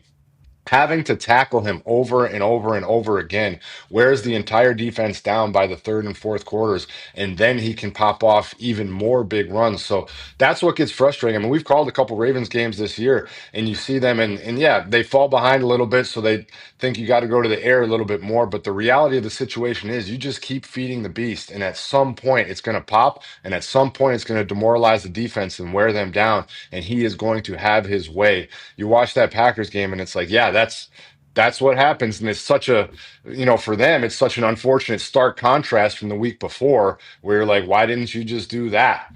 Because it's don't make it so complicated. Just do the stuff that's been successful for so long. And the Ravens offense is the most successful when they have that run game rolling and they're running those complex run schemes that mess with defenses, and Derrick Henry's running wild. 200+ yards, 4 touchdowns, 1 Lambo. I think I might be on 2 of those. Jeez. What, in the 200-yard games? I think I might be on a minimum of 2. So what was it? Your team just quit? Because I think that's the thing. Like Adrian Peterson, and I said this earlier, so I don't want to act like it's my first time saying it, but I never really watched OJ play. I've seen him run but the Adrian Peterson and Derrick Henry running styles are like very punishing. Like they are beating you up. So you can see how if he was to get 130 yards, he's probably getting 150 yards, which is probably getting 200 yards. And if it was 5 quarters, probably going to be getting 300, 400 yards. Because I think his fourth quarter stats are outrageous too. Like to your point about just keep feeding him, he's going to beat you down. It's like he really can get a team to quit, make business decisions. Like what is it about it whenever he gets rolling, Jage? Yeah, the thing that I've always said about playing him, and I think a lot of teams say this, is you have to stop him in the backfield. Otherwise, that momentum going downfield and the ability, like once he's through the line of scrimmage, it's over. He's stiff arming people. He's running over people. He's running away from people. You have to try and stop him before he gets that downfield momentum going. And so like a couple of the games that we had against him, you let him through that line of scrimmage. I think he had a 96-yard touchdown on like the first drive of the game against us. And boom, you're already halfway to 200 yards after the first drive of the game. And it's just, it's that rare combination that he can break through it, he can run over you, and then he can run away from you. Like a lot of these guys that can run through you or stiff arm you down to the ground aren't having that breakaway speed where they can get out in the open and run away from everybody. He has both, and it's unbelievable, and it's so hard to stop. But the key is you have to penetrate the backfield and stop his feet before they get going downfield north and south. We said it was cheating that he signed with the Ravens because obviously you do your E equals MC squared. I don't know what the 22nd would be in the math terms. So but 22nd power. Okay, boom, thank you. And how do I do that on my phone? I don't know how to put the 2 up there. Is there a button I can push to get Hold it down. Yeah. Hold it down. Hold it down. What, the C? The 2. The 2, and then it will help me put it up there. It'll shoot it up? Shoot it up there. Nope, it doesn't do that. That does that for the degrees if you do 0. Okay. It doesn't do it for the little arrow I don't button. know how to do it. The little arrow up top, like if you're going to do that on the calc button, like that is what would symbolize to the power. That feels like it's so 1999, though. Do we not have Yeah, you got to any get a Texas ability? Instrument. The Apple calculator fucking TI-84. sucks. Anyways, this guy could light up a room for 90 seconds with how powerful he is, the amount of energy he could create with the amount of joules that he has, which is 5,500. Now, it'd be 45 90-mile-an-hour fastballs all at the same time. Okay, it'd be a 2,000-pound vehicle moving at 8 miles an hour, and there you are just standing in front of it with no brakes. Okay, this will be fun. That is Derrick Henry football. Jage has been there, done that. That's why I respect him. Age, did you play Derrick Henry whenever he was rolling? I never played. Nope, never played Derrick. I'm very happy I never played Derrick Henry. But Jage is right. If you don't get penetration up front and make him like reset his feet and go east to west in the backfield, you're screwed. He's coming downhill on everybody. Adrian Peterson, you had though, right, for years. Yeah, that was fun. Honestly, because we talked about it being a cheat code when he went to Baltimore because he had Patrick Ricard there too, who's like 320-pound defensive end. But back in the day, whenever it was CTE football, like you guys were playing up there in the NFC North, I mean, Adrian Peterson, I assume he had some fullback as well that was coming through there. Always. They were trying to kill you. Fine saucer. They were trying to beat you up. I mean, that's what they were trying to do, and you just had to stare it down every single time? Yeah, that's when you got to play like the old school cliche, like, hey, we got to be gap sound, nobody can peek. We got to build a wall up front and counting on all 11 guys getting to the ball to bring this dude down. Oh, jeez! Look how violent Adrian runs. Just look at him, like he runs so violent. It's a whole I love body him. convulsion. I have so much respect for him. Honestly, I love that. So tell me this. Willie Gay was 170. He tried. Yeah, he definitely tried. We appreciate him doing that. But everybody's reaction being, "Jeez," to that highlight popping up right there is special. But Age, I know you're a big Ohio football guy. Okay, I know that. And Jage, you as well, fresh out of Wisconsin. We're big, tough guys. Night before those types of games, like, hey, tomorrow I'm in it. Like, literally, tomorrow we are. Not that you weren't in practice with Kuhn, because you guys have told us neither of you would turn it down. But anytime you're playing Adrian Peterson or Derrick Henry, it's a mindset, too. Like, hey, we got to this is going to be From big. the jump, Yeah. don't let him get going. Yeah, it's like, hey, don't let this guy get going, especially if you're on the road and say the first series they rip off like a 8-yarder, 12-yarder, 25-yarder. Then they get the crowd behind them, and then it's just like, all right, here we go. That's when guys start doing things you don't normally do. Guys jump out of a gap, like, okay, this guy, the D lineman, I got a shade. He's supposed to be in the A gap. Oh, he might think this time, hey, maybe I just peek into that B gap, and then everyone behind him. It's like a domino effect. Everyone behind you doesn't know what to do, and then all of a sudden the rest of the game you're sitting there trying to communicate and figure out what to do. You're the one peeking, Jade. Stop peeking, dude. That's a fact. Yes, I let everybody behind me figure it out. That's what nice part about being up front. I just do it, and you guys figure it out. That's good. That would play off you. If you do it, if you're decisive, you guys behind you will play off of it. Absolutely, I'm with you. If you're in that post, I was very decisive. How about James going? Yeah, 100% right. Yeah, I'm fucking going. Yeah, you got to figure that out. That's a fact. Play fast. AJ, make it right. And if the night before, if you're that free safety, like you're not worried about X going deep and getting off that. You're worried about 22 or 28 hitting the A or B gap coming straight down. It's just you and them and 9 yards between you two. That is a fucking nightmare. Nightmare. Yeah. That's the fear. That's like what up front we're like, do not let them get on the safeties because that's a loss. Like it doesn't, like you could have the best safeties in the world.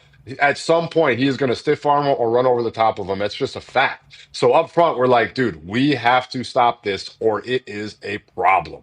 Let's talk about up front. There might be somebody on the move if you listen to Jay Glazer. What did Jay Glazer say about the situation in Las Vegas? What did he have? Scoopage. Basically, Max Crosby is fucking pissed at the Raiders and he wants out of town. Okay, so I don't know if that was the exact report, but Jay Glazer, fucking welcome back. We like whenever Jay is mixing it up, okay? And if Jay's going to start mixing it up during the playoff run here, we fucking love that, Jay. But he said, basically, Max Crosby, who's been playing through some stuff, was told, hey, you can't play. They wouldn't clear him. You need to get knee surgery in the offseason, just can't do it. He got upset, left the building. Pete Carroll was asked about it. Pete Carroll mentions, something along the lines of, we've been talking about this for a while now. Now, go ahead, D-Bud. Yeah, with the Condor, I just want to know, did you deal with any situations like this? I know everybody's kind of banged up week 17, week 18. A lot of people can opt out and get surgeries. And sitting down, obviously, a competitor like this, have you ever dealt with something like this in your career? What's your thoughts on Max and his future?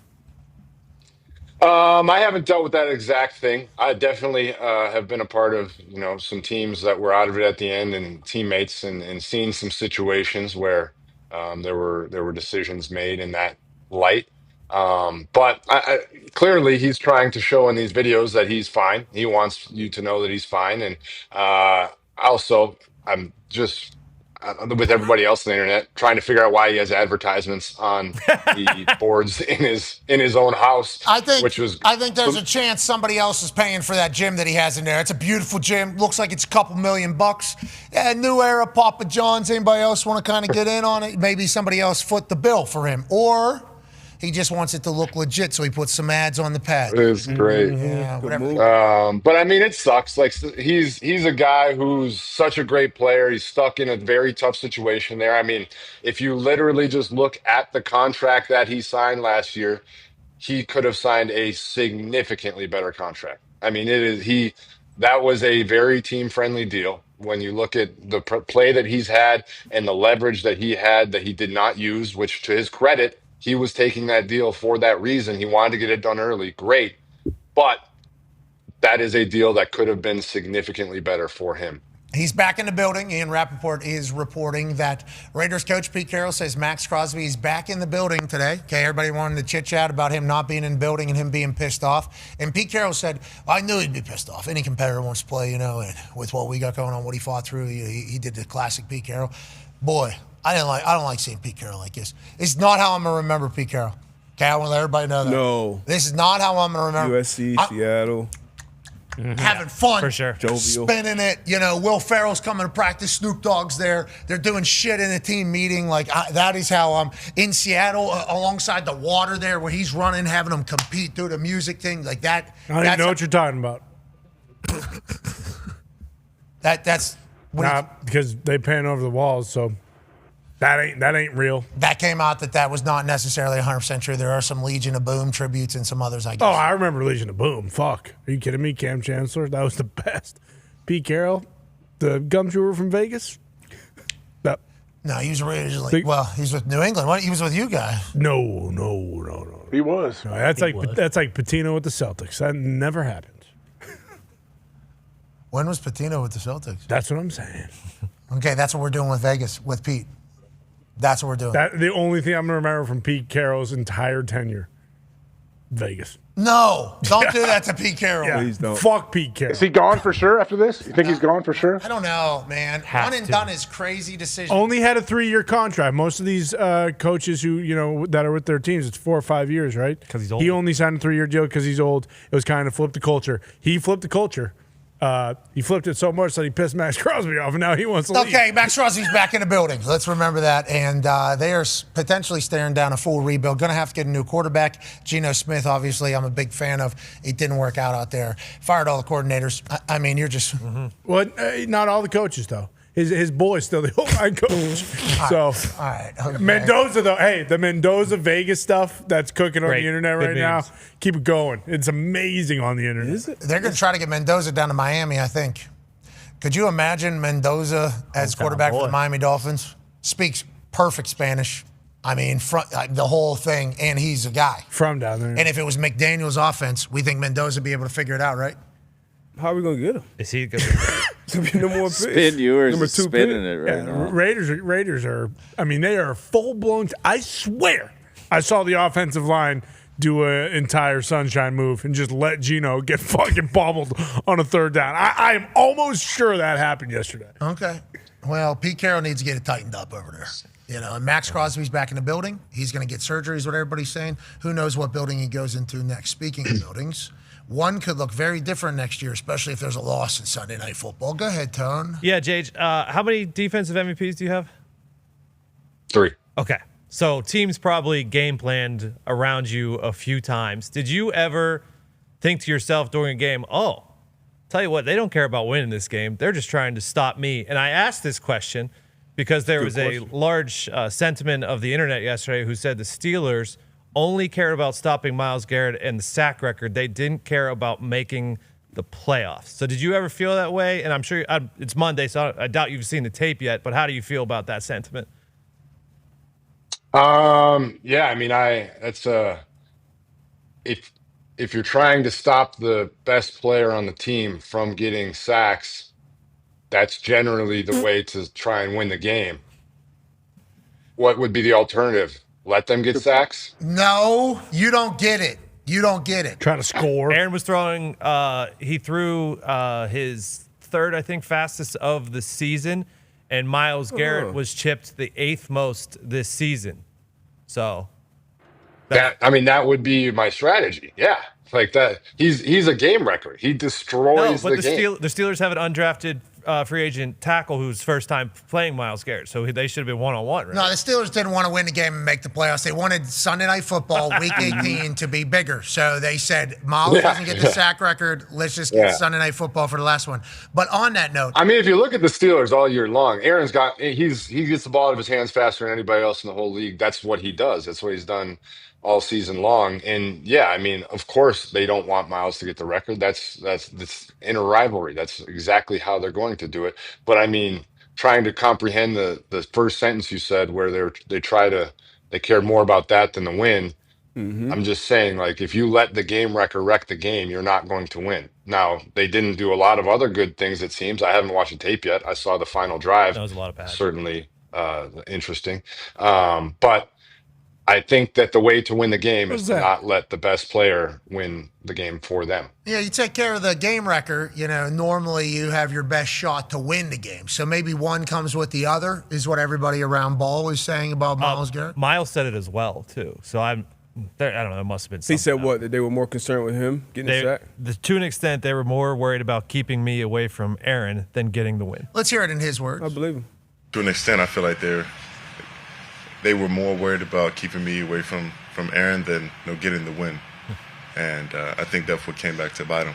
So they'll have to fight it out with Baltimore next week. But I'm just proud of the guys for fighting and getting this win. That's the main thing, and I'm always going to keep it that. Miles, I don't. You know ball better than me, Myles Garrett. I think a lot of teams are going to try to keep you away from their quarterback in an attempt to win the game, especially if he's going to. No, obviously not. He's a half a sack away from the record. Yeah. They've only won, 4 games? To D-But's point, actually, the Patriots, part of their strategy was like, hey, we're going to let Myles Garrett get 5 sacks, and then we're going to beat him by 20. And that's what they fucking did. Boom. Maybe that's it. Let that guy eat, and then guess what everyone else is going to do? Beat everybody else. Not eat. What if that becomes the blueprint? Nobody else can eat is what Connor's saying, only one eater. So if that becomes the way to beat the Browns and they're just letting Myles get 5 sacks a game, holy shit, this record's only lasting. So he's got 1 week to get this record, right? Yeah.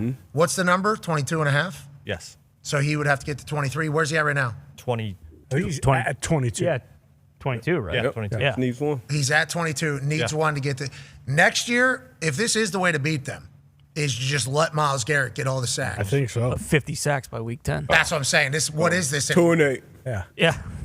It's weird, though, because the Steelers beat them earlier in the season, and Myles didn't have a sack in that game either. So I'm just confused Well, by why'd they change what they were doing then? And they only gave up 2 sacks yesterday. It's not like they were quadruple team. But did you see Aaron when he got sacked? Did you see how quick he turned around? He's so pissed. Even fucking Nance. Nance. Aaron is a sack of the quarterback. Jim Nance thought he had it. Yeah, he did. He thought he had it. Browns aren't going 2-8 Yeah, either. the first game is a great point from the back there. I think it was Nick. Yes, I mean, Thank you, Josh. It's such a great point. I mean, it's whatever. Joe Thomas tweeted it. There was a lot of people out there tweeting. You guys, what I've learned today is you guys don't know ball. That's a fun little fact we picked up. Well. We'll talk to all of you later about something you might know about because we're talking ball right now. And bones. That was a woolly mammoth tusk from Russia. Well, funny enough, I just scrolled through the fucking the auction thing of all the woolly mammoth stuff. Half of it's fucking bullshit. So what do you mean half of it's fucking bullshit? We read that a pair of them might be $1 million. Pair of them's like fucking $65,000. What are we talking about here? $65,000 tusk is what Joe Burrow's gifting people. I'm saying we have no idea. It's more than a Can-Am.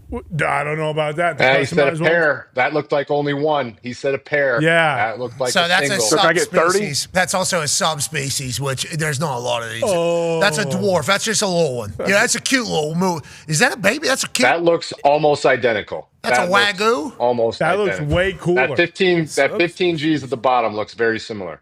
I'd venture to guess Burrow spent $100 on each of these in game day.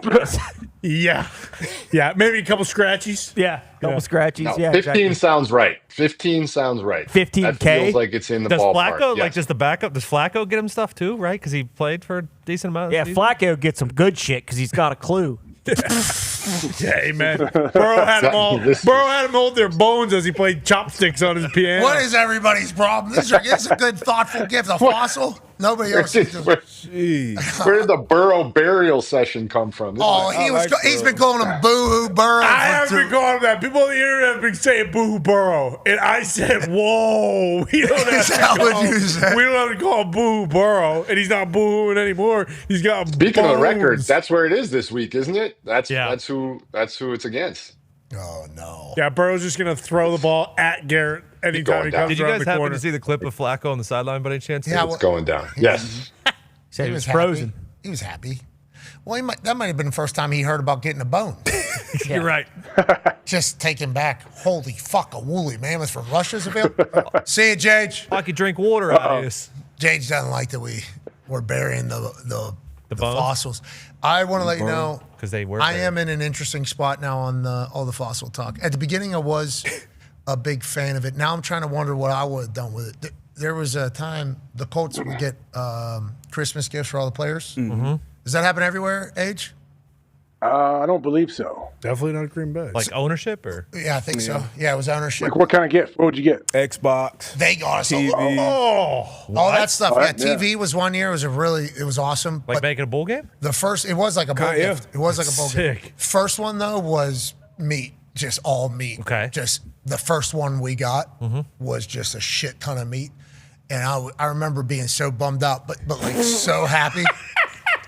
I was 22. That's what Josh Allen got his line. I know. I was 22, 23 years old. Like I was fucking living in an apartment. Like I wanted this What am I shit. going to do with it? yeah, exactly. Does this fit on the George Foreman or not? Yeah, exactly. But like, it was an older team, so they all Those guys love it. So it was like a great gift. Like I would like thought to myself, like that's a great gift. I hope I get to the age where the gift comes and I like it. And then the next year was like a TV or something. I'm like, Now we're talking. now we're playing again. He's always good. It's not easy getting gifts for people though. Like it's not easy to get something. Especially rich people, especially rich young people that have a lot of great things already. Yeah, especially because the different ages and different Yeah. lives. Very different interests. Yep. Yeah, everything. So like the fossil one is certainly outside the box, but I assume everybody was like, man, fucking nobody from all walks of life, all ages, all demos, all religions, whatever. They all said nobody's ever fucking thought about getting me a fossil. Yeah. Now the side by side does hit with everybody from my understanding. As I've seen. Join us now, ladies and gentlemen. JJ Watt. JJ. Come on, Jay. All right, just yeeted myself right out of the conversation. Yeah, well, we missed you. Obviously, we covered it in much more detail. You missed a lot. And on that note, great work today, Jage. We appreciate the hell out of you, man. Yep, great.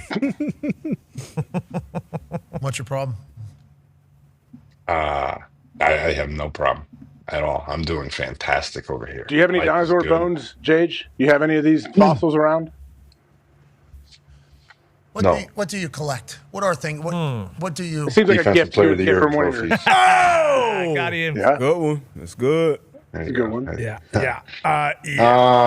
No, I mean, I don't have anything like good. You're or playing legit. pickleball with I'm a those big- billionaires, right? I would assume I'm a you guys big trade mug guy. fossils. I like coffee mugs. So places I go, Nice. I like to collect coffee mugs that have meaning. My wife and I like to give them as gifts to each other. So very simple, but coffee mugs. No, I like coffee. I'm super. mom does it. I'm into coffee now. I've become a full-on coffee person, and it's a nice little culture, little community, little coffee community is a real thing. Yeah, she's got them from everywhere. I pops in the military, so they travel a bunch. So like every state, every country, she's got different coffee mugs with like kind of like if you do like shot glass. I used to do shot glass when I travel. I always do shot Starbucks glass. does that now I do too. golf balls now. Every course I go wherever I go. Golf balls. Like every state, Starbucks has their own, like state mug that That's they cool. sell at every. Yeah, it is actually. That's sick. a good idea. Commercializing a local thing. Yeah, exactly. Cards, playing cards. There's a lot of those. Yep. Lighters. Matches, lighters. Yeah. Those are good. All right. Ornaments. See a coffee extraordinaire. What's that called? Somebody that's really into coffee. Barista. Sommelier. That's one. Barista makes them, right? Aficionado. There you go. Aficionado. Nice word. Sommelier was also a good word. Does it work with coffee or only wine? I just applied it to everything. I think it's just wine. Pretty sure it's just wine. No. Which I saw. We had people are all in on the roughing the passer stuff this weekend. I'm now the sommelier. Wait. I'm now the sommelier of roughing the passer. Wait. Thank you for actually reminding us because we did this earlier today. There was a couple we would like to get your answer on. Can we do that right now? Absolutely. Let's do this. Okay, let's go to the Chargers-Texans game. Chargers, Henley, up the gut. Oh, makes contact with what appears to be the chest. Finish the tackle. Nope. Done. Not roughing the passer. Next. Okay, easy as that. Thumbs down from JJ. Let's go to the Titans-Saints game here. Go ahead and run it. I don't Sorry, wrong one. That's Yeah, I on was me. going to say Patriots Jets. I didn't Nobody know watched what that. that was. That was on me. Okay, let's go to the Patriots Jets game here. Obviously, Connor Cook at quarterback. Patriots Jeremiah Farms. Oh man. Okay. Nope, not roughing the passer. Move on. Okay, thumbs down there from J.J. Watt. Now we go to the Pittsburgh Steelers and the Browns. This is Cam Hayward on Shador Sanders. Has contact with the ball, finishes through. Ooh. He's a big body, big head on Shador. J.J., yes or no? Nope, not roughing the passer. Okay. That's because his brother's on team. Do you guys want explanations or like I got no problem. None of those are roughing the passers. I know that most of those three were the new rule of weight, laying the weight on them. All three situations, the guys put their hands down to brace themselves. Watch. Every single guy put their hands down the side to brace themselves. Watch Cam's left hand here come off. He doesn't drive him in. He braces himself on the ground. I don't know what more you want. I think you should be able to drive him into the ground. So I won't even give any of those. My roughing the passers that I will give on this show every time we do this, hitting in the head, hitting below the knees. I will give those two, or if you're hitting too late. But I will never give a roughing the passer for a clean shoulder hit in the body. That was 3rd and 8 in the fourth quarter there. They called that. Obviously, that was a massive call. And this one, the Steelers ended up losing the game, so obviously it's a massive call. But these are like program changers. 15 yards, big-ass deal. But also it slows people down when they're around the quarterback in the future, right, Jage? Which is why we need to get this right. It's like you're saying, like this is a 15-yard penalty, automatic first down. You could be, generally they're going to happen on 3rd down, so you would be off of the field, giving your offense the ball back. And these guys are trying, that's a form tackle. That is a form tackle, using his shoulder off to the side, puts his hands down to brace when he's there. Like, this game is hard, dude. We are massive, massive men moving at extreme rates of speed, trying to play it by the rules that you have put down and the rules that you keep adding to it. And it gets harder and harder, and our position continues to get harder and harder to play. They're trying to do it, man. Stop punishing them for trying to do it right. There are ones that definitely are worth it. These are not. And that's a roughing the passer sommelier, J.J. Watt. Yay! 3 thumbs down. Pick up the flags. Let's play football. Ladies and gentlemen, Happy New Year. That's J.J. Watt. Thank you, J.J. Happy New Year. Safe travels. Yeah. Is he coming down a Cotton Bowl and a Rose Bowl? I don't remember. Didn't sound like it. Yeah, he said TV from a distance. Do you think we'll pumped to do it? We get to do it. Yeah. I can't believe we get to do it. Yeah. It's going to be awesome. Great matchup. Hopefully. Matchups. Yeah. You think potentially blowout Ohio State? I mean, I could absolutely see both Ohio State putting it on. Both could be The other one might be a slop bowl. I think they could slop them up in the Rose Bowl if it's raining. Yeah. Torrential downpour, 7-point spreads a lot, especially if what they're talking about with the weather-wise. Now, Yeah, could that change if they, we think for sure big-time rainfall? what are they saying? 50 degrees, 60 degrees? Yeah, anywhere from 50 to 60. Yeah, usually from the last few years, the first quarter and a half, sun light should still be coming towards Earth. However, once the sun goes behind the San Gabriel Mountains, is what they're called. You're saying when the sun goes down, it gets colder when the sun goes down. Especially when you're wet. Yeah, we got The about sun goes down. You're at the Rose Bowl, but it feels like you're because it's cold. You gonna bring a poncho? got about 80% chance of rain the entire time the game is going. They're saying pretty good rain too, not just like misting rain. I might get full rain gear like what's his name? Not DiNardo. Jim Cantor. There we go. We had full convos about do we get the ponchos, and do the whole gimmick. And then there was a conversation about, well, I got a good rain jacket. I want to show off, some people said. And then we immediately went to, well, what are we wearing on New Year's Eve? And then when you saw us make a decision in the group text, you watched it all unfold, and you participated, and we appreciate that. Feels like that's the only answer for New Year's Eve. Yeah, I think so. Feels like that's the only answer for New Year's Eve. Rose Bowl, though, I'll be excited to see what everybody does. I'll be excited to see what AJ's everybody... got a good idea. Look like couple of the fishermen on the Northwestern. Oh, yeah. Oh my God, smoking cigs. I got those boots too. I got those rubber boots I could wear as well. Keep my feet dry. Deadliest catch. Yes, that's what we need to be doing. Sig Hansen. Northwestern. Do these things get delivered in time? Is that going to happen? Will they let us smoke cigarettes on the field at the Rose Bowl? Yes. They better. It's open air. If we're dressed like that, I think they have to let us. From my understanding, I'm not 100% sure. Deadliest catch, Discovery's deadliest catch, still landing big fish in year 10. This article on Variety. They're still doing it. Okay. I thought it was the deadliest catch. How are they still doing it? Well, Survivors. Dogs. We have lost. It's only year 10? A few good sailors. Yeah, we certainly have. Yeah, more than a few. Shout out Gloucester. Yeah. All their monuments for shoot dedicated to lost fishermen. Rest in peace to everybody. We appreciate you guys. It's a perfect storm. Hell yeah. Have you ever gone deep sea fishing? Mm-hmm. I went once. Twice. Get seasick? What did you catch? No, I didn't get seasick. Oh, I forgot the name of the fish, but we had crabs. No, forgot. Marlin on a Father's Day one year. Bonita fish. A red. Are bonita fish big? A red. Silver joint. Red snapper. A red snapper. Swordfish. Big. I'll find them. I'll find some pictures. I went deep sea fishing one time. And we didn't pay enough, I guess, so we were supposed to be around the little fish. And then they just took us way out there. It was pretty sick. It was actual sick. Oh, yeah, the whole thing. Then we get out there, first cast down there. And I'm not a good fisherman. We've all seen it. First cast down there, catch a massive fish. And there's a big fish jackpot on the boat. Where everybody beforehand put $100 in, I guess, for the big fish jackpot because there's a bunch of different groups. And first cast, I guess we accidentally happened upon one of these big fish was in amongst all the smaller fish. And it was my first cast down there, pull out this big fucking thing. It was unbelievable. Thing was bleeding real blood. It's on my boot. Oh, yeah. It's on my entire thing. And I go, holy shit, is this what we're catching all day? And the guy's like, no, you'll win the big fish today. I'm like, what do you mean? He goes, we aren't finding these fish today. We're finding, we have no idea. And I'm like, sick. It's supposed to be over. That's awesome. So I had 3 hours out there just knowing I had the big fish jackpot. The amount of shit I was talking to everybody. I mean, I'm okay with this whole thing. There's boozing out here. It's good water. I didn't mind the deep sea fishing. Was it just you on the rod, or was it connected to the boat? It was connected to the boat. Okay. Literally doing nothing. You just hit that thing and it drops. Yeah, it's like a carnival basically out there. And then you do this, and then we pick up and we move to a new area. While you're moving to a new area, there's music, there's boozing happening, yada, yada, yada. We get to the new spot, do the drop thing in there. They do it.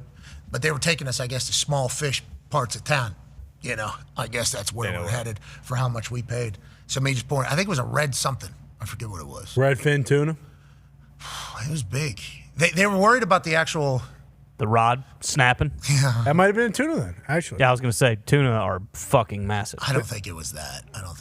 I just think they did not expect that big of a fish to be caught. It was a general surprise, like a genuine surprise for the people. But I understood like the gimmick of going and do it. It looked like it was like a good time. It's like the skiing is like a whole fucking thing. You know, I think that's the fishing thing, AJ, I think. Yeah, I puke my balls off, so you will not catch me getting on another one. Yeah, I was pretty sick as well. And then I got out there, got pretty boozed up, you know, won the big fish jackpot. I think I passed out on the way back, got sunburnt, you know, did the whole thing. So I think I checked that box. But, yeah, boats and water, not the best. I mean, I'm scared to death, too. It's all out there. My alga has been feeding me some scary ocean stuff. Okay. That needs to stop. Stay away. It won't. Like what? What scary part? Like what's going on? Well, here's an aerial shot of an octopus that was showing. It's like, well, that fucker's as big as a city. Why is that thing that big? And it's like, that's fake. Yeah. And then you scroll to the next one. It's like, this is not fake. And it's like, feels like this is fake though. Okay. And I go to the next one. They got a picture of a guy who looks like he might be telling the truth, but that could just be an AI guy. Now that we know that Photoshop or whatever is now a part of what's real, what isn't these days. Who knows? What I know, sports are real. Always will be. That's right. And they're not scripted, Tone. No matter how much you think that the NFL was in on making Sunday Night Football the AFC North title game. It wasn't just that. You know, if the Bears win last night, then, you know, the NFC West is for nothing. You know, if there was a lot of other things that happened that, you know, Week 18 could have been a real bummer, and now it's so exciting. Yeah, it's an epic Week 18, and we're actually pumped up about it. I'm also pumped up to read the overreactions. We'll take a break on the other side. We'll finish off this glorious Overreaction Monday with some tweets from around the football universe. I've been told there's some good ones, Ty said. Yeah, the last couple weeks, you know, people maybe letting it off, throwing like a couple change-ups, a couple fastballs out there today. I can't wait. Be a friend, tell a friend something nice might change your life. Take 5. Bye.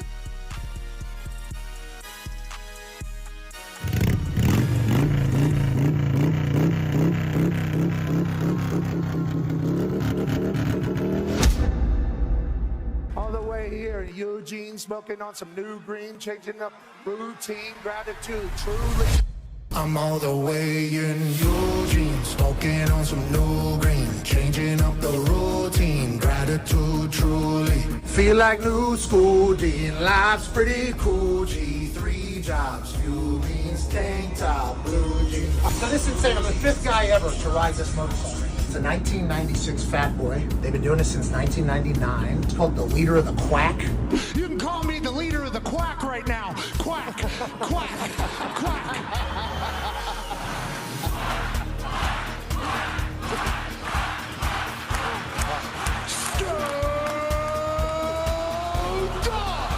Guy currently, his name is Matt. He's a dog. He's wearing a different jacket today, and he told me to wear the one he's wearing. This is a Grateful Dead one, so I'm gonna wear this one. Leader of the Quack coming in 3, 2, and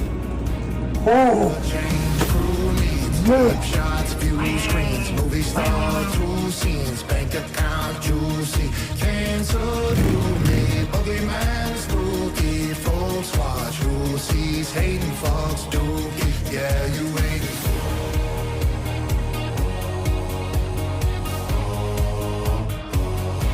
Yeah, you waiting for Duque. Yeah, you waiting for Duque.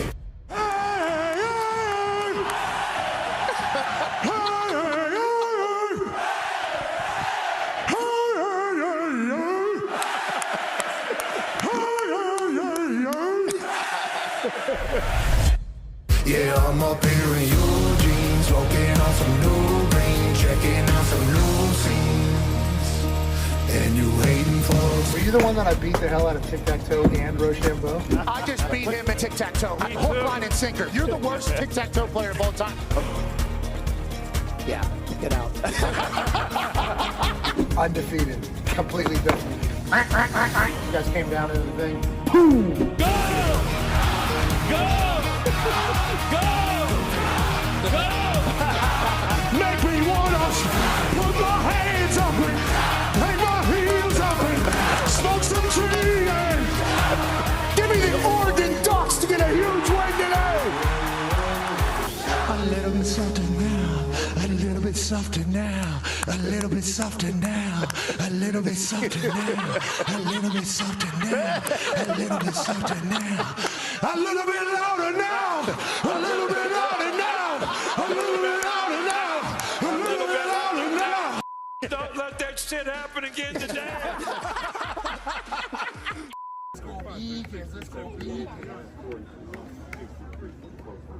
Oh yeah, man.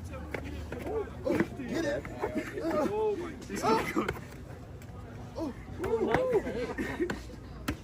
Thanks, bro.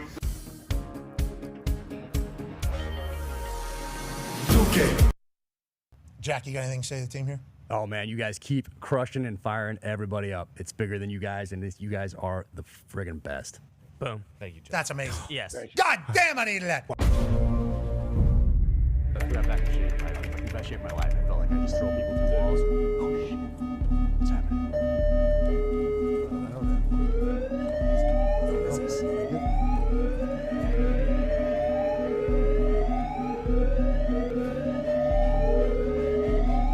What the fuck is this? We interrupt your regular programming with breaking news. We have reports of a UAP approaching Indianapolis. They have messaged to officials they are coming to take over the world. Government agencies have been alerted that they plan to land and activate Earth's Armageddon switch. This is literally the scariest situation imaginable, a true doomsday scenario. Please stay calm, seek shelter immediately, and pray to whatever God or higher power you believe in. What is that? What? Landed here? I think Indianapolis. What? So that can't be. We gotta go find these motherfuckers. Yeah? That's what we need to do. I think it sounds like something you should have. Jack Carr. Yeah. I don't know. We need to. Let's go. Come on. Let's go. All right, now let's go. Yeah. Let's.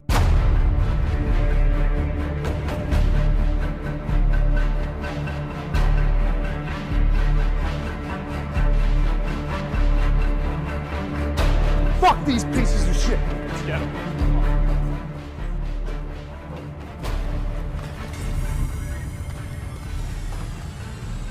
Oh, there it is, that motherfucker. It's here. It's here. It's the button. Yeah, it is. Oh. Hey, do you have a rifle? No, I got something better. I got something better.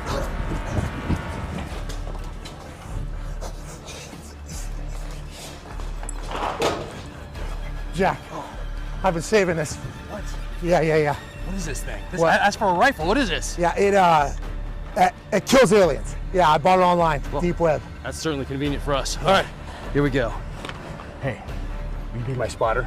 Oh my God, it'd be my honor. Let's go kill these motherfuckers. Let's do this. Where are they? I don't know. I think they're coming. Looks like they might be coming from right over here. Yeah, looks like I see their fucking ship. Let's get them. They're not gonna get to that button, Jack. Nope, they will not get to that button.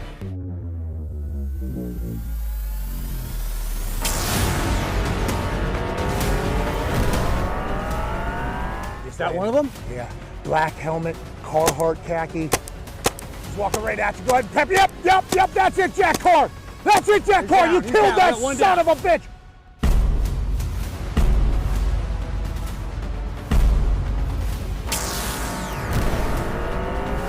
Oh, there's another one. He looks the exact same, a little taller, a little bit more awkward. A little more awkward? Yeah, he's in the same spot though. Go ahead and get him. Go ahead. Yeah, there it is. Good hit, Jack Carr. Oh, two down. Two dead aliens. Not on our watch.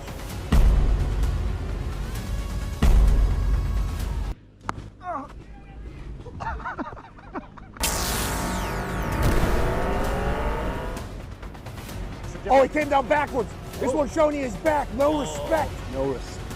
Kind of a disrespectful alien here as he drags his carcass around. Looks different. Oh, all three of them stacked up. Nice. Jack Carr slaying aliens.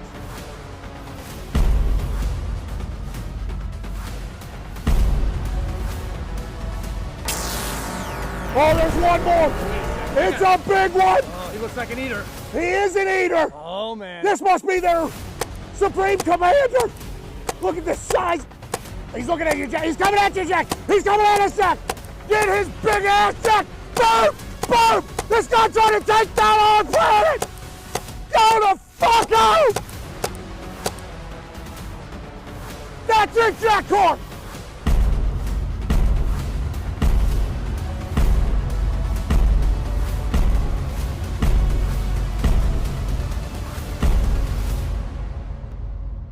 Go back to where you came from, you sack of shit! Hey,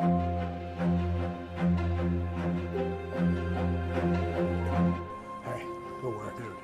Amazing. That was awesome. I mean, they were gonna fucking come in here. I mean, they just popped up and they just shot him right in the fucking head. I don't know. Good thing we saw that newscast when we did. Well, that's why they do the live alert. I don't know. Did we know that? That's still I feel like that should have been disclosed when we bought this place. the legit. Let's go in and talk to the boys. Amazing. Let's do it. What a life you live. Man, I'm just glad you had this rifle and I had those binos. What are the odds of that? I mean, I could see them. good thing I carry those with me everywhere I go. The big one at the end really ate some fucking pain. Yeah, I feel like he stopped somewhere on the way in for a snack. Yes, he did. Yes, he did.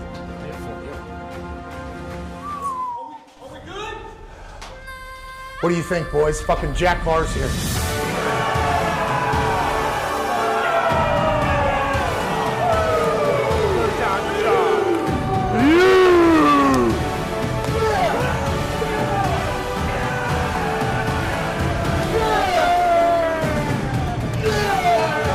If that's not enough reason to buy his new book, I don't know what is.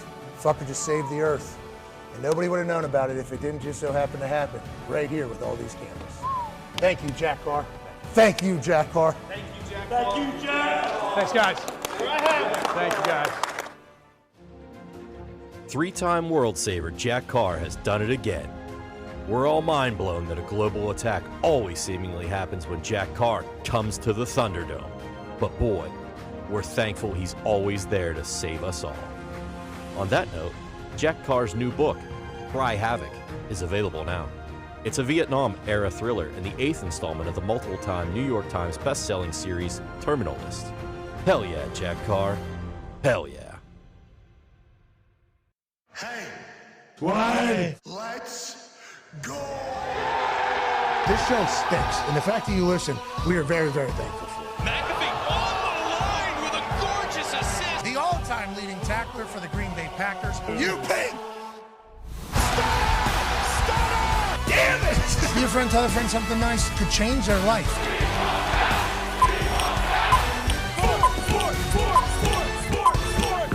Hello, beautiful people, and welcome back to our humble abode, the Thunderdome, on this Overreaction Monday, December 29th, 2025. Hour 3 of the program begins now. Football! Yes, it's 2:52. Hour 3 starts now. That is AJ Hawk. The Toxic Tables here at Boston Connor and at Ty Schmidt. One half of the Hammer, Dahn. Cowboys AP Tony's here. Hammer, Dahn is obviously a sports gambling podcast that, goes live from a studio right over yonder. What are the public betting numbers like coming out of week 17? Did we win? Did we beat the book, or did we continue to lose to the book? So we actually never got to this last week, I believe. We won last week, just for the second. Did we? Last week. Hold on. Stop. We did it. Mm-hmm.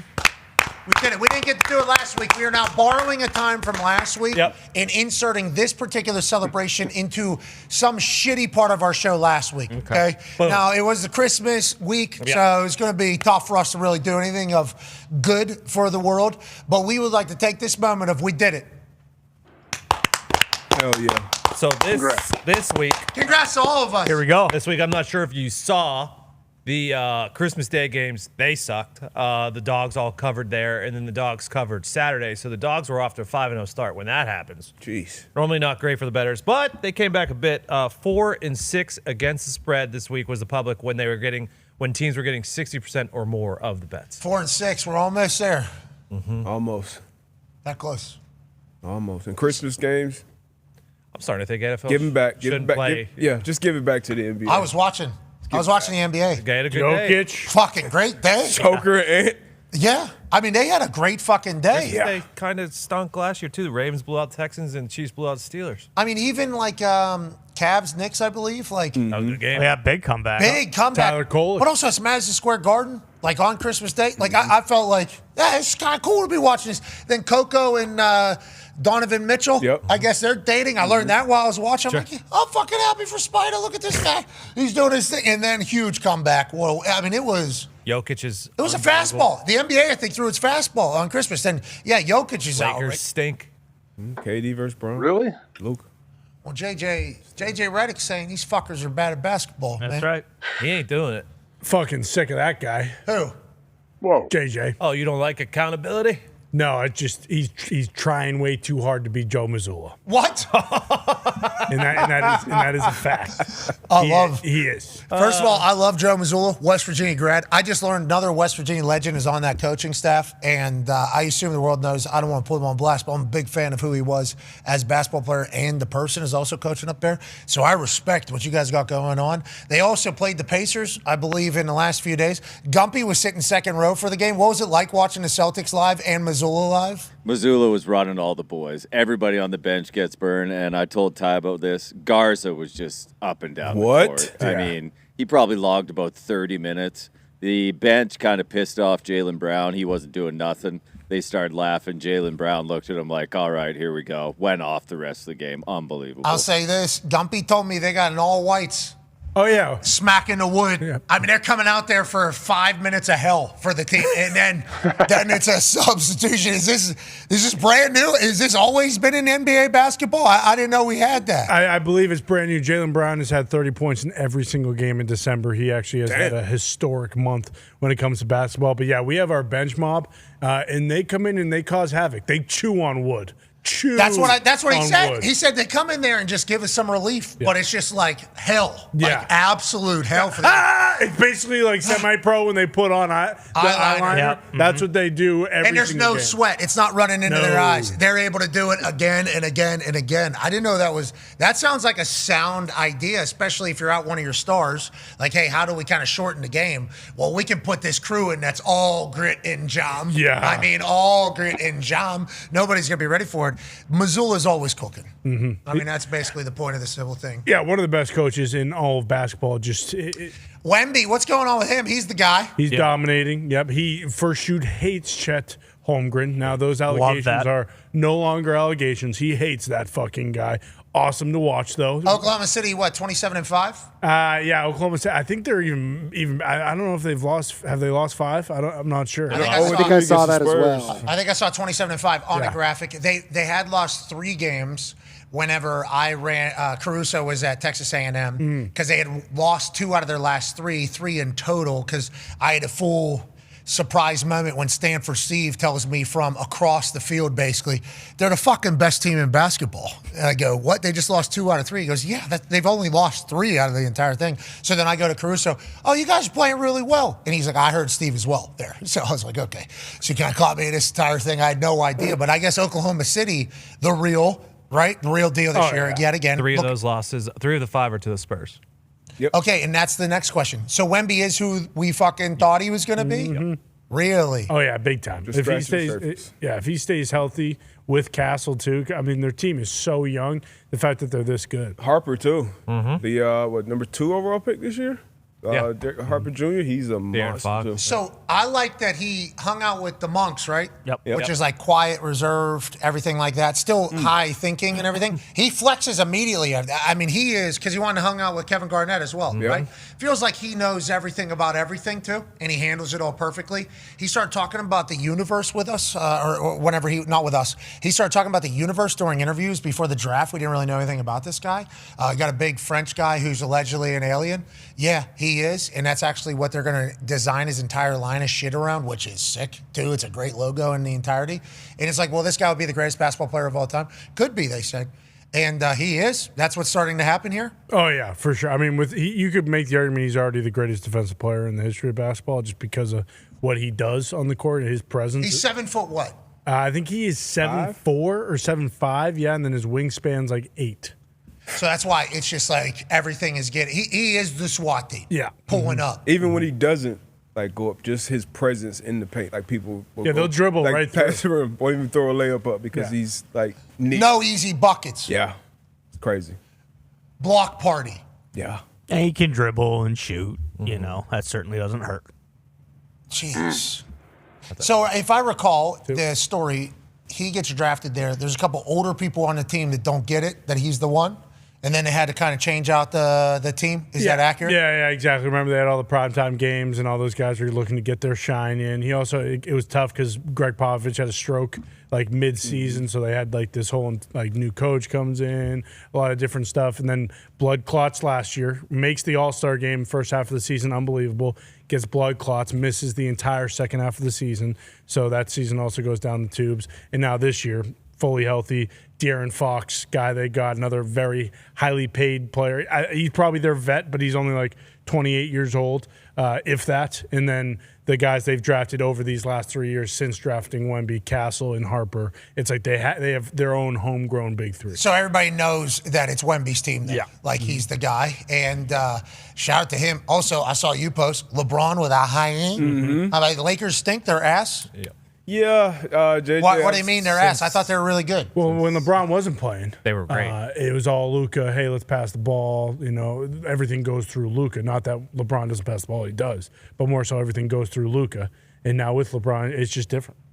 Yeah. And the West is really good. And JJ, they're a current 4 seed right now. Go ahead. That's probably why Carmen said he was tired of JJ, because he was talking about defense and guys not getting back on defense. And then he also mentioned the offense being out of whack since LeBron came back. And Austin Reeves is hurt too, so he'll be out for a long stretch. Austin Reeves was having an unbelievable year this year. Luka's still leading the league in scoring. He is unreal. He's what he's always been. I saw Jalen Brunson still can't miss. What the fuck? Guy's outrageous. Watching him play the Pacers last year live, it's like it makes no sense. He's doing shit, and it's going up, and it's not even touching the rim. It is somehow falling. Whenever they need it, he does it.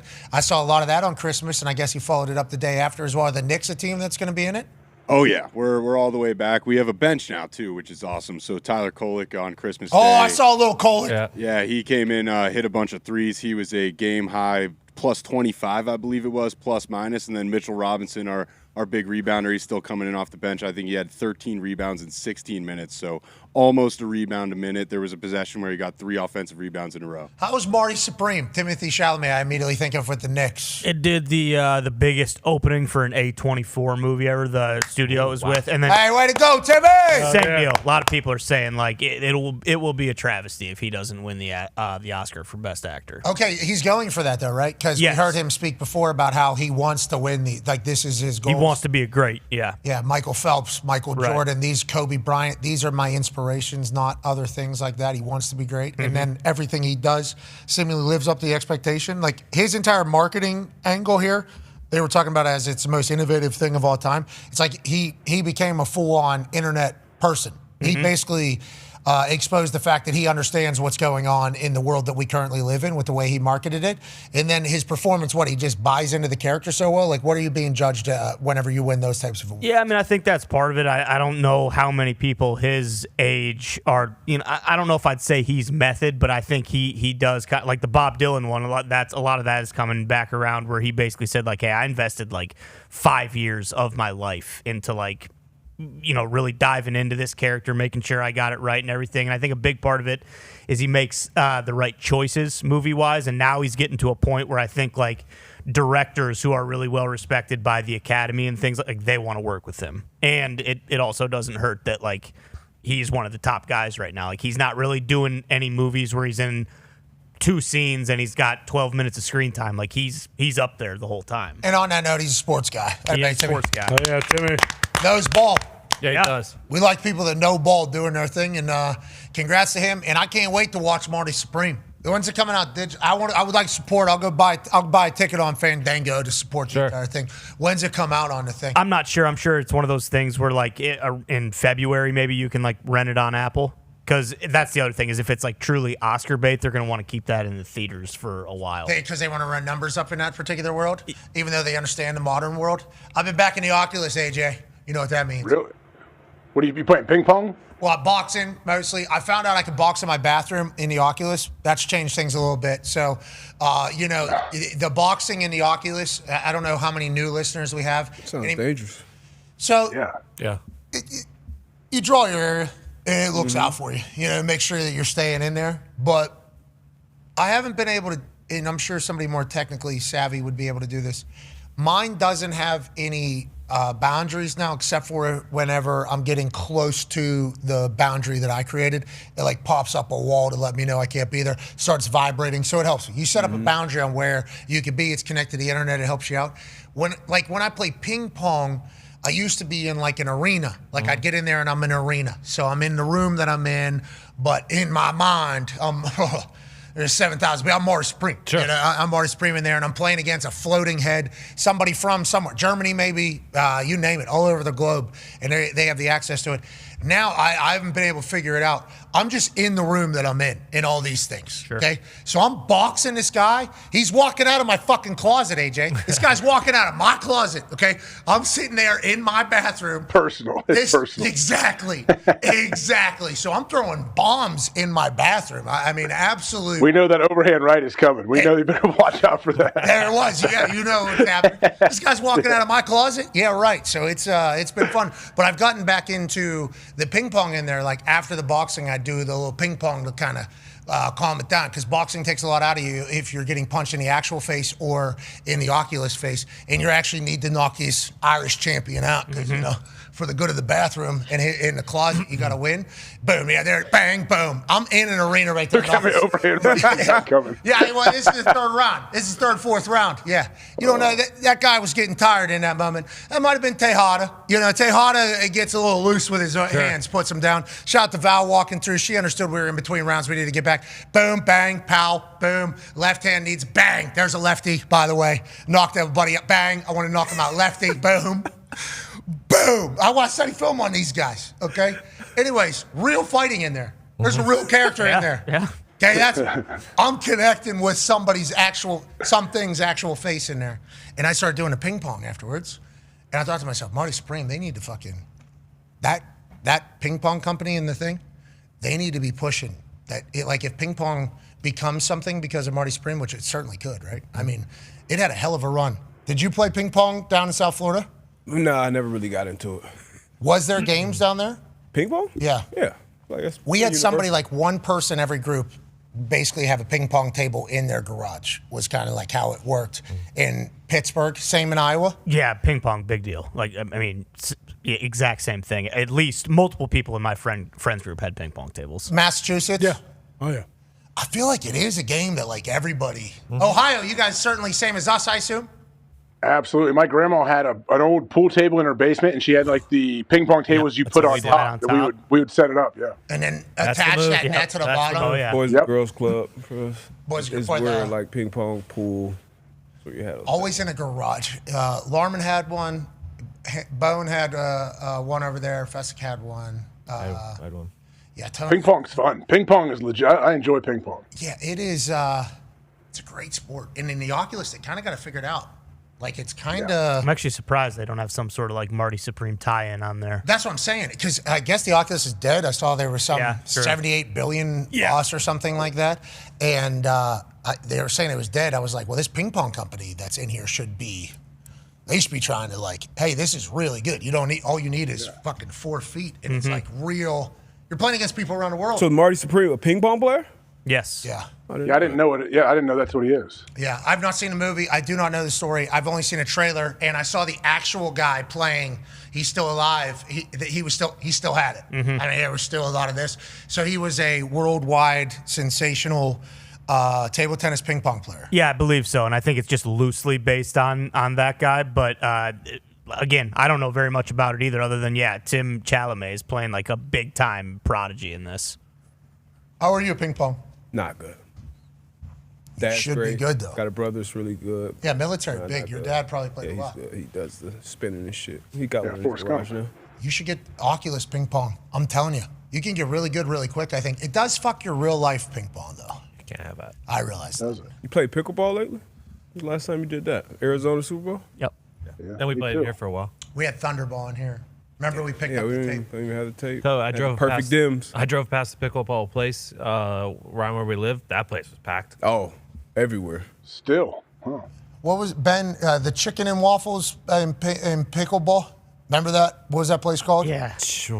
Chicken and pickle. Yeah. I think it was Something like chicken that. and pickle. It was a pickleball restaurant place. That's Out here? Yeah, I think they invited us to come play a couple times.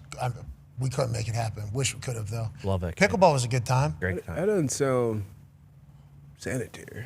Well, you get a little chicken and you get a little pickleball, You don't do it at the same time. and you're cleaning. It's like bowling. Like if you're eating pizza while you bowl. It's like a similar thing. Exactly. Actually, some people take the chicken more sweat, and then they put that right into the hole. Yep. And then You're not bowling. You're not and they bowling. don't even do the wind. You're not bowling right. If I'm not sweating? Yeah. Pickleball, I work up real. Yeah, real work. Real lather. When was the last time you played? You play? Nah, my boy, I was in Arizona a few weeks ago. I played there. I think it's an Arizona State game. Feels like that's probably what's going to happen. When we travel back to Arizona, we'll make sure we bring our fucking rackets. Yep. Next week. Remember, we had 14 different. shit. Is that real? Semis. First game of semis, yeah. Yes, the ball. Here we go. Okay. Here we go. Holy fuck. Find the house. I cannot wait. We need Airbnb stat. We Cush has a court. need to find that entire thing. Cush is part of a pickleball country club there. Remember, they all. He's got a roller bag with like 7 rackets in there, doesn't he? He has a score. He has a Oh, rating. yeah. World Oh, but yeah, he does. He's rated. Oh. It's fucking wild. Whew. Pickleball really had a run there. It did. Is it still going? Like, is it still big like it was? I see like the Pickle Shack and different places going up that are like where people play. I but do it's think still still going. as big. It was packed. Yeah, they're when I still drove it's by. still bringing it. Oh, yeah. Really? It's not in our spheres. A lot of like tennis courts have been renovated to like Yes. 2 or 3, maybe 2 tennis courts. Now it's 4 pickleball courts. Yeah, so- I love down there in tennis. I watched all the tennis this weekend. That came out of nowhere. Expected. Then we watched TGL for a couple. Yeah. Yeah, Billy Horschel with an played? absolute bomb. No, What? Played tennis this weekend. I'm an avid TGL fan. You It was didn't see? right in the middle of Sunday football. Didn't watch a second of You it. didn't? No, That was the dumbest thing they ever could have did. I feel like As Foxy, a fan. Yeah, Foxy's one of their biggest fans. Foxy would really like the TGL to work. I think Foxy would like it because I think Foxy's game would translate well to TGL golf. I think he'd be able to play well if we were able to get in there. Yes. And Foxy watched religiously, I'd say season 1. Much to the chagrin of everybody, basically, because we had a couple times, we watched a couple weeks, and we kind of got it. Foxy was all in, dialed, plugged. Love listening to Matt Berry up there. And then Marty, the real Supreme Smith, was actually out in the audience a couple times. We thought it was interesting how they chose to do it. We thought this year, obviously, they get a second crack at it. And then they launch in the middle of Week 17 NFL Sunday Football. It's like, who do you think watches this? Tough decision. Next Football one's people good. watch this. They got Wednesday night at 9. That's where they fucking need to live. That's where they need to live. I'm just joking. That's the New Year's Eve. That's when the Dahn Bowl is. I'm not sure when their next one is. How the fuck would I know and watch on Sunday? Last year, they kicked it off on the first Monday night after Monday Night Football was over. And I was like, yes, that makes sense. Sunday at 3 o'clock makes absolutely no sense. Well, maybe they want the lads to get back into the swing of TGL things. You know, maybe this is like the NBA. No, it's funny you say that because I actually read on the internet, so I don't know if this is true or not, that one team forgot about the hammer rule, which is basically the most important rule in the entire TGL. So they used no hammers, and they lost the match. These guys love this league. They just love it so much. They don't even want to use the hammer. Forget about the only fucking gimmick they got. Can you gamble on this? I don't know if you can, but if you can, and these guys don't even know the rules, that's a problem in itself as well. If you're gambling on this, call the number. I mean, this is a ridiculous thing to No, there's been a lot of like attempts at alternative golf formats, and honestly, I thought this one was the most fun to watch. That's why I enjoyed it last year. And then they kicked it off on Sunday NFL football. I think we found it, didn't we? Don't we think we potentially have found what the golf alternative could potentially be? That sounds awesome. We didn't create it, but it was certainly presented to us. It feels like there is a lot of golf interest in the world right now. And I think that's a good thing, not a bad thing. We would like TGL to make sounder decisions there so we can watch this thing, because I think we would be the demo of people that would enjoy that. Short attention span golf people, sports people. I mean, it's basically built for a digital thing. We think it's great. We think it could be amazing. Yes. We would like it to see it. You just need somehow like the I don't know, you need some animosity between the teams. You need the golfers to really play into it, I think, which Billy Horschel was great for the sport. AJ wants for TGL golf, Billy Horschel? Yes, he really is. Well, he led TGL in singles points last season, as you could see clearly. And Billy Ho's back. I mean, that's Billy Ho football. And we appreciate him. We just wish more people would watch it, because this has a chance to be awesome. And more of this is good for the world, not less of this. So shout out to Billy Ho and the Atlanta Dream. Crusher. That's all right, the let's get back. WNBA team. Next match is Friday night. Friday night? Okay, good. Boston Common versus LA Golf. Oh, BCGC's playing? They struggled last season. Cheapest ticket. Yeah, but how many free agents were there in the first offseason? Were people hitting the transfer portal? Did I see Scotty's in this? Yeah. What team's he on? Oh, good question. And by yes, I thought I just saw him in the audience, so I figured he was I don't on a know team. if he's officially on a team yet, but I did see him hitting balls into it. So I saw him hit He's one. too busy winning real golf tournaments. All the boys are trying to win some real golf tournaments. This is just in their spare time, which they don't have a lot of. Scotty Scheffler, par 3, 161. You saw the same thing I saw. It was his first shot at the SoFi Stadium. Yeah, these guys are approaching NFL coaches for me. Oh, yeah. I don't want to go home. And if you remember, let's play golf. There's like an expansion. There'll be more teams in there. So I assume Scotty probably has a piece of one of those teams, and he'll be in it next year. That's my guess. This is Yeah, the complete Miz guess. does have a team, I think, out there in Las Vegas. So if we were, we would turn this Thunderdome into one of their TGL things, is what we would do. Right. And we would have a team. We would host shit here. We could do that. I don't. Is that how they're working? No, I think it's all at that SoFi Center in Florida. Yeah. Oh, so people aren't building for if you have a home team. The giant screen, Not right? yet. You got to have that giant screen and all the cameras and everything. I think it's 60 feet. But you got to build a stadium for every other thing that you. How many stadiums do they have? Do they only play in one spot? They only play in South Florida at the SoFi Center that they built for this. But what would be goal for them as they expand? Is there would be multiple? I guess. Is Yeah, what you're I hoping? thought that was actually happening. I'm not sure, positive on that, but I thought they one were of them collapsed. How you make money? Probably Arizona and then like Vegas or something. Is this open to the general public? Yeah, I think you're buying. It has to be to make money, right? Cheapest It has to be ticket. all week. And the next one is No, I mean to like go like a top golf type thing. Oh. Yeah, exactly. So they're never going to be able to make any money. But maybe it does become that, right? I mean, maybe that would be the play. I can't. Top Golf's not doing great. I know that too. So. What? Top Golf doesn't have bays booming anymore? Yeah, I think they sold I don't all know. their- I think golf Was it Callaway bottom and then it went way down? I believe. Yep, Callaway. Golf's going down? I mean, I don't know why they do Top all this golf. gimmick Billy shit O if at it's the going wheel. up. Well, I think they're doing the gimmick shit because it's going up. Oh, okay. Nice. Good for them. All right. Now that I hear a counterpoint, I agree with what you're saying. Did But you see the video of the Topgolf in Michigan? I think it may have been over the weekend where this kid is stepping up to hit, and the right side, the nets just start. I don't know if they're like frozen. They were frozen. The nets just start collapsing, just one thing at a time. Wind and Just- ice. Yeah, it's just like a fucking tidal wave, and the kid just backs up, and you can see him just kind of. They're like, all right, let's get the fuck out of here. Topgolf, Auburn Hills, the whole net came down. Okay. In Michigan. Oh my god. Holy shit. Wow. I think they lost a lot of golf balls after that. Michigan got a lot of snow and ice this weekend. Yeah, it was frozen. I'll tell you what, Topgolf in Michigan, I guess it makes sense because that's kind of the upsides of Topgolf is that the bays are heated and you can hit full balls. Right. So you guys are saying Topgolf's not in the same spot? Because I remember it was impossible to get into Topgolf. Yes. In my brain, it's still impossible to get into Topgolf. I guess that's not the case anymore. It's weird though. You either go there and use their wobbly clubs that are for like a 95-year-old geriatric person, or you're the weird hardo that brings your own clubs. Like, what are you supposed to do? That's the problem. Callaway just bought them. I'm correct. Oh, Callaway Yeah. bought them. Wow. I want to say some years ago. They may have just sold. Yeah, Callaway just sold 60% of their They stake. lost. But They lost a ton of money. Bowman in Florida. Callaway acquired Topgolf for $2 billion in 2020, but is now selling the business to a private equity firm for $1.1 billion. Same venue sales are down double digits. Jesus. Higher rates have destroyed returns, and Callaway stock is down 50% of Jesus. That's not good. Hey, buy the dips, they say. Yeah, that's right. You're right. TGL will help. I think Scotty's not on the team, by the way. he just owns the I team. don't know if, I don't He's think. just- I know some Can't pay NFL Scotty owners enough. He's just bored. are getting in, but Billy Ho, I think he's the captain. Cantley, Justin Thomas, they're on the team. Rory, he has his team. BCGC. Egan, Tiger still has his team with Max, Tom Kim, and Keisner.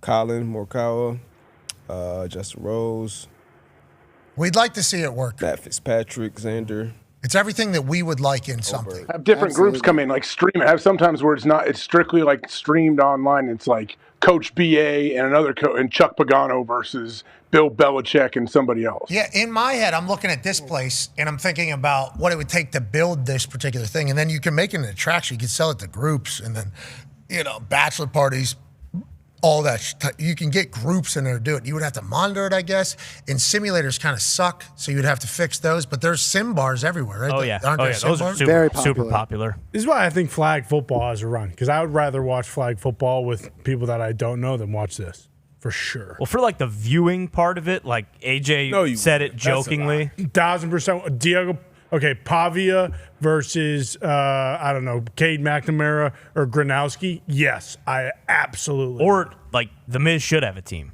Like Or The you Miz. got you put because right now we're just watching guys not play real golf who are pro golfers, and like everything kind of looks the same on the screen until they go up and do the putts. Like you need some people who love golf who suck to be DJ Khaled. exactly. Boom. Like he needs him Where they miss the Charles screen. Barkley. Yeah, him playing against like Rory's team Yes. or whatever. Like that would be entertaining. No, and you don't even have to have the pros do the close. Have there you go. The random people, celebs, if you will. They're the ones that have to hit it to the screen. Yeah. That has to be the only issue there. Or you're gonna kill some people. Yeah. Part of it. Oh yeah. Put a couple nets up. Yeah. That's TGL Everybody's football. got to wear a Move helmet. the tee box Everyone's closer. wearing helmets. All right, that's golf. We talked about it. 3 o'clock. It's hard to talk about it. Had to talk about it by talking about how bad of an idea it was to do what time you did it at. But we did talk about it because we would like it to succeed. Shout out to the TGL, another season. Yeah. Oh, yeah. Ladies and gentlemen, it's time to check the temperature of the NFL fan bases from around the world. I put a tweet out this morning saying, hey, we'd love to hear your overreactions on this second to last regular season overreaction Monday. Wow, let's take that in a little bit. Oh my gosh, this is crazy. We're already here. Let's enjoy every moment and let's enjoy every tweet that had hashtag I don't want to overreact. But Let's get to the first one here. This one's from Boston Connor. This guy's making a lot of appearances this year on this one. Hashtag I don't want to overreact, but Caleb's awesome. Bo Nix is a winner. Jaden Daniels is cool, but Drake May is the guy for the next 20 years. Can't believe I get to cheer for these two every time the Patriots take the football field. It gives me chills every single time, or every single game. Truly an honor. Shout out to the Patriots being all the way back, and Boston Connor getting a chance to enjoy this all. I don't know if you saw over the weekend, Ben Johnson was doing an interview with Tony Dungy and said one of the most influential coaches that he has ever had or worked alongside was Clyde Christensen. Obviously, we know Clyde Christensen from this program. I am a huge fan of Clyde Christensen. Sinson. We all are. Right. Mm-hmm. But people forget, Drake May was with Clyde Christensen his last year at North Carolina. Clyde Christensen told us as the draft was about to happen, Drake May's the guy. I mean, this is Peyton Manning and Andrew Luck combined. I don't know what else you can really do, is what Clyde told us. Then D-Buck goes and golfs with him, and D-Buck comes back and he goes, Drake, yep, he's number 1 overall pick. If Clyde Christensen, who has worked with everybody as quarterback coach and has literally had to take calls at 2, 3 a.m. from the greatest quarterbacks on earth and have answers for them, if he says he spent a year with this guy and says he's going to be a guy, and then around his brothers and around people and in competitive atmosphere, maybe some other people boozing, the way he operated and handled himself, he's a guy. It felt like those who knew Drake knew he was going to be like this, but nobody else kind of expected it. His footwork, he wasn't going to be able to develop. Were the New England Patriots going to be worth a fuck? You know, there were so many questions about it all, and now we're staring down a prodigy, basically, in Drake May. And he's still, how old? 23. Unbelievable what's happening up there. Congrats to you guys, Boston. Yeah, so cool. And you got to give some, or a lot of credit rather, to the Kraft family, just because they let go of Mayo, and now this whole thing has kind of started with Vrabel. But yeah, going back to what you said, I had a bunch of faith because of Clyde Christensen, him coming on before the draft in 2024, basically saying all those things what D-Bud said. And then last year, you know, that was the whole entire thing. His rookie year was every single game there was some sort of sign like, okay, this guy has it. This guy, he can move, he can make the tough throws, he can make the deep ball throws, and then Vrabel coming in, kind of uniting everything. That's why if you are a team, that stinks, but maybe has a guy at quarterback who's young. Maybe all it takes is 1 or 2 guys, a left tackle, by chance, maybe Will Campbell, a couple veteran signings in free agency, and then just the right guy at the helm like Mike Vrabel. I mean, it is just truly a dream, and I can't believe, like, I was even sitting here before the show saying, holy shit, like, the playoffs are in 2 weeks. Like, yes, it sucks that the overreaction Monday, this is the second last one, and we only have one more of the regular season, but as one of those teams that gets to actually go for a Lombardi, I can't wait for meaningful football. Hey, welcome back for you guys. Oh, yeah, good to be back. It'd be great to be there with you. Mm-hmm. It'd be really fun. Maybe 3 years. Let's go. The next overreaction is from KC Jones at KCK Jones 14. Hashtag I don't want to overreact, but take me behind the shed and put me done. Then if Todd Bowles is still the head coach for Tampa after January 5th, dig up my body and shoot me twice. I'm done. New year, same Bucks next year. Hashtag crew, hashtag fire the cannons, and hashtag fire the coach. Okay, Bowles doesn't have a lot of favor down there. This feels like a pretty big collapse. This feels like a pretty big collapse. You know, we talked about some teams that were in a great spot, maybe middle of the season, and then here we find ourselves in not so great. Colts, Packers, couple injuries, and then this Bucs team. What the fuck is going on? I don't think any of us fully comprehend what's taking place. Debo, what are your thoughts on the Bucs team? Because I know a lot of the players that are playing when I'm watching them play. Yeah. I'm like, I know him. He's good. He's good. They've been good. Just it's not coming together for some reason. What are your thoughts? I mean, it's wild because we've had BA in here all year long, so he's obviously tightly connected with the organization as well. So you hear some things from him where it's going good. You know, they're winning close games, they're winning walk-off games, they're making the right plays. And you're like, okay, this is a good team, and they're doing that despite of all these injuries with a lot of these players that you're mentioning. And then you get a lot of these players back kind of one by one, and they start playing worse down the stretch when you want to be playing your best ball. It's very concerning, and if I was a fan of the Bucs, I'd probably be feeling the same way about my head coach. And you heard Todd Bowles, too, maybe last week after the game when he just came out and just talked like you've never kind of heard Todd Bowles speak in public. That was a loud siren as well. I'm worried about him, Age. I'm worried about it. They're calling him the sucking ears again. Ooh, I don't like that. I don't like that. Yeah, what do you think of Shefty? Shefty's saying he doesn't was he saying that Baker may be playing hurt because of stuff he has heard, or is he just saying he's guessing, hey, there has to be a reason why this team isn't playing well? If Schefter's saying it, I'm assuming it's something he's potentially heard. You know, like we got to take that with everything that Schefter says. We have to assume it's coming from a place in which he has some information that we don't have. right? We have to take that with Schefter. That's part of the insider game. That's why he's, not really paying attention to anything. Yeah, Okay. Yes. So got to take this. That's his life. Trying to take a shower, wiping the steam off the shower, trying to look at what his new text was. Yeah. Oh, gotta get this. Currently washing my ass. Okay. I'll break it. Huh? Is that 2 years or 3? Come on! Oh, I gotta finish my shower. That's his life. Yeah. He's committed to it full time. So anytime he's speaking about anything, one of these was something about it, That's even if it's from another place, that place, somebody that played the place. Like, I just assume he is a constant stream of intel, Shefty.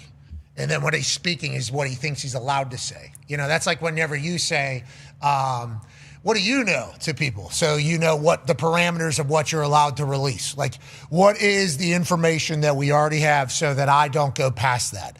Feels like Schefter sets those parameters a lot on what we hear, what we don't hear, what we know, what we don't know. So that's like, anytime he says anything, I'm thinking there's some shit. Educated guess, probably. Yes, especially if you had those contexts. I mean, I don't want to talk about it too much, but like us getting to talk to these coaches before these games, holy fuck.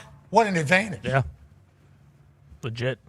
If you get a chance to talk to the team about what they're thinking and how what an advantage that is. Schefter has that with every team, right? Yeah. Yeah, I think so. Front office people everywhere, yeah. Well, Baker, we know he threw his shoulder out against the Rams, so he might just be saying, like, hey, he only missed the second half against the Rams at SoFi, and then after that, he never really missed any time, so he could just point to the left shoulder. But to D-Butt's point, and you've said it a lot, it's week 18. Like, how many guys on every team aren't hurt? I mean, I know Josh Allen's hurt. Josh Allen's gone hurt in damn near every single game. And, like, you never see anything about that. And then, we talked about it as well with, what's his name? Herbert and Rodgers. I mean, they have broken, and Rodgers missed a game. Herbert had surgery on a Monday or on a Tuesday, and he played on a Monday. So it's like, I get the hurt thing, but this has been a historic collapse. It's not as if this was just recently. And they're a fun team. I think we like the Buccaneers. Yeah. Vita Vea on the defense side, he's fun. Sure. Mike Evans, he's fun. Wirfs. Baker Mayfield, fun. Wirfs, fun. Ibuka was fun. It was. Warren Winfield. Yep. Fun. Bucky Irving. Yeah. It's a fun team. Tom Moore. Fun team. They were. Yeah, I stink. They suck. Hey, they still No, got they're a no chance. Funneers. Still got a chance. There's a host a playoff game. Winner That's right. gets Seattle or San Fran. Hey, chip in a chair, brother. That's right. That's all you need. It's a long flight. I don't love more it. than that. We lost our playoff opportunities the night before the game. And everybody's saying, well, why the fuck's Phil Rivers playing? I had a thought, though, like, because you guys came out hot. I was like, oh, the Colts are used to playing with no playoffs in the future. So, like, they played really good. No. And then The reason why they played really good is because Phil Rivers cut a fucking promo before the game to the boys that motivated them about being kids and playing football. And does it matter? Yes, it does matter. And it always will matter because it's the sport we're representing out here. And then he was introed last. First time he's ever got the opportunity to really experience a thank you from Lucas Oil Stadium, from the Loud House. And I'll tell you what, big thank you, Bob, for Phil Rivers. It wasn't just for what he did this year coming out of retirement. It was for like 2020. He never got to experience it. I felt like we all had it. I got a little emotional for Phil. Came out last, They announced Jonathan Taylor, and I'm like, holy fuck, they're letting Phil go last year. And then he comes out, and I think everybody in there was like, hey, not for this year. Obviously, thank you for this year, but we never got to say it. Thank you for COVID, too. And I think he took it in a little bit. Now he's in front of his entire team. He's in front of his entire boys were there. Would have been cool to get a win. It's bonus games. That's right. Yeah. Never saw these coming. He said, don't make the fucking movie. We got to win a game to make a movie, True. Not an Indy. All right. You need to stop it. They don't give a fuck. Big three are in the middle of it. They're going to have to make a big decision. Yeah. Carly, Casey, and Kalen, welcome to being owners in the NFL. If you stick with the operation this offseason, that's a huge decision. Huge decision that's going to be judged. If you decide to move on, that's a lot of decisions that you have to make, and you have to get them all right. But I think they're ready. They're prepared for it. Welcome to the biz, though. Welcome to the biz. Exactly. Clock's Fucking ticking. melt. Huh? What a fucking melt. Historic melt. Six Fibula. straight. We all learned about it at the same time. Is that fibula? Off a bye. You gotta, it's football. So what now? Long season, huh? I mean, is there anything wrong with him? No, he's good. So, what I think he's going to be fine. With Shefty, I think he should be. He'll be managing it. It'll be okay. Oh, yes, you're right, AJ. Maybe Shefty doesn't know what the fuck he's talking about. Should be good to go for the start of the season. You said he had a broken leg. That seems like something you would have to deal with. He's got a broken leg. He's got a torn Achilles. Yeah, he's a free agent. He'll be back for the beginning of next year, and it'll go well because it's Danny Dimes, and we appreciate Danny Dimes, and I like Danny Dimes to stick around. Yeah, I would like Danny Dimes to stick around. Yes. But it's like, what is the whole thing? What's the contract? What is everything? What's the deal look like? Yeah. We don't have one, so like, who are we? Do we got pieces? Oh no, that is a shame. Alec Pierce. His contract's up, I think. He's a good weapon for us. We like him. He's going to get a lot of money. Jonathan Taylor's going to want a new deal.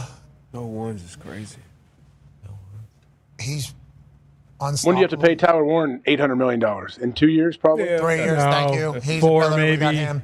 Quentin Nelson makes another Pro Bowl. He was willing to fight a couple people for Phillip Rivers. I appreciate that. Phil Rivers guide John while they're walking. Quentin Nelson walks next to person in between Phil and person, just kind of like a little quick walk. I'm like, I like that. I like what we're doing there. Got a couple pillars, we can build around going forward. Do you bring Phil back? Would you like my opinion? Yeah. Fucking right. Okay. They're not even bringing him back for the last game of the season. Well, They're not? We'll see what Riley's able to do. Riley start? I think Phil should play the last game. I don't get it. Okay, so it sounds like you're being a condescending prick right now. No, I'm absolutely not. If Phil was on the team, why isn't Phil playing? So I don't know. You think he's going to be? I don't know. That's a good point. He misses the headset, man. He's going to grab the headset, call plays. Maybe they didn't want to send him out on his deathbed against the Texans. Well, why did he play this game then? We're already out of it. Well, Might because start Riley this exactly. Riley didn't get any starting reps all week. Phil took all the reps. Oh, okay, I get it. Because there was still a chance. But I mean, fuck it. Send him home like Max. Yeah, they don't care. So you want to throw Riley to the Wolves then? Yeah. To the Texans? I mean, what are we doing? He's a tough kid. I will say, great deep ball. He is. Yeah. He threw a great Hail Mary. He did. Gave him a chance. He gave him a chance. How to move He did her. huck that thing. What happened? I'm not going to get into it. What do you mean? I believe commentator thought that maybe there was a curtain call for Phil Rivers. That's why they're bringing Riley I in. can't remember if it was Red Zone or I was watching the actual game. They said, I think it was Red Zone. Taking out. Take a bow. You heard it too then. Taking out Phil for Yeah. curtain call. It's like, I don't think so. 6-point game. I was kind of confused by that. Okay, so yeah, you heard it then. It's football. We're all trying. But on that note, A lot of announcers sucked yesterday. Yeah, and normally they're so freaking good. yeah. Well, that's the thing is everybody thinks we suck too, so it's hard for me to judge. Well, I anybody. do, so I can admit it. These people won't admit it. Okay, and I think that is our difference. We admit that we suck on a daily basis, but we appreciate everybody that follows along. And on that note, if you'd like to hear us impersonate ass and cheeks as we call a game, we'll be on New Year's Eve, ESPN2, and New Year's Day, 4 p.m., ESPN2, as Field Pass continues to travel the college football playoff, both at the Cotton Bowl, as the Miami Hurricanes, who just beat Texas A&M in a windstorm down there in College Station, will take on the reigning national champion Ohio State Buckeyes, and at the Rose Bowl, Alabama, who just beat Oklahoma after a 17-point comeback in the second half, will take on the Indiana Hoosiers, who are the only team in America that is undefeated. The reigning, defending Big Ten champs get their first college football playoff action in the Rose Bowl. They haven't been there forever. Love what's going on. It's going to be a lot of talking, and we're going to sound bad for a lot of it, but you can enjoy it alongside of us. Let's get some more overreactions. This one's from a Greek man from Baltimore, John Minodakis. Hashtag I don't want to overreact, but Sunday's matchup is a true loser leaves town match between Harbs and Tomlin. Miss the playoffs and be gone from the territory. On that note, hope Tone Diggs can refer Mike a good moving company. Ravens about to smack the Steelers on Sunday night, says Jimmy's famous seafood, which we will say stinks. What? That is not what we were going to say. It ain't as good as Big Mike McCarthy's cheese. I'll say Big Mike McCarthy's meat and cheeses were certainly a home run. But anytime Jimmy's delivers to the building here, which they can serve nationwide, by the way. Yeah. They get the best crab cakes on earth, and they can serve you wherever. They will ship it directly to your house. It's actually an incredibly delightful presentation when it shows up. The people that are doing it, though, just know that they're hoping that Mike Tomlin and the Pittsburgh Steelers have the worst Sunday in the history of Sundays. That's what type of operation they're running over. I'll say this. Minodonkus sent me like a little shot glass from Jimmy's for Christmas. I spin in it, and then I smashed it on the floor. Okay, Smart. Just so he knows that. I told him already, but just so he knows that. I didn't know if he spin in it, rewrapped it, and shipped it back. That would have been interesting. Next year. I don't know if he's going to send you one next year. I hope not on a Christmas list. But to his point, I Kobe. said this earlier. If this truly was, and if like the NFL had bowl games, this would be a good idea for this week 18. Losing head coach gets fired. Winning team obviously goes to the playoffs. I think, win or lose, I think both fan bases would be happy. Oh, how the North has fallen. It's a shame. Yeah. Reminds me of that Mama's dinner table match. Yes, exactly. Winner gets the bomb. OCW classic. Yeah, that one baby didn't have mom or Yeah, test tube baby. Yeah, test tube baby. Denied. Versus Kind of created in a lab. That's our champion. Yeah, he resented the champion. Kind of like Derrick Henry, created in a lab. What? Maybe, actually. Let's get to the next overreaction. I mean, OCW championship was worth it all, too. History repeats itself, man.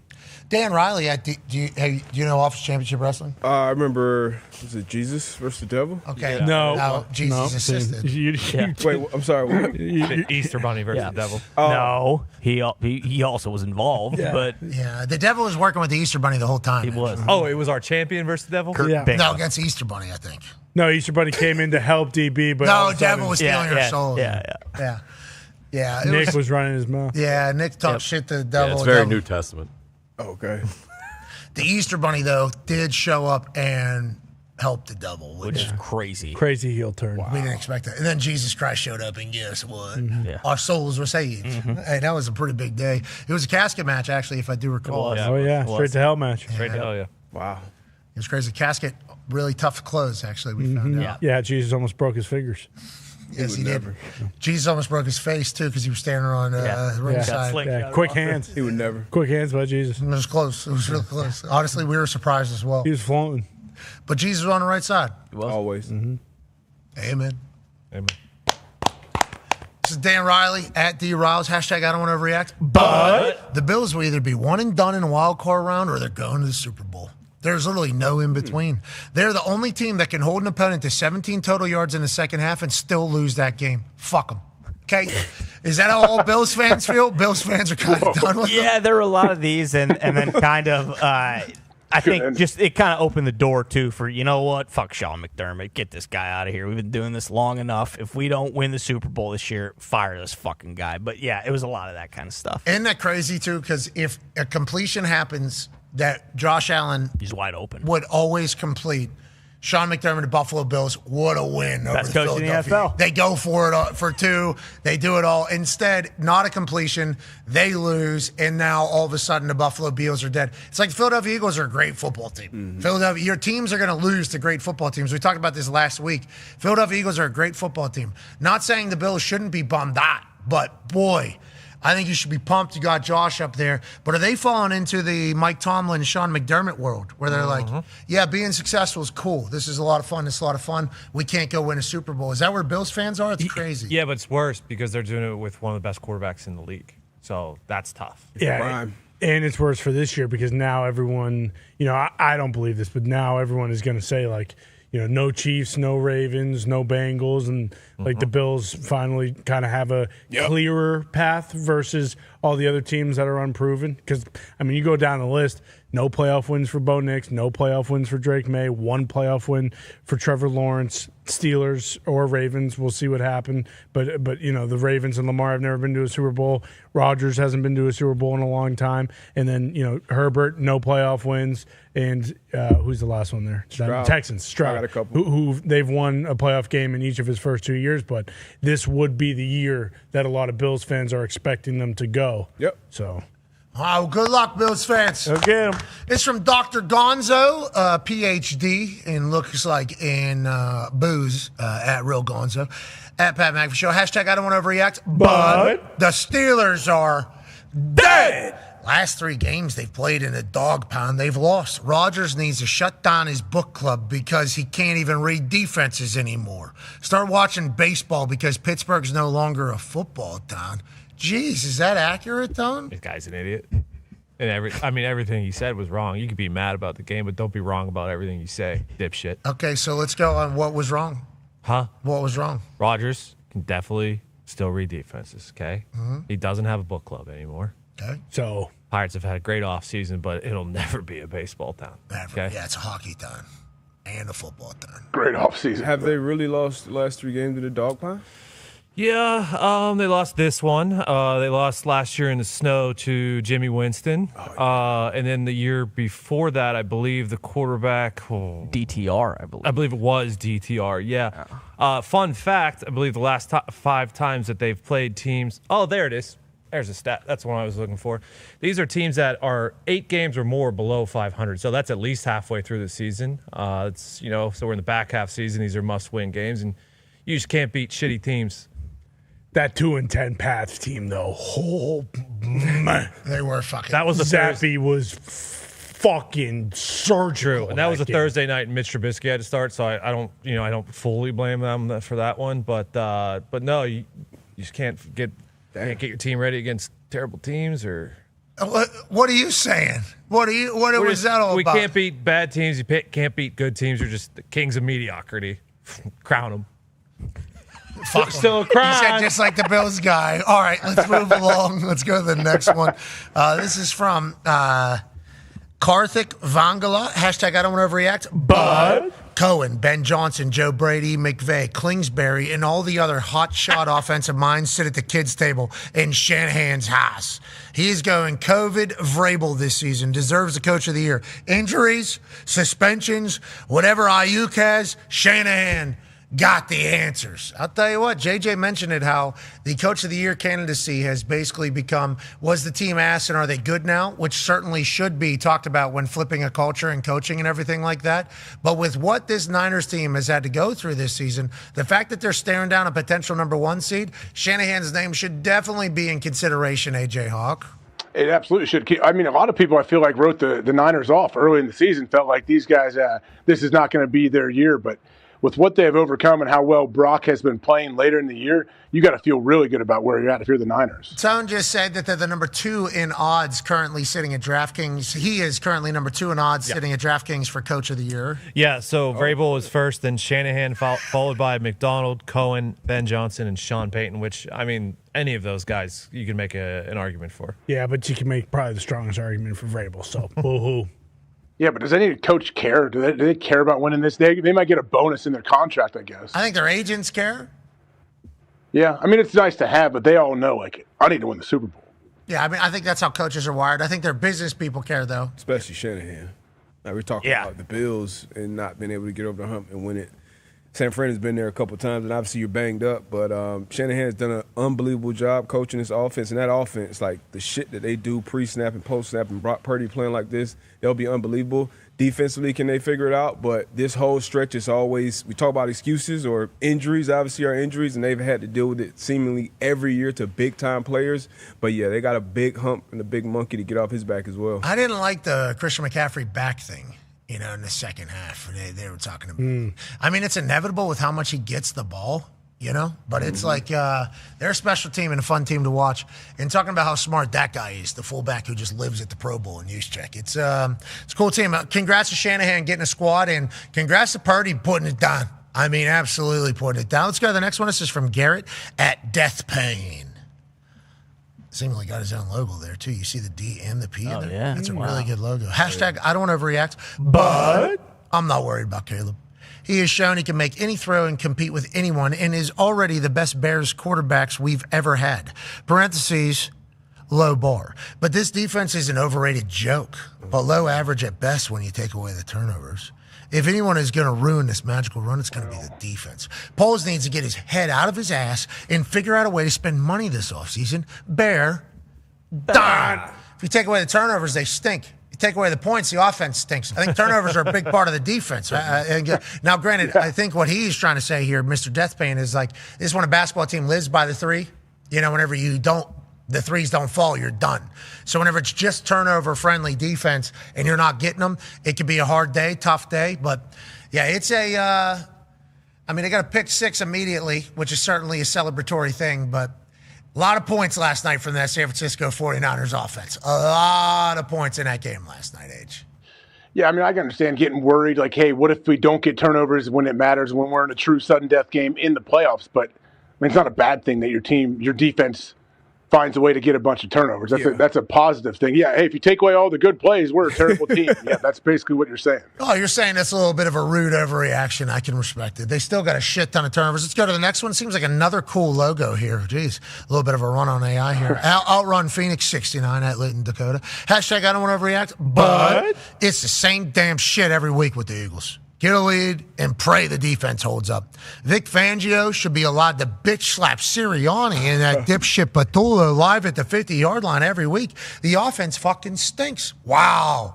A lot of that coming out, I assume? Yeah, a lot of that. No one really happy that they won, even though as the Eagles have continued to win and their offense might not look good, I'm starting to come back around. I'm like, man, this team really could win the Super Bowl, but their fans don't feel that way. They kind of always have hated Sirianni's guts, even when he won the Super Bowl, and Patullo's just the newest kind of toy that they can really, hey, we got somebody. We got a guy we can just fucking shit on every single week, which I think they need. Jalen Hurts, it's good for the Philly culture. Right. 0 for 7 in the second half. I guess he becomes like the first quarterback that has no completions in the second half to win a game, blah, blah, blah, blah, blah, all that type of stuff.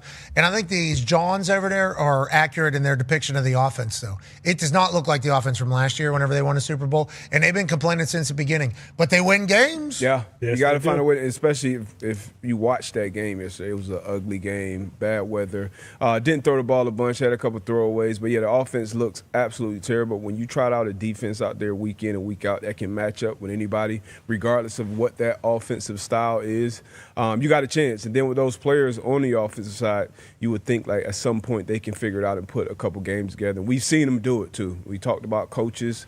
They got great coaches on both sides of the ball. So I'm still not out on the Eagles. Yeah, me neither. And also, most important time, maybe they dial it up. Maybe they're getting too used to the confetti in the spotlight that they need it. They fiend for it. That's when they play their best. Sirianni's talking his shit out of the game. Missed the locker room. Sure. You saw that, H? Yeah. Yeah. Oh, yeah. A.J. Brown's like, Coach, we're going this way. Oh, yeah, that's right. I was watching A.J. Brown the whole time. Yeah. See if he was going to get in on it. Good pile on, guys. We started measuring guys. Yep. All right, Coach. Yep. See. Oh, fuck. Going this way. Got it. Every time I watch, it's better. Fucking that locker room has been there for 60 years. That is where that has been. He's been in and out of that locker room 7 times that day alone, probably. Sorry, he's locked in on talking this shit. I mean, that's Sirianni football. That's Sirianni. He's just walking right out of this stadium. He's going right to the bus. That is literally the exit right there. Yeah, right out at the top of that tunnel. Interesting dynamic there, coming out and going in the same way. Yeah. That new stadium should be spectacular. Hopefully, they still have that fight factory. Yeah. For pre and post games where everybody's coming in the same. Almost another one this weekend. Yeah. Offensive lineman was walking out. Spencer Brown. Yeah, he and a couple of D linemen were getting into it. It's like, I can't believe that is still how that whole thing goes. That's crazy. Good chivalry up there. Let's move along. This is from Aaron Bag, I assume. Airbag. Hashtag I don't want to overreact. But once again, the Colts stink. And collapsed late in the season and missed the playoffs. It's time for Carly to send Osama bin Ballard and Coach Stinking out of Indy and straight into the burning sun. Let it fry just like they fried our happiness for 9 years. That's not his name. That is not Chris Ballard's name or Steichen's name. And I would like to say that I know there's a lot of teams that have excuses seemingly every year for why their team's not good. There are a lot of excuses for the Chris Ballard era of why there hasn't been success. But boy, it's just one after another. It's like, is this guy cursed then? Is it more like cursed Ballard as opposed to Chris Osama bin Ballard? Yeah. Is it maybe cursed Ballard? I'm not 100% sure. And then Shane Steichen, I guess, whenever Dimes was playing quarterback and he had a quarterback that understood everything was going on, we're the number one offense in football. He was Coach of the year candidate. Yeah. What are we talking about? Yep. But is it every year there's going to be something, and is it like, do you need a restart? Your starting quarterback does get hurt every year. That is a tough coaching situation to be in.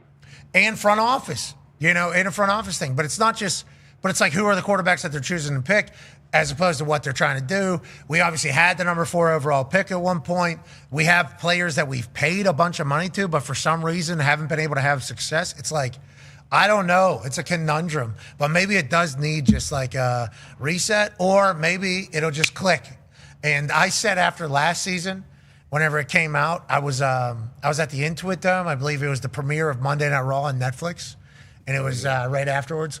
And I was talking about how it feels like what the Colts currently have going on. This was last season with everything that was coming out about being late, missing this and skipping this and basically not being professional athletes and then collapsing the way that they did and how they did. And me talking about it obviously didn't make any friends in the locker room, kind of exposing the lack of professionalism that was happening there. But it was like, in my eyes, I thought everything that was in that building was going to be tough to fix because it's already been a culture. Guys are under their second contract in this shit. Ballard's been here 9 years, 10 years. That's 2 contracts of like his guys. So it's like, how do you change the culture in the building? So I thought it was impossible to be able to do that without a reset. Then they bring in Danny Dimes. They bring in a couple other guys. Then the word out of camp is like, hey, these dudes are actually, all they needed was just a little optimism that they could win. And it was like everything was going right this year. And it's like, okay, they did figure it out. And then all of a sudden get an injury to the quarterback, get a couple other injuries, and it's over again, and they just look like ass. And now they're going to lose 8 straight. It's like, did we just go immediately back to what we were last year as soon as Danny Dimes got hurt? What does that mean? And what does that say? It's like, I don't know. I don't know how they fix it. I genuinely don't know. I don't know how it goes. But it feels like every year there's a genuine reason for why the Colts are ass. But what a tough offseason. I guess not tough, but like there's like tough decisions to be made for the big three in their first offseason to where their dad is not around. yeah, right in it. Right in it. I mean, this is huge decisions. Go for it. It's ownership, baby. That's a big part of the game. And the clock's ticking. We need 2 more Super Bowls in the next 4 years. That's why I think you just ride Ballard and Steichen out one more year. I genuinely believe in the vision. We saw it this year. They like their guys. And I like their guys. They became really bad really quick, though. Very quickly. I mean, like, as soon as there was a hint that, like, you guys might be asked, like, Adversity. you got it, we'll take it. No, it wasn't a slow crash, no. No, it's we're ass now. Tough schedule. Yeah. Yeah, we play a lot of good teams. Yeah, tough second half. Oh, you didn't hear? You guys get to just play the Cardinals every game next year. Boom. So maybe Titans mixed in. Yeah. Well, we got them twice. Shout out Trey McBride. All-time receptions leader in a single season. Good football player. Great football player. Hell yeah. Doesn't help that the Jags look like they're going to be a pretty solid squad the next 5 to 10 years. Yeah, in Houston. Yeah, that's why you kind of have to hit the reset. Like, is there any other? Maybe the Steelers, but I feel like there are a lot of people who would still be okay with Tomlin coming back. Like, if they retain both Steichen and Ballard, I feel like the entire fan base will be. Yeah, we got to remember the entire fan base was already. Yeah, exactly. So you're kind of in a lose-lose. No, I think it's like 92% negativity going into the season was that one place's poll. Yeah. Now, who are the people that are reading that place and voting? Oh, were they right? Exactly. I started thinking about them the other day. I'm like, they knew it. Can't have that. They knew that we weren't going to be able to withstand anything like that. Because you look at the Niners, and obviously Brock Purdy got hurt. Then they put Mac Jones in. Then Brock Purdy comes back. But they lose 2 of their stars on the defensive side. And it wasn't just like, let's quit. You know, it was like, let's play a little football here. Let's win some games. Yeah. I haven't seen a lot of people do a lot of good football for the Colts in a while. It was a bummer. I took my shirt off in the stadium yesterday. Yeah. What happened to the run game? Exactly. What the fuck happened? JT got him sweet gifts. He did do that, but I mean, Jesus. What did he get him? Did you get him fossils? No. I think like side by side. Side by side, yeah. Sweet. I got little trucks, right? One of the little trucks. The names confused me last week. I don't know what they're called. The Matt Rules? Those were cool. Yes. Yes. The Matt Rules. Okay. I saw him, Scott. What's he doing? What do you mean? What's he doing? He was on a zip line. Yeah, I know he was on a fucking zip line. I saw it. Believe He's recruiting. It was awesome. Yep. Always be recruiting. That was the hardest I've laughed in a long time. A long time.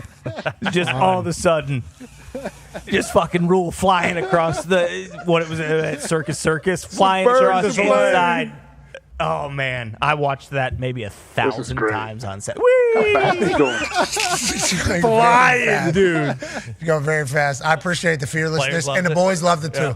The boys loved it. So, you know who's? You know, we talked about that quarterback going in. There's conversations about him going back to Nebraska potentially. Oh, is there? I think so. So that was like a situation where you go test the waters and you're getting a lot less than you were supposed to. Oh, it's a Maliava situation. No, we don't know about any of that. I'm just saying I think people in Nebraska have not given up hope that he comes back to Nebraska. Okay. I don't know. They still want him back? Wow. I wouldn't want him back. Kick rocks. Fired his uncle, right? Yeah. Yep. All right. Last overreaction. Coach Rule, we like what you're doing out there. It's from Jacob James, James _59. Hashtag I don't want to overreact, but in a must-win game, you could bet the house, the kids, the fate of the fucking world on the Panthers losing. Fuck. All right, you got a big one this weekend, buddy. Sounds like you can bet it all. He already knows. Good luck, brother. Good luck to all parties. With you. We appreciate you all for hanging out with us today. It is 3:56 Eastern. That's a pretty good little day here. Mm-hmm. Good little show. We only got a couple of these left. I know. It's almost off-season time. If this goes in, yet. it's good off-season. Okay. Shit. Almost. Wait. It might land on the. Oh. We do play it. Shit. Oh, no. There's a bunch of shit this It was offseason. right on line, though. Right on Terrible line. off season. We got the World Cup. Got the Olympics. Fucking World Baseball Classic. Yeah, this is. So I need the international ball. Plus, International, yep. we forget playoffs is like 6 weeks long somehow. XFL. That And the NBA. the draft. Is the USXFL happening? I saw AJ McCarron's got a team. Yes. He Teddy says, Ginn. Teddy Ginn's got the Columbus Aviators, too. They're bringing a squad to Columbus. where are you guys Ricky playing? At high school? Horseshoe. Crew Stadium. The old Crew Stadium they're playing. Really? Nice place. Yeah. Let's go. I'm excited to Yeah. see if it works. They got the guy from Noble. What's his name? Mike. Rapoli. There it is. There it is. I saw him cutting a promo at some press conference thing talking about the USXFL is about to be the best ulterior something. He was really getting after it. He was jacked up about it, so I was pumped to see that there was good energy behind it. My first and only request would be let's make sure that there's self-awareness on that team. Mm-hmm. All the teams. Yeah. We're holding that. Okay. Well, I'm holding out my eyes from watching. Okay. I'm not doing it. This is the year we go all in. They didn't want the pizza, right? The kid didn't. They didn't want pizza. That was a different that was league. a coach. Oh, that was a different league. Yeah. Yeah, that league, I guess, didn't even pay hotel bills. Correct. Mm-hmm. It's a Sycamore situation. If this goes in, it's going to be a great USXFL league. Oh, yeah. Hell yeah. Just like I fucking thought. Just like I thought. It's gone. I think it's going to roll out of the whole Thunderdome. Oh, man. I'm watching the USXFL this year. What is your team, the Columbus Aviators? Ted Ginn? Yeah. Yep. What's AJ McCarron's team? The Birmingham Stallions, I think. Mm-hmm. That's a good squad. I'm taking them. Who's your team, Foxy? Michigan Panthers are dead, so I'm out on the league. Oh, wow. We were in the finals last year. They could have won the whole damn thing, and now they're We not knew even a that. team. Really? Yikes. From the finals? Yes. Puka's brother was our best player. Oh, well. All right. We got Monday Night Football game tonight. Let's go ahead and pick that. Wait. AJ, I beat you this weekend. What's going on? No, AJ, no. I beat you this weekend. Pretty good. We're staring down a potential tie here, AJ. Okay, I okay. seen it pretty good. 8-6-1. You were 5-9-1. No chance to come back. I appreciate what we got going on. This will move me to 7-8-2 on the season. Obviously, you 8-7-2. It all comes down to week 18. How it's supposed to. That's exactly how it's supposed to be, AJ. Tonight, Los Angeles Rams, Matthew Stafford, potential MVP candidate, takes on the Atlanta Falcons.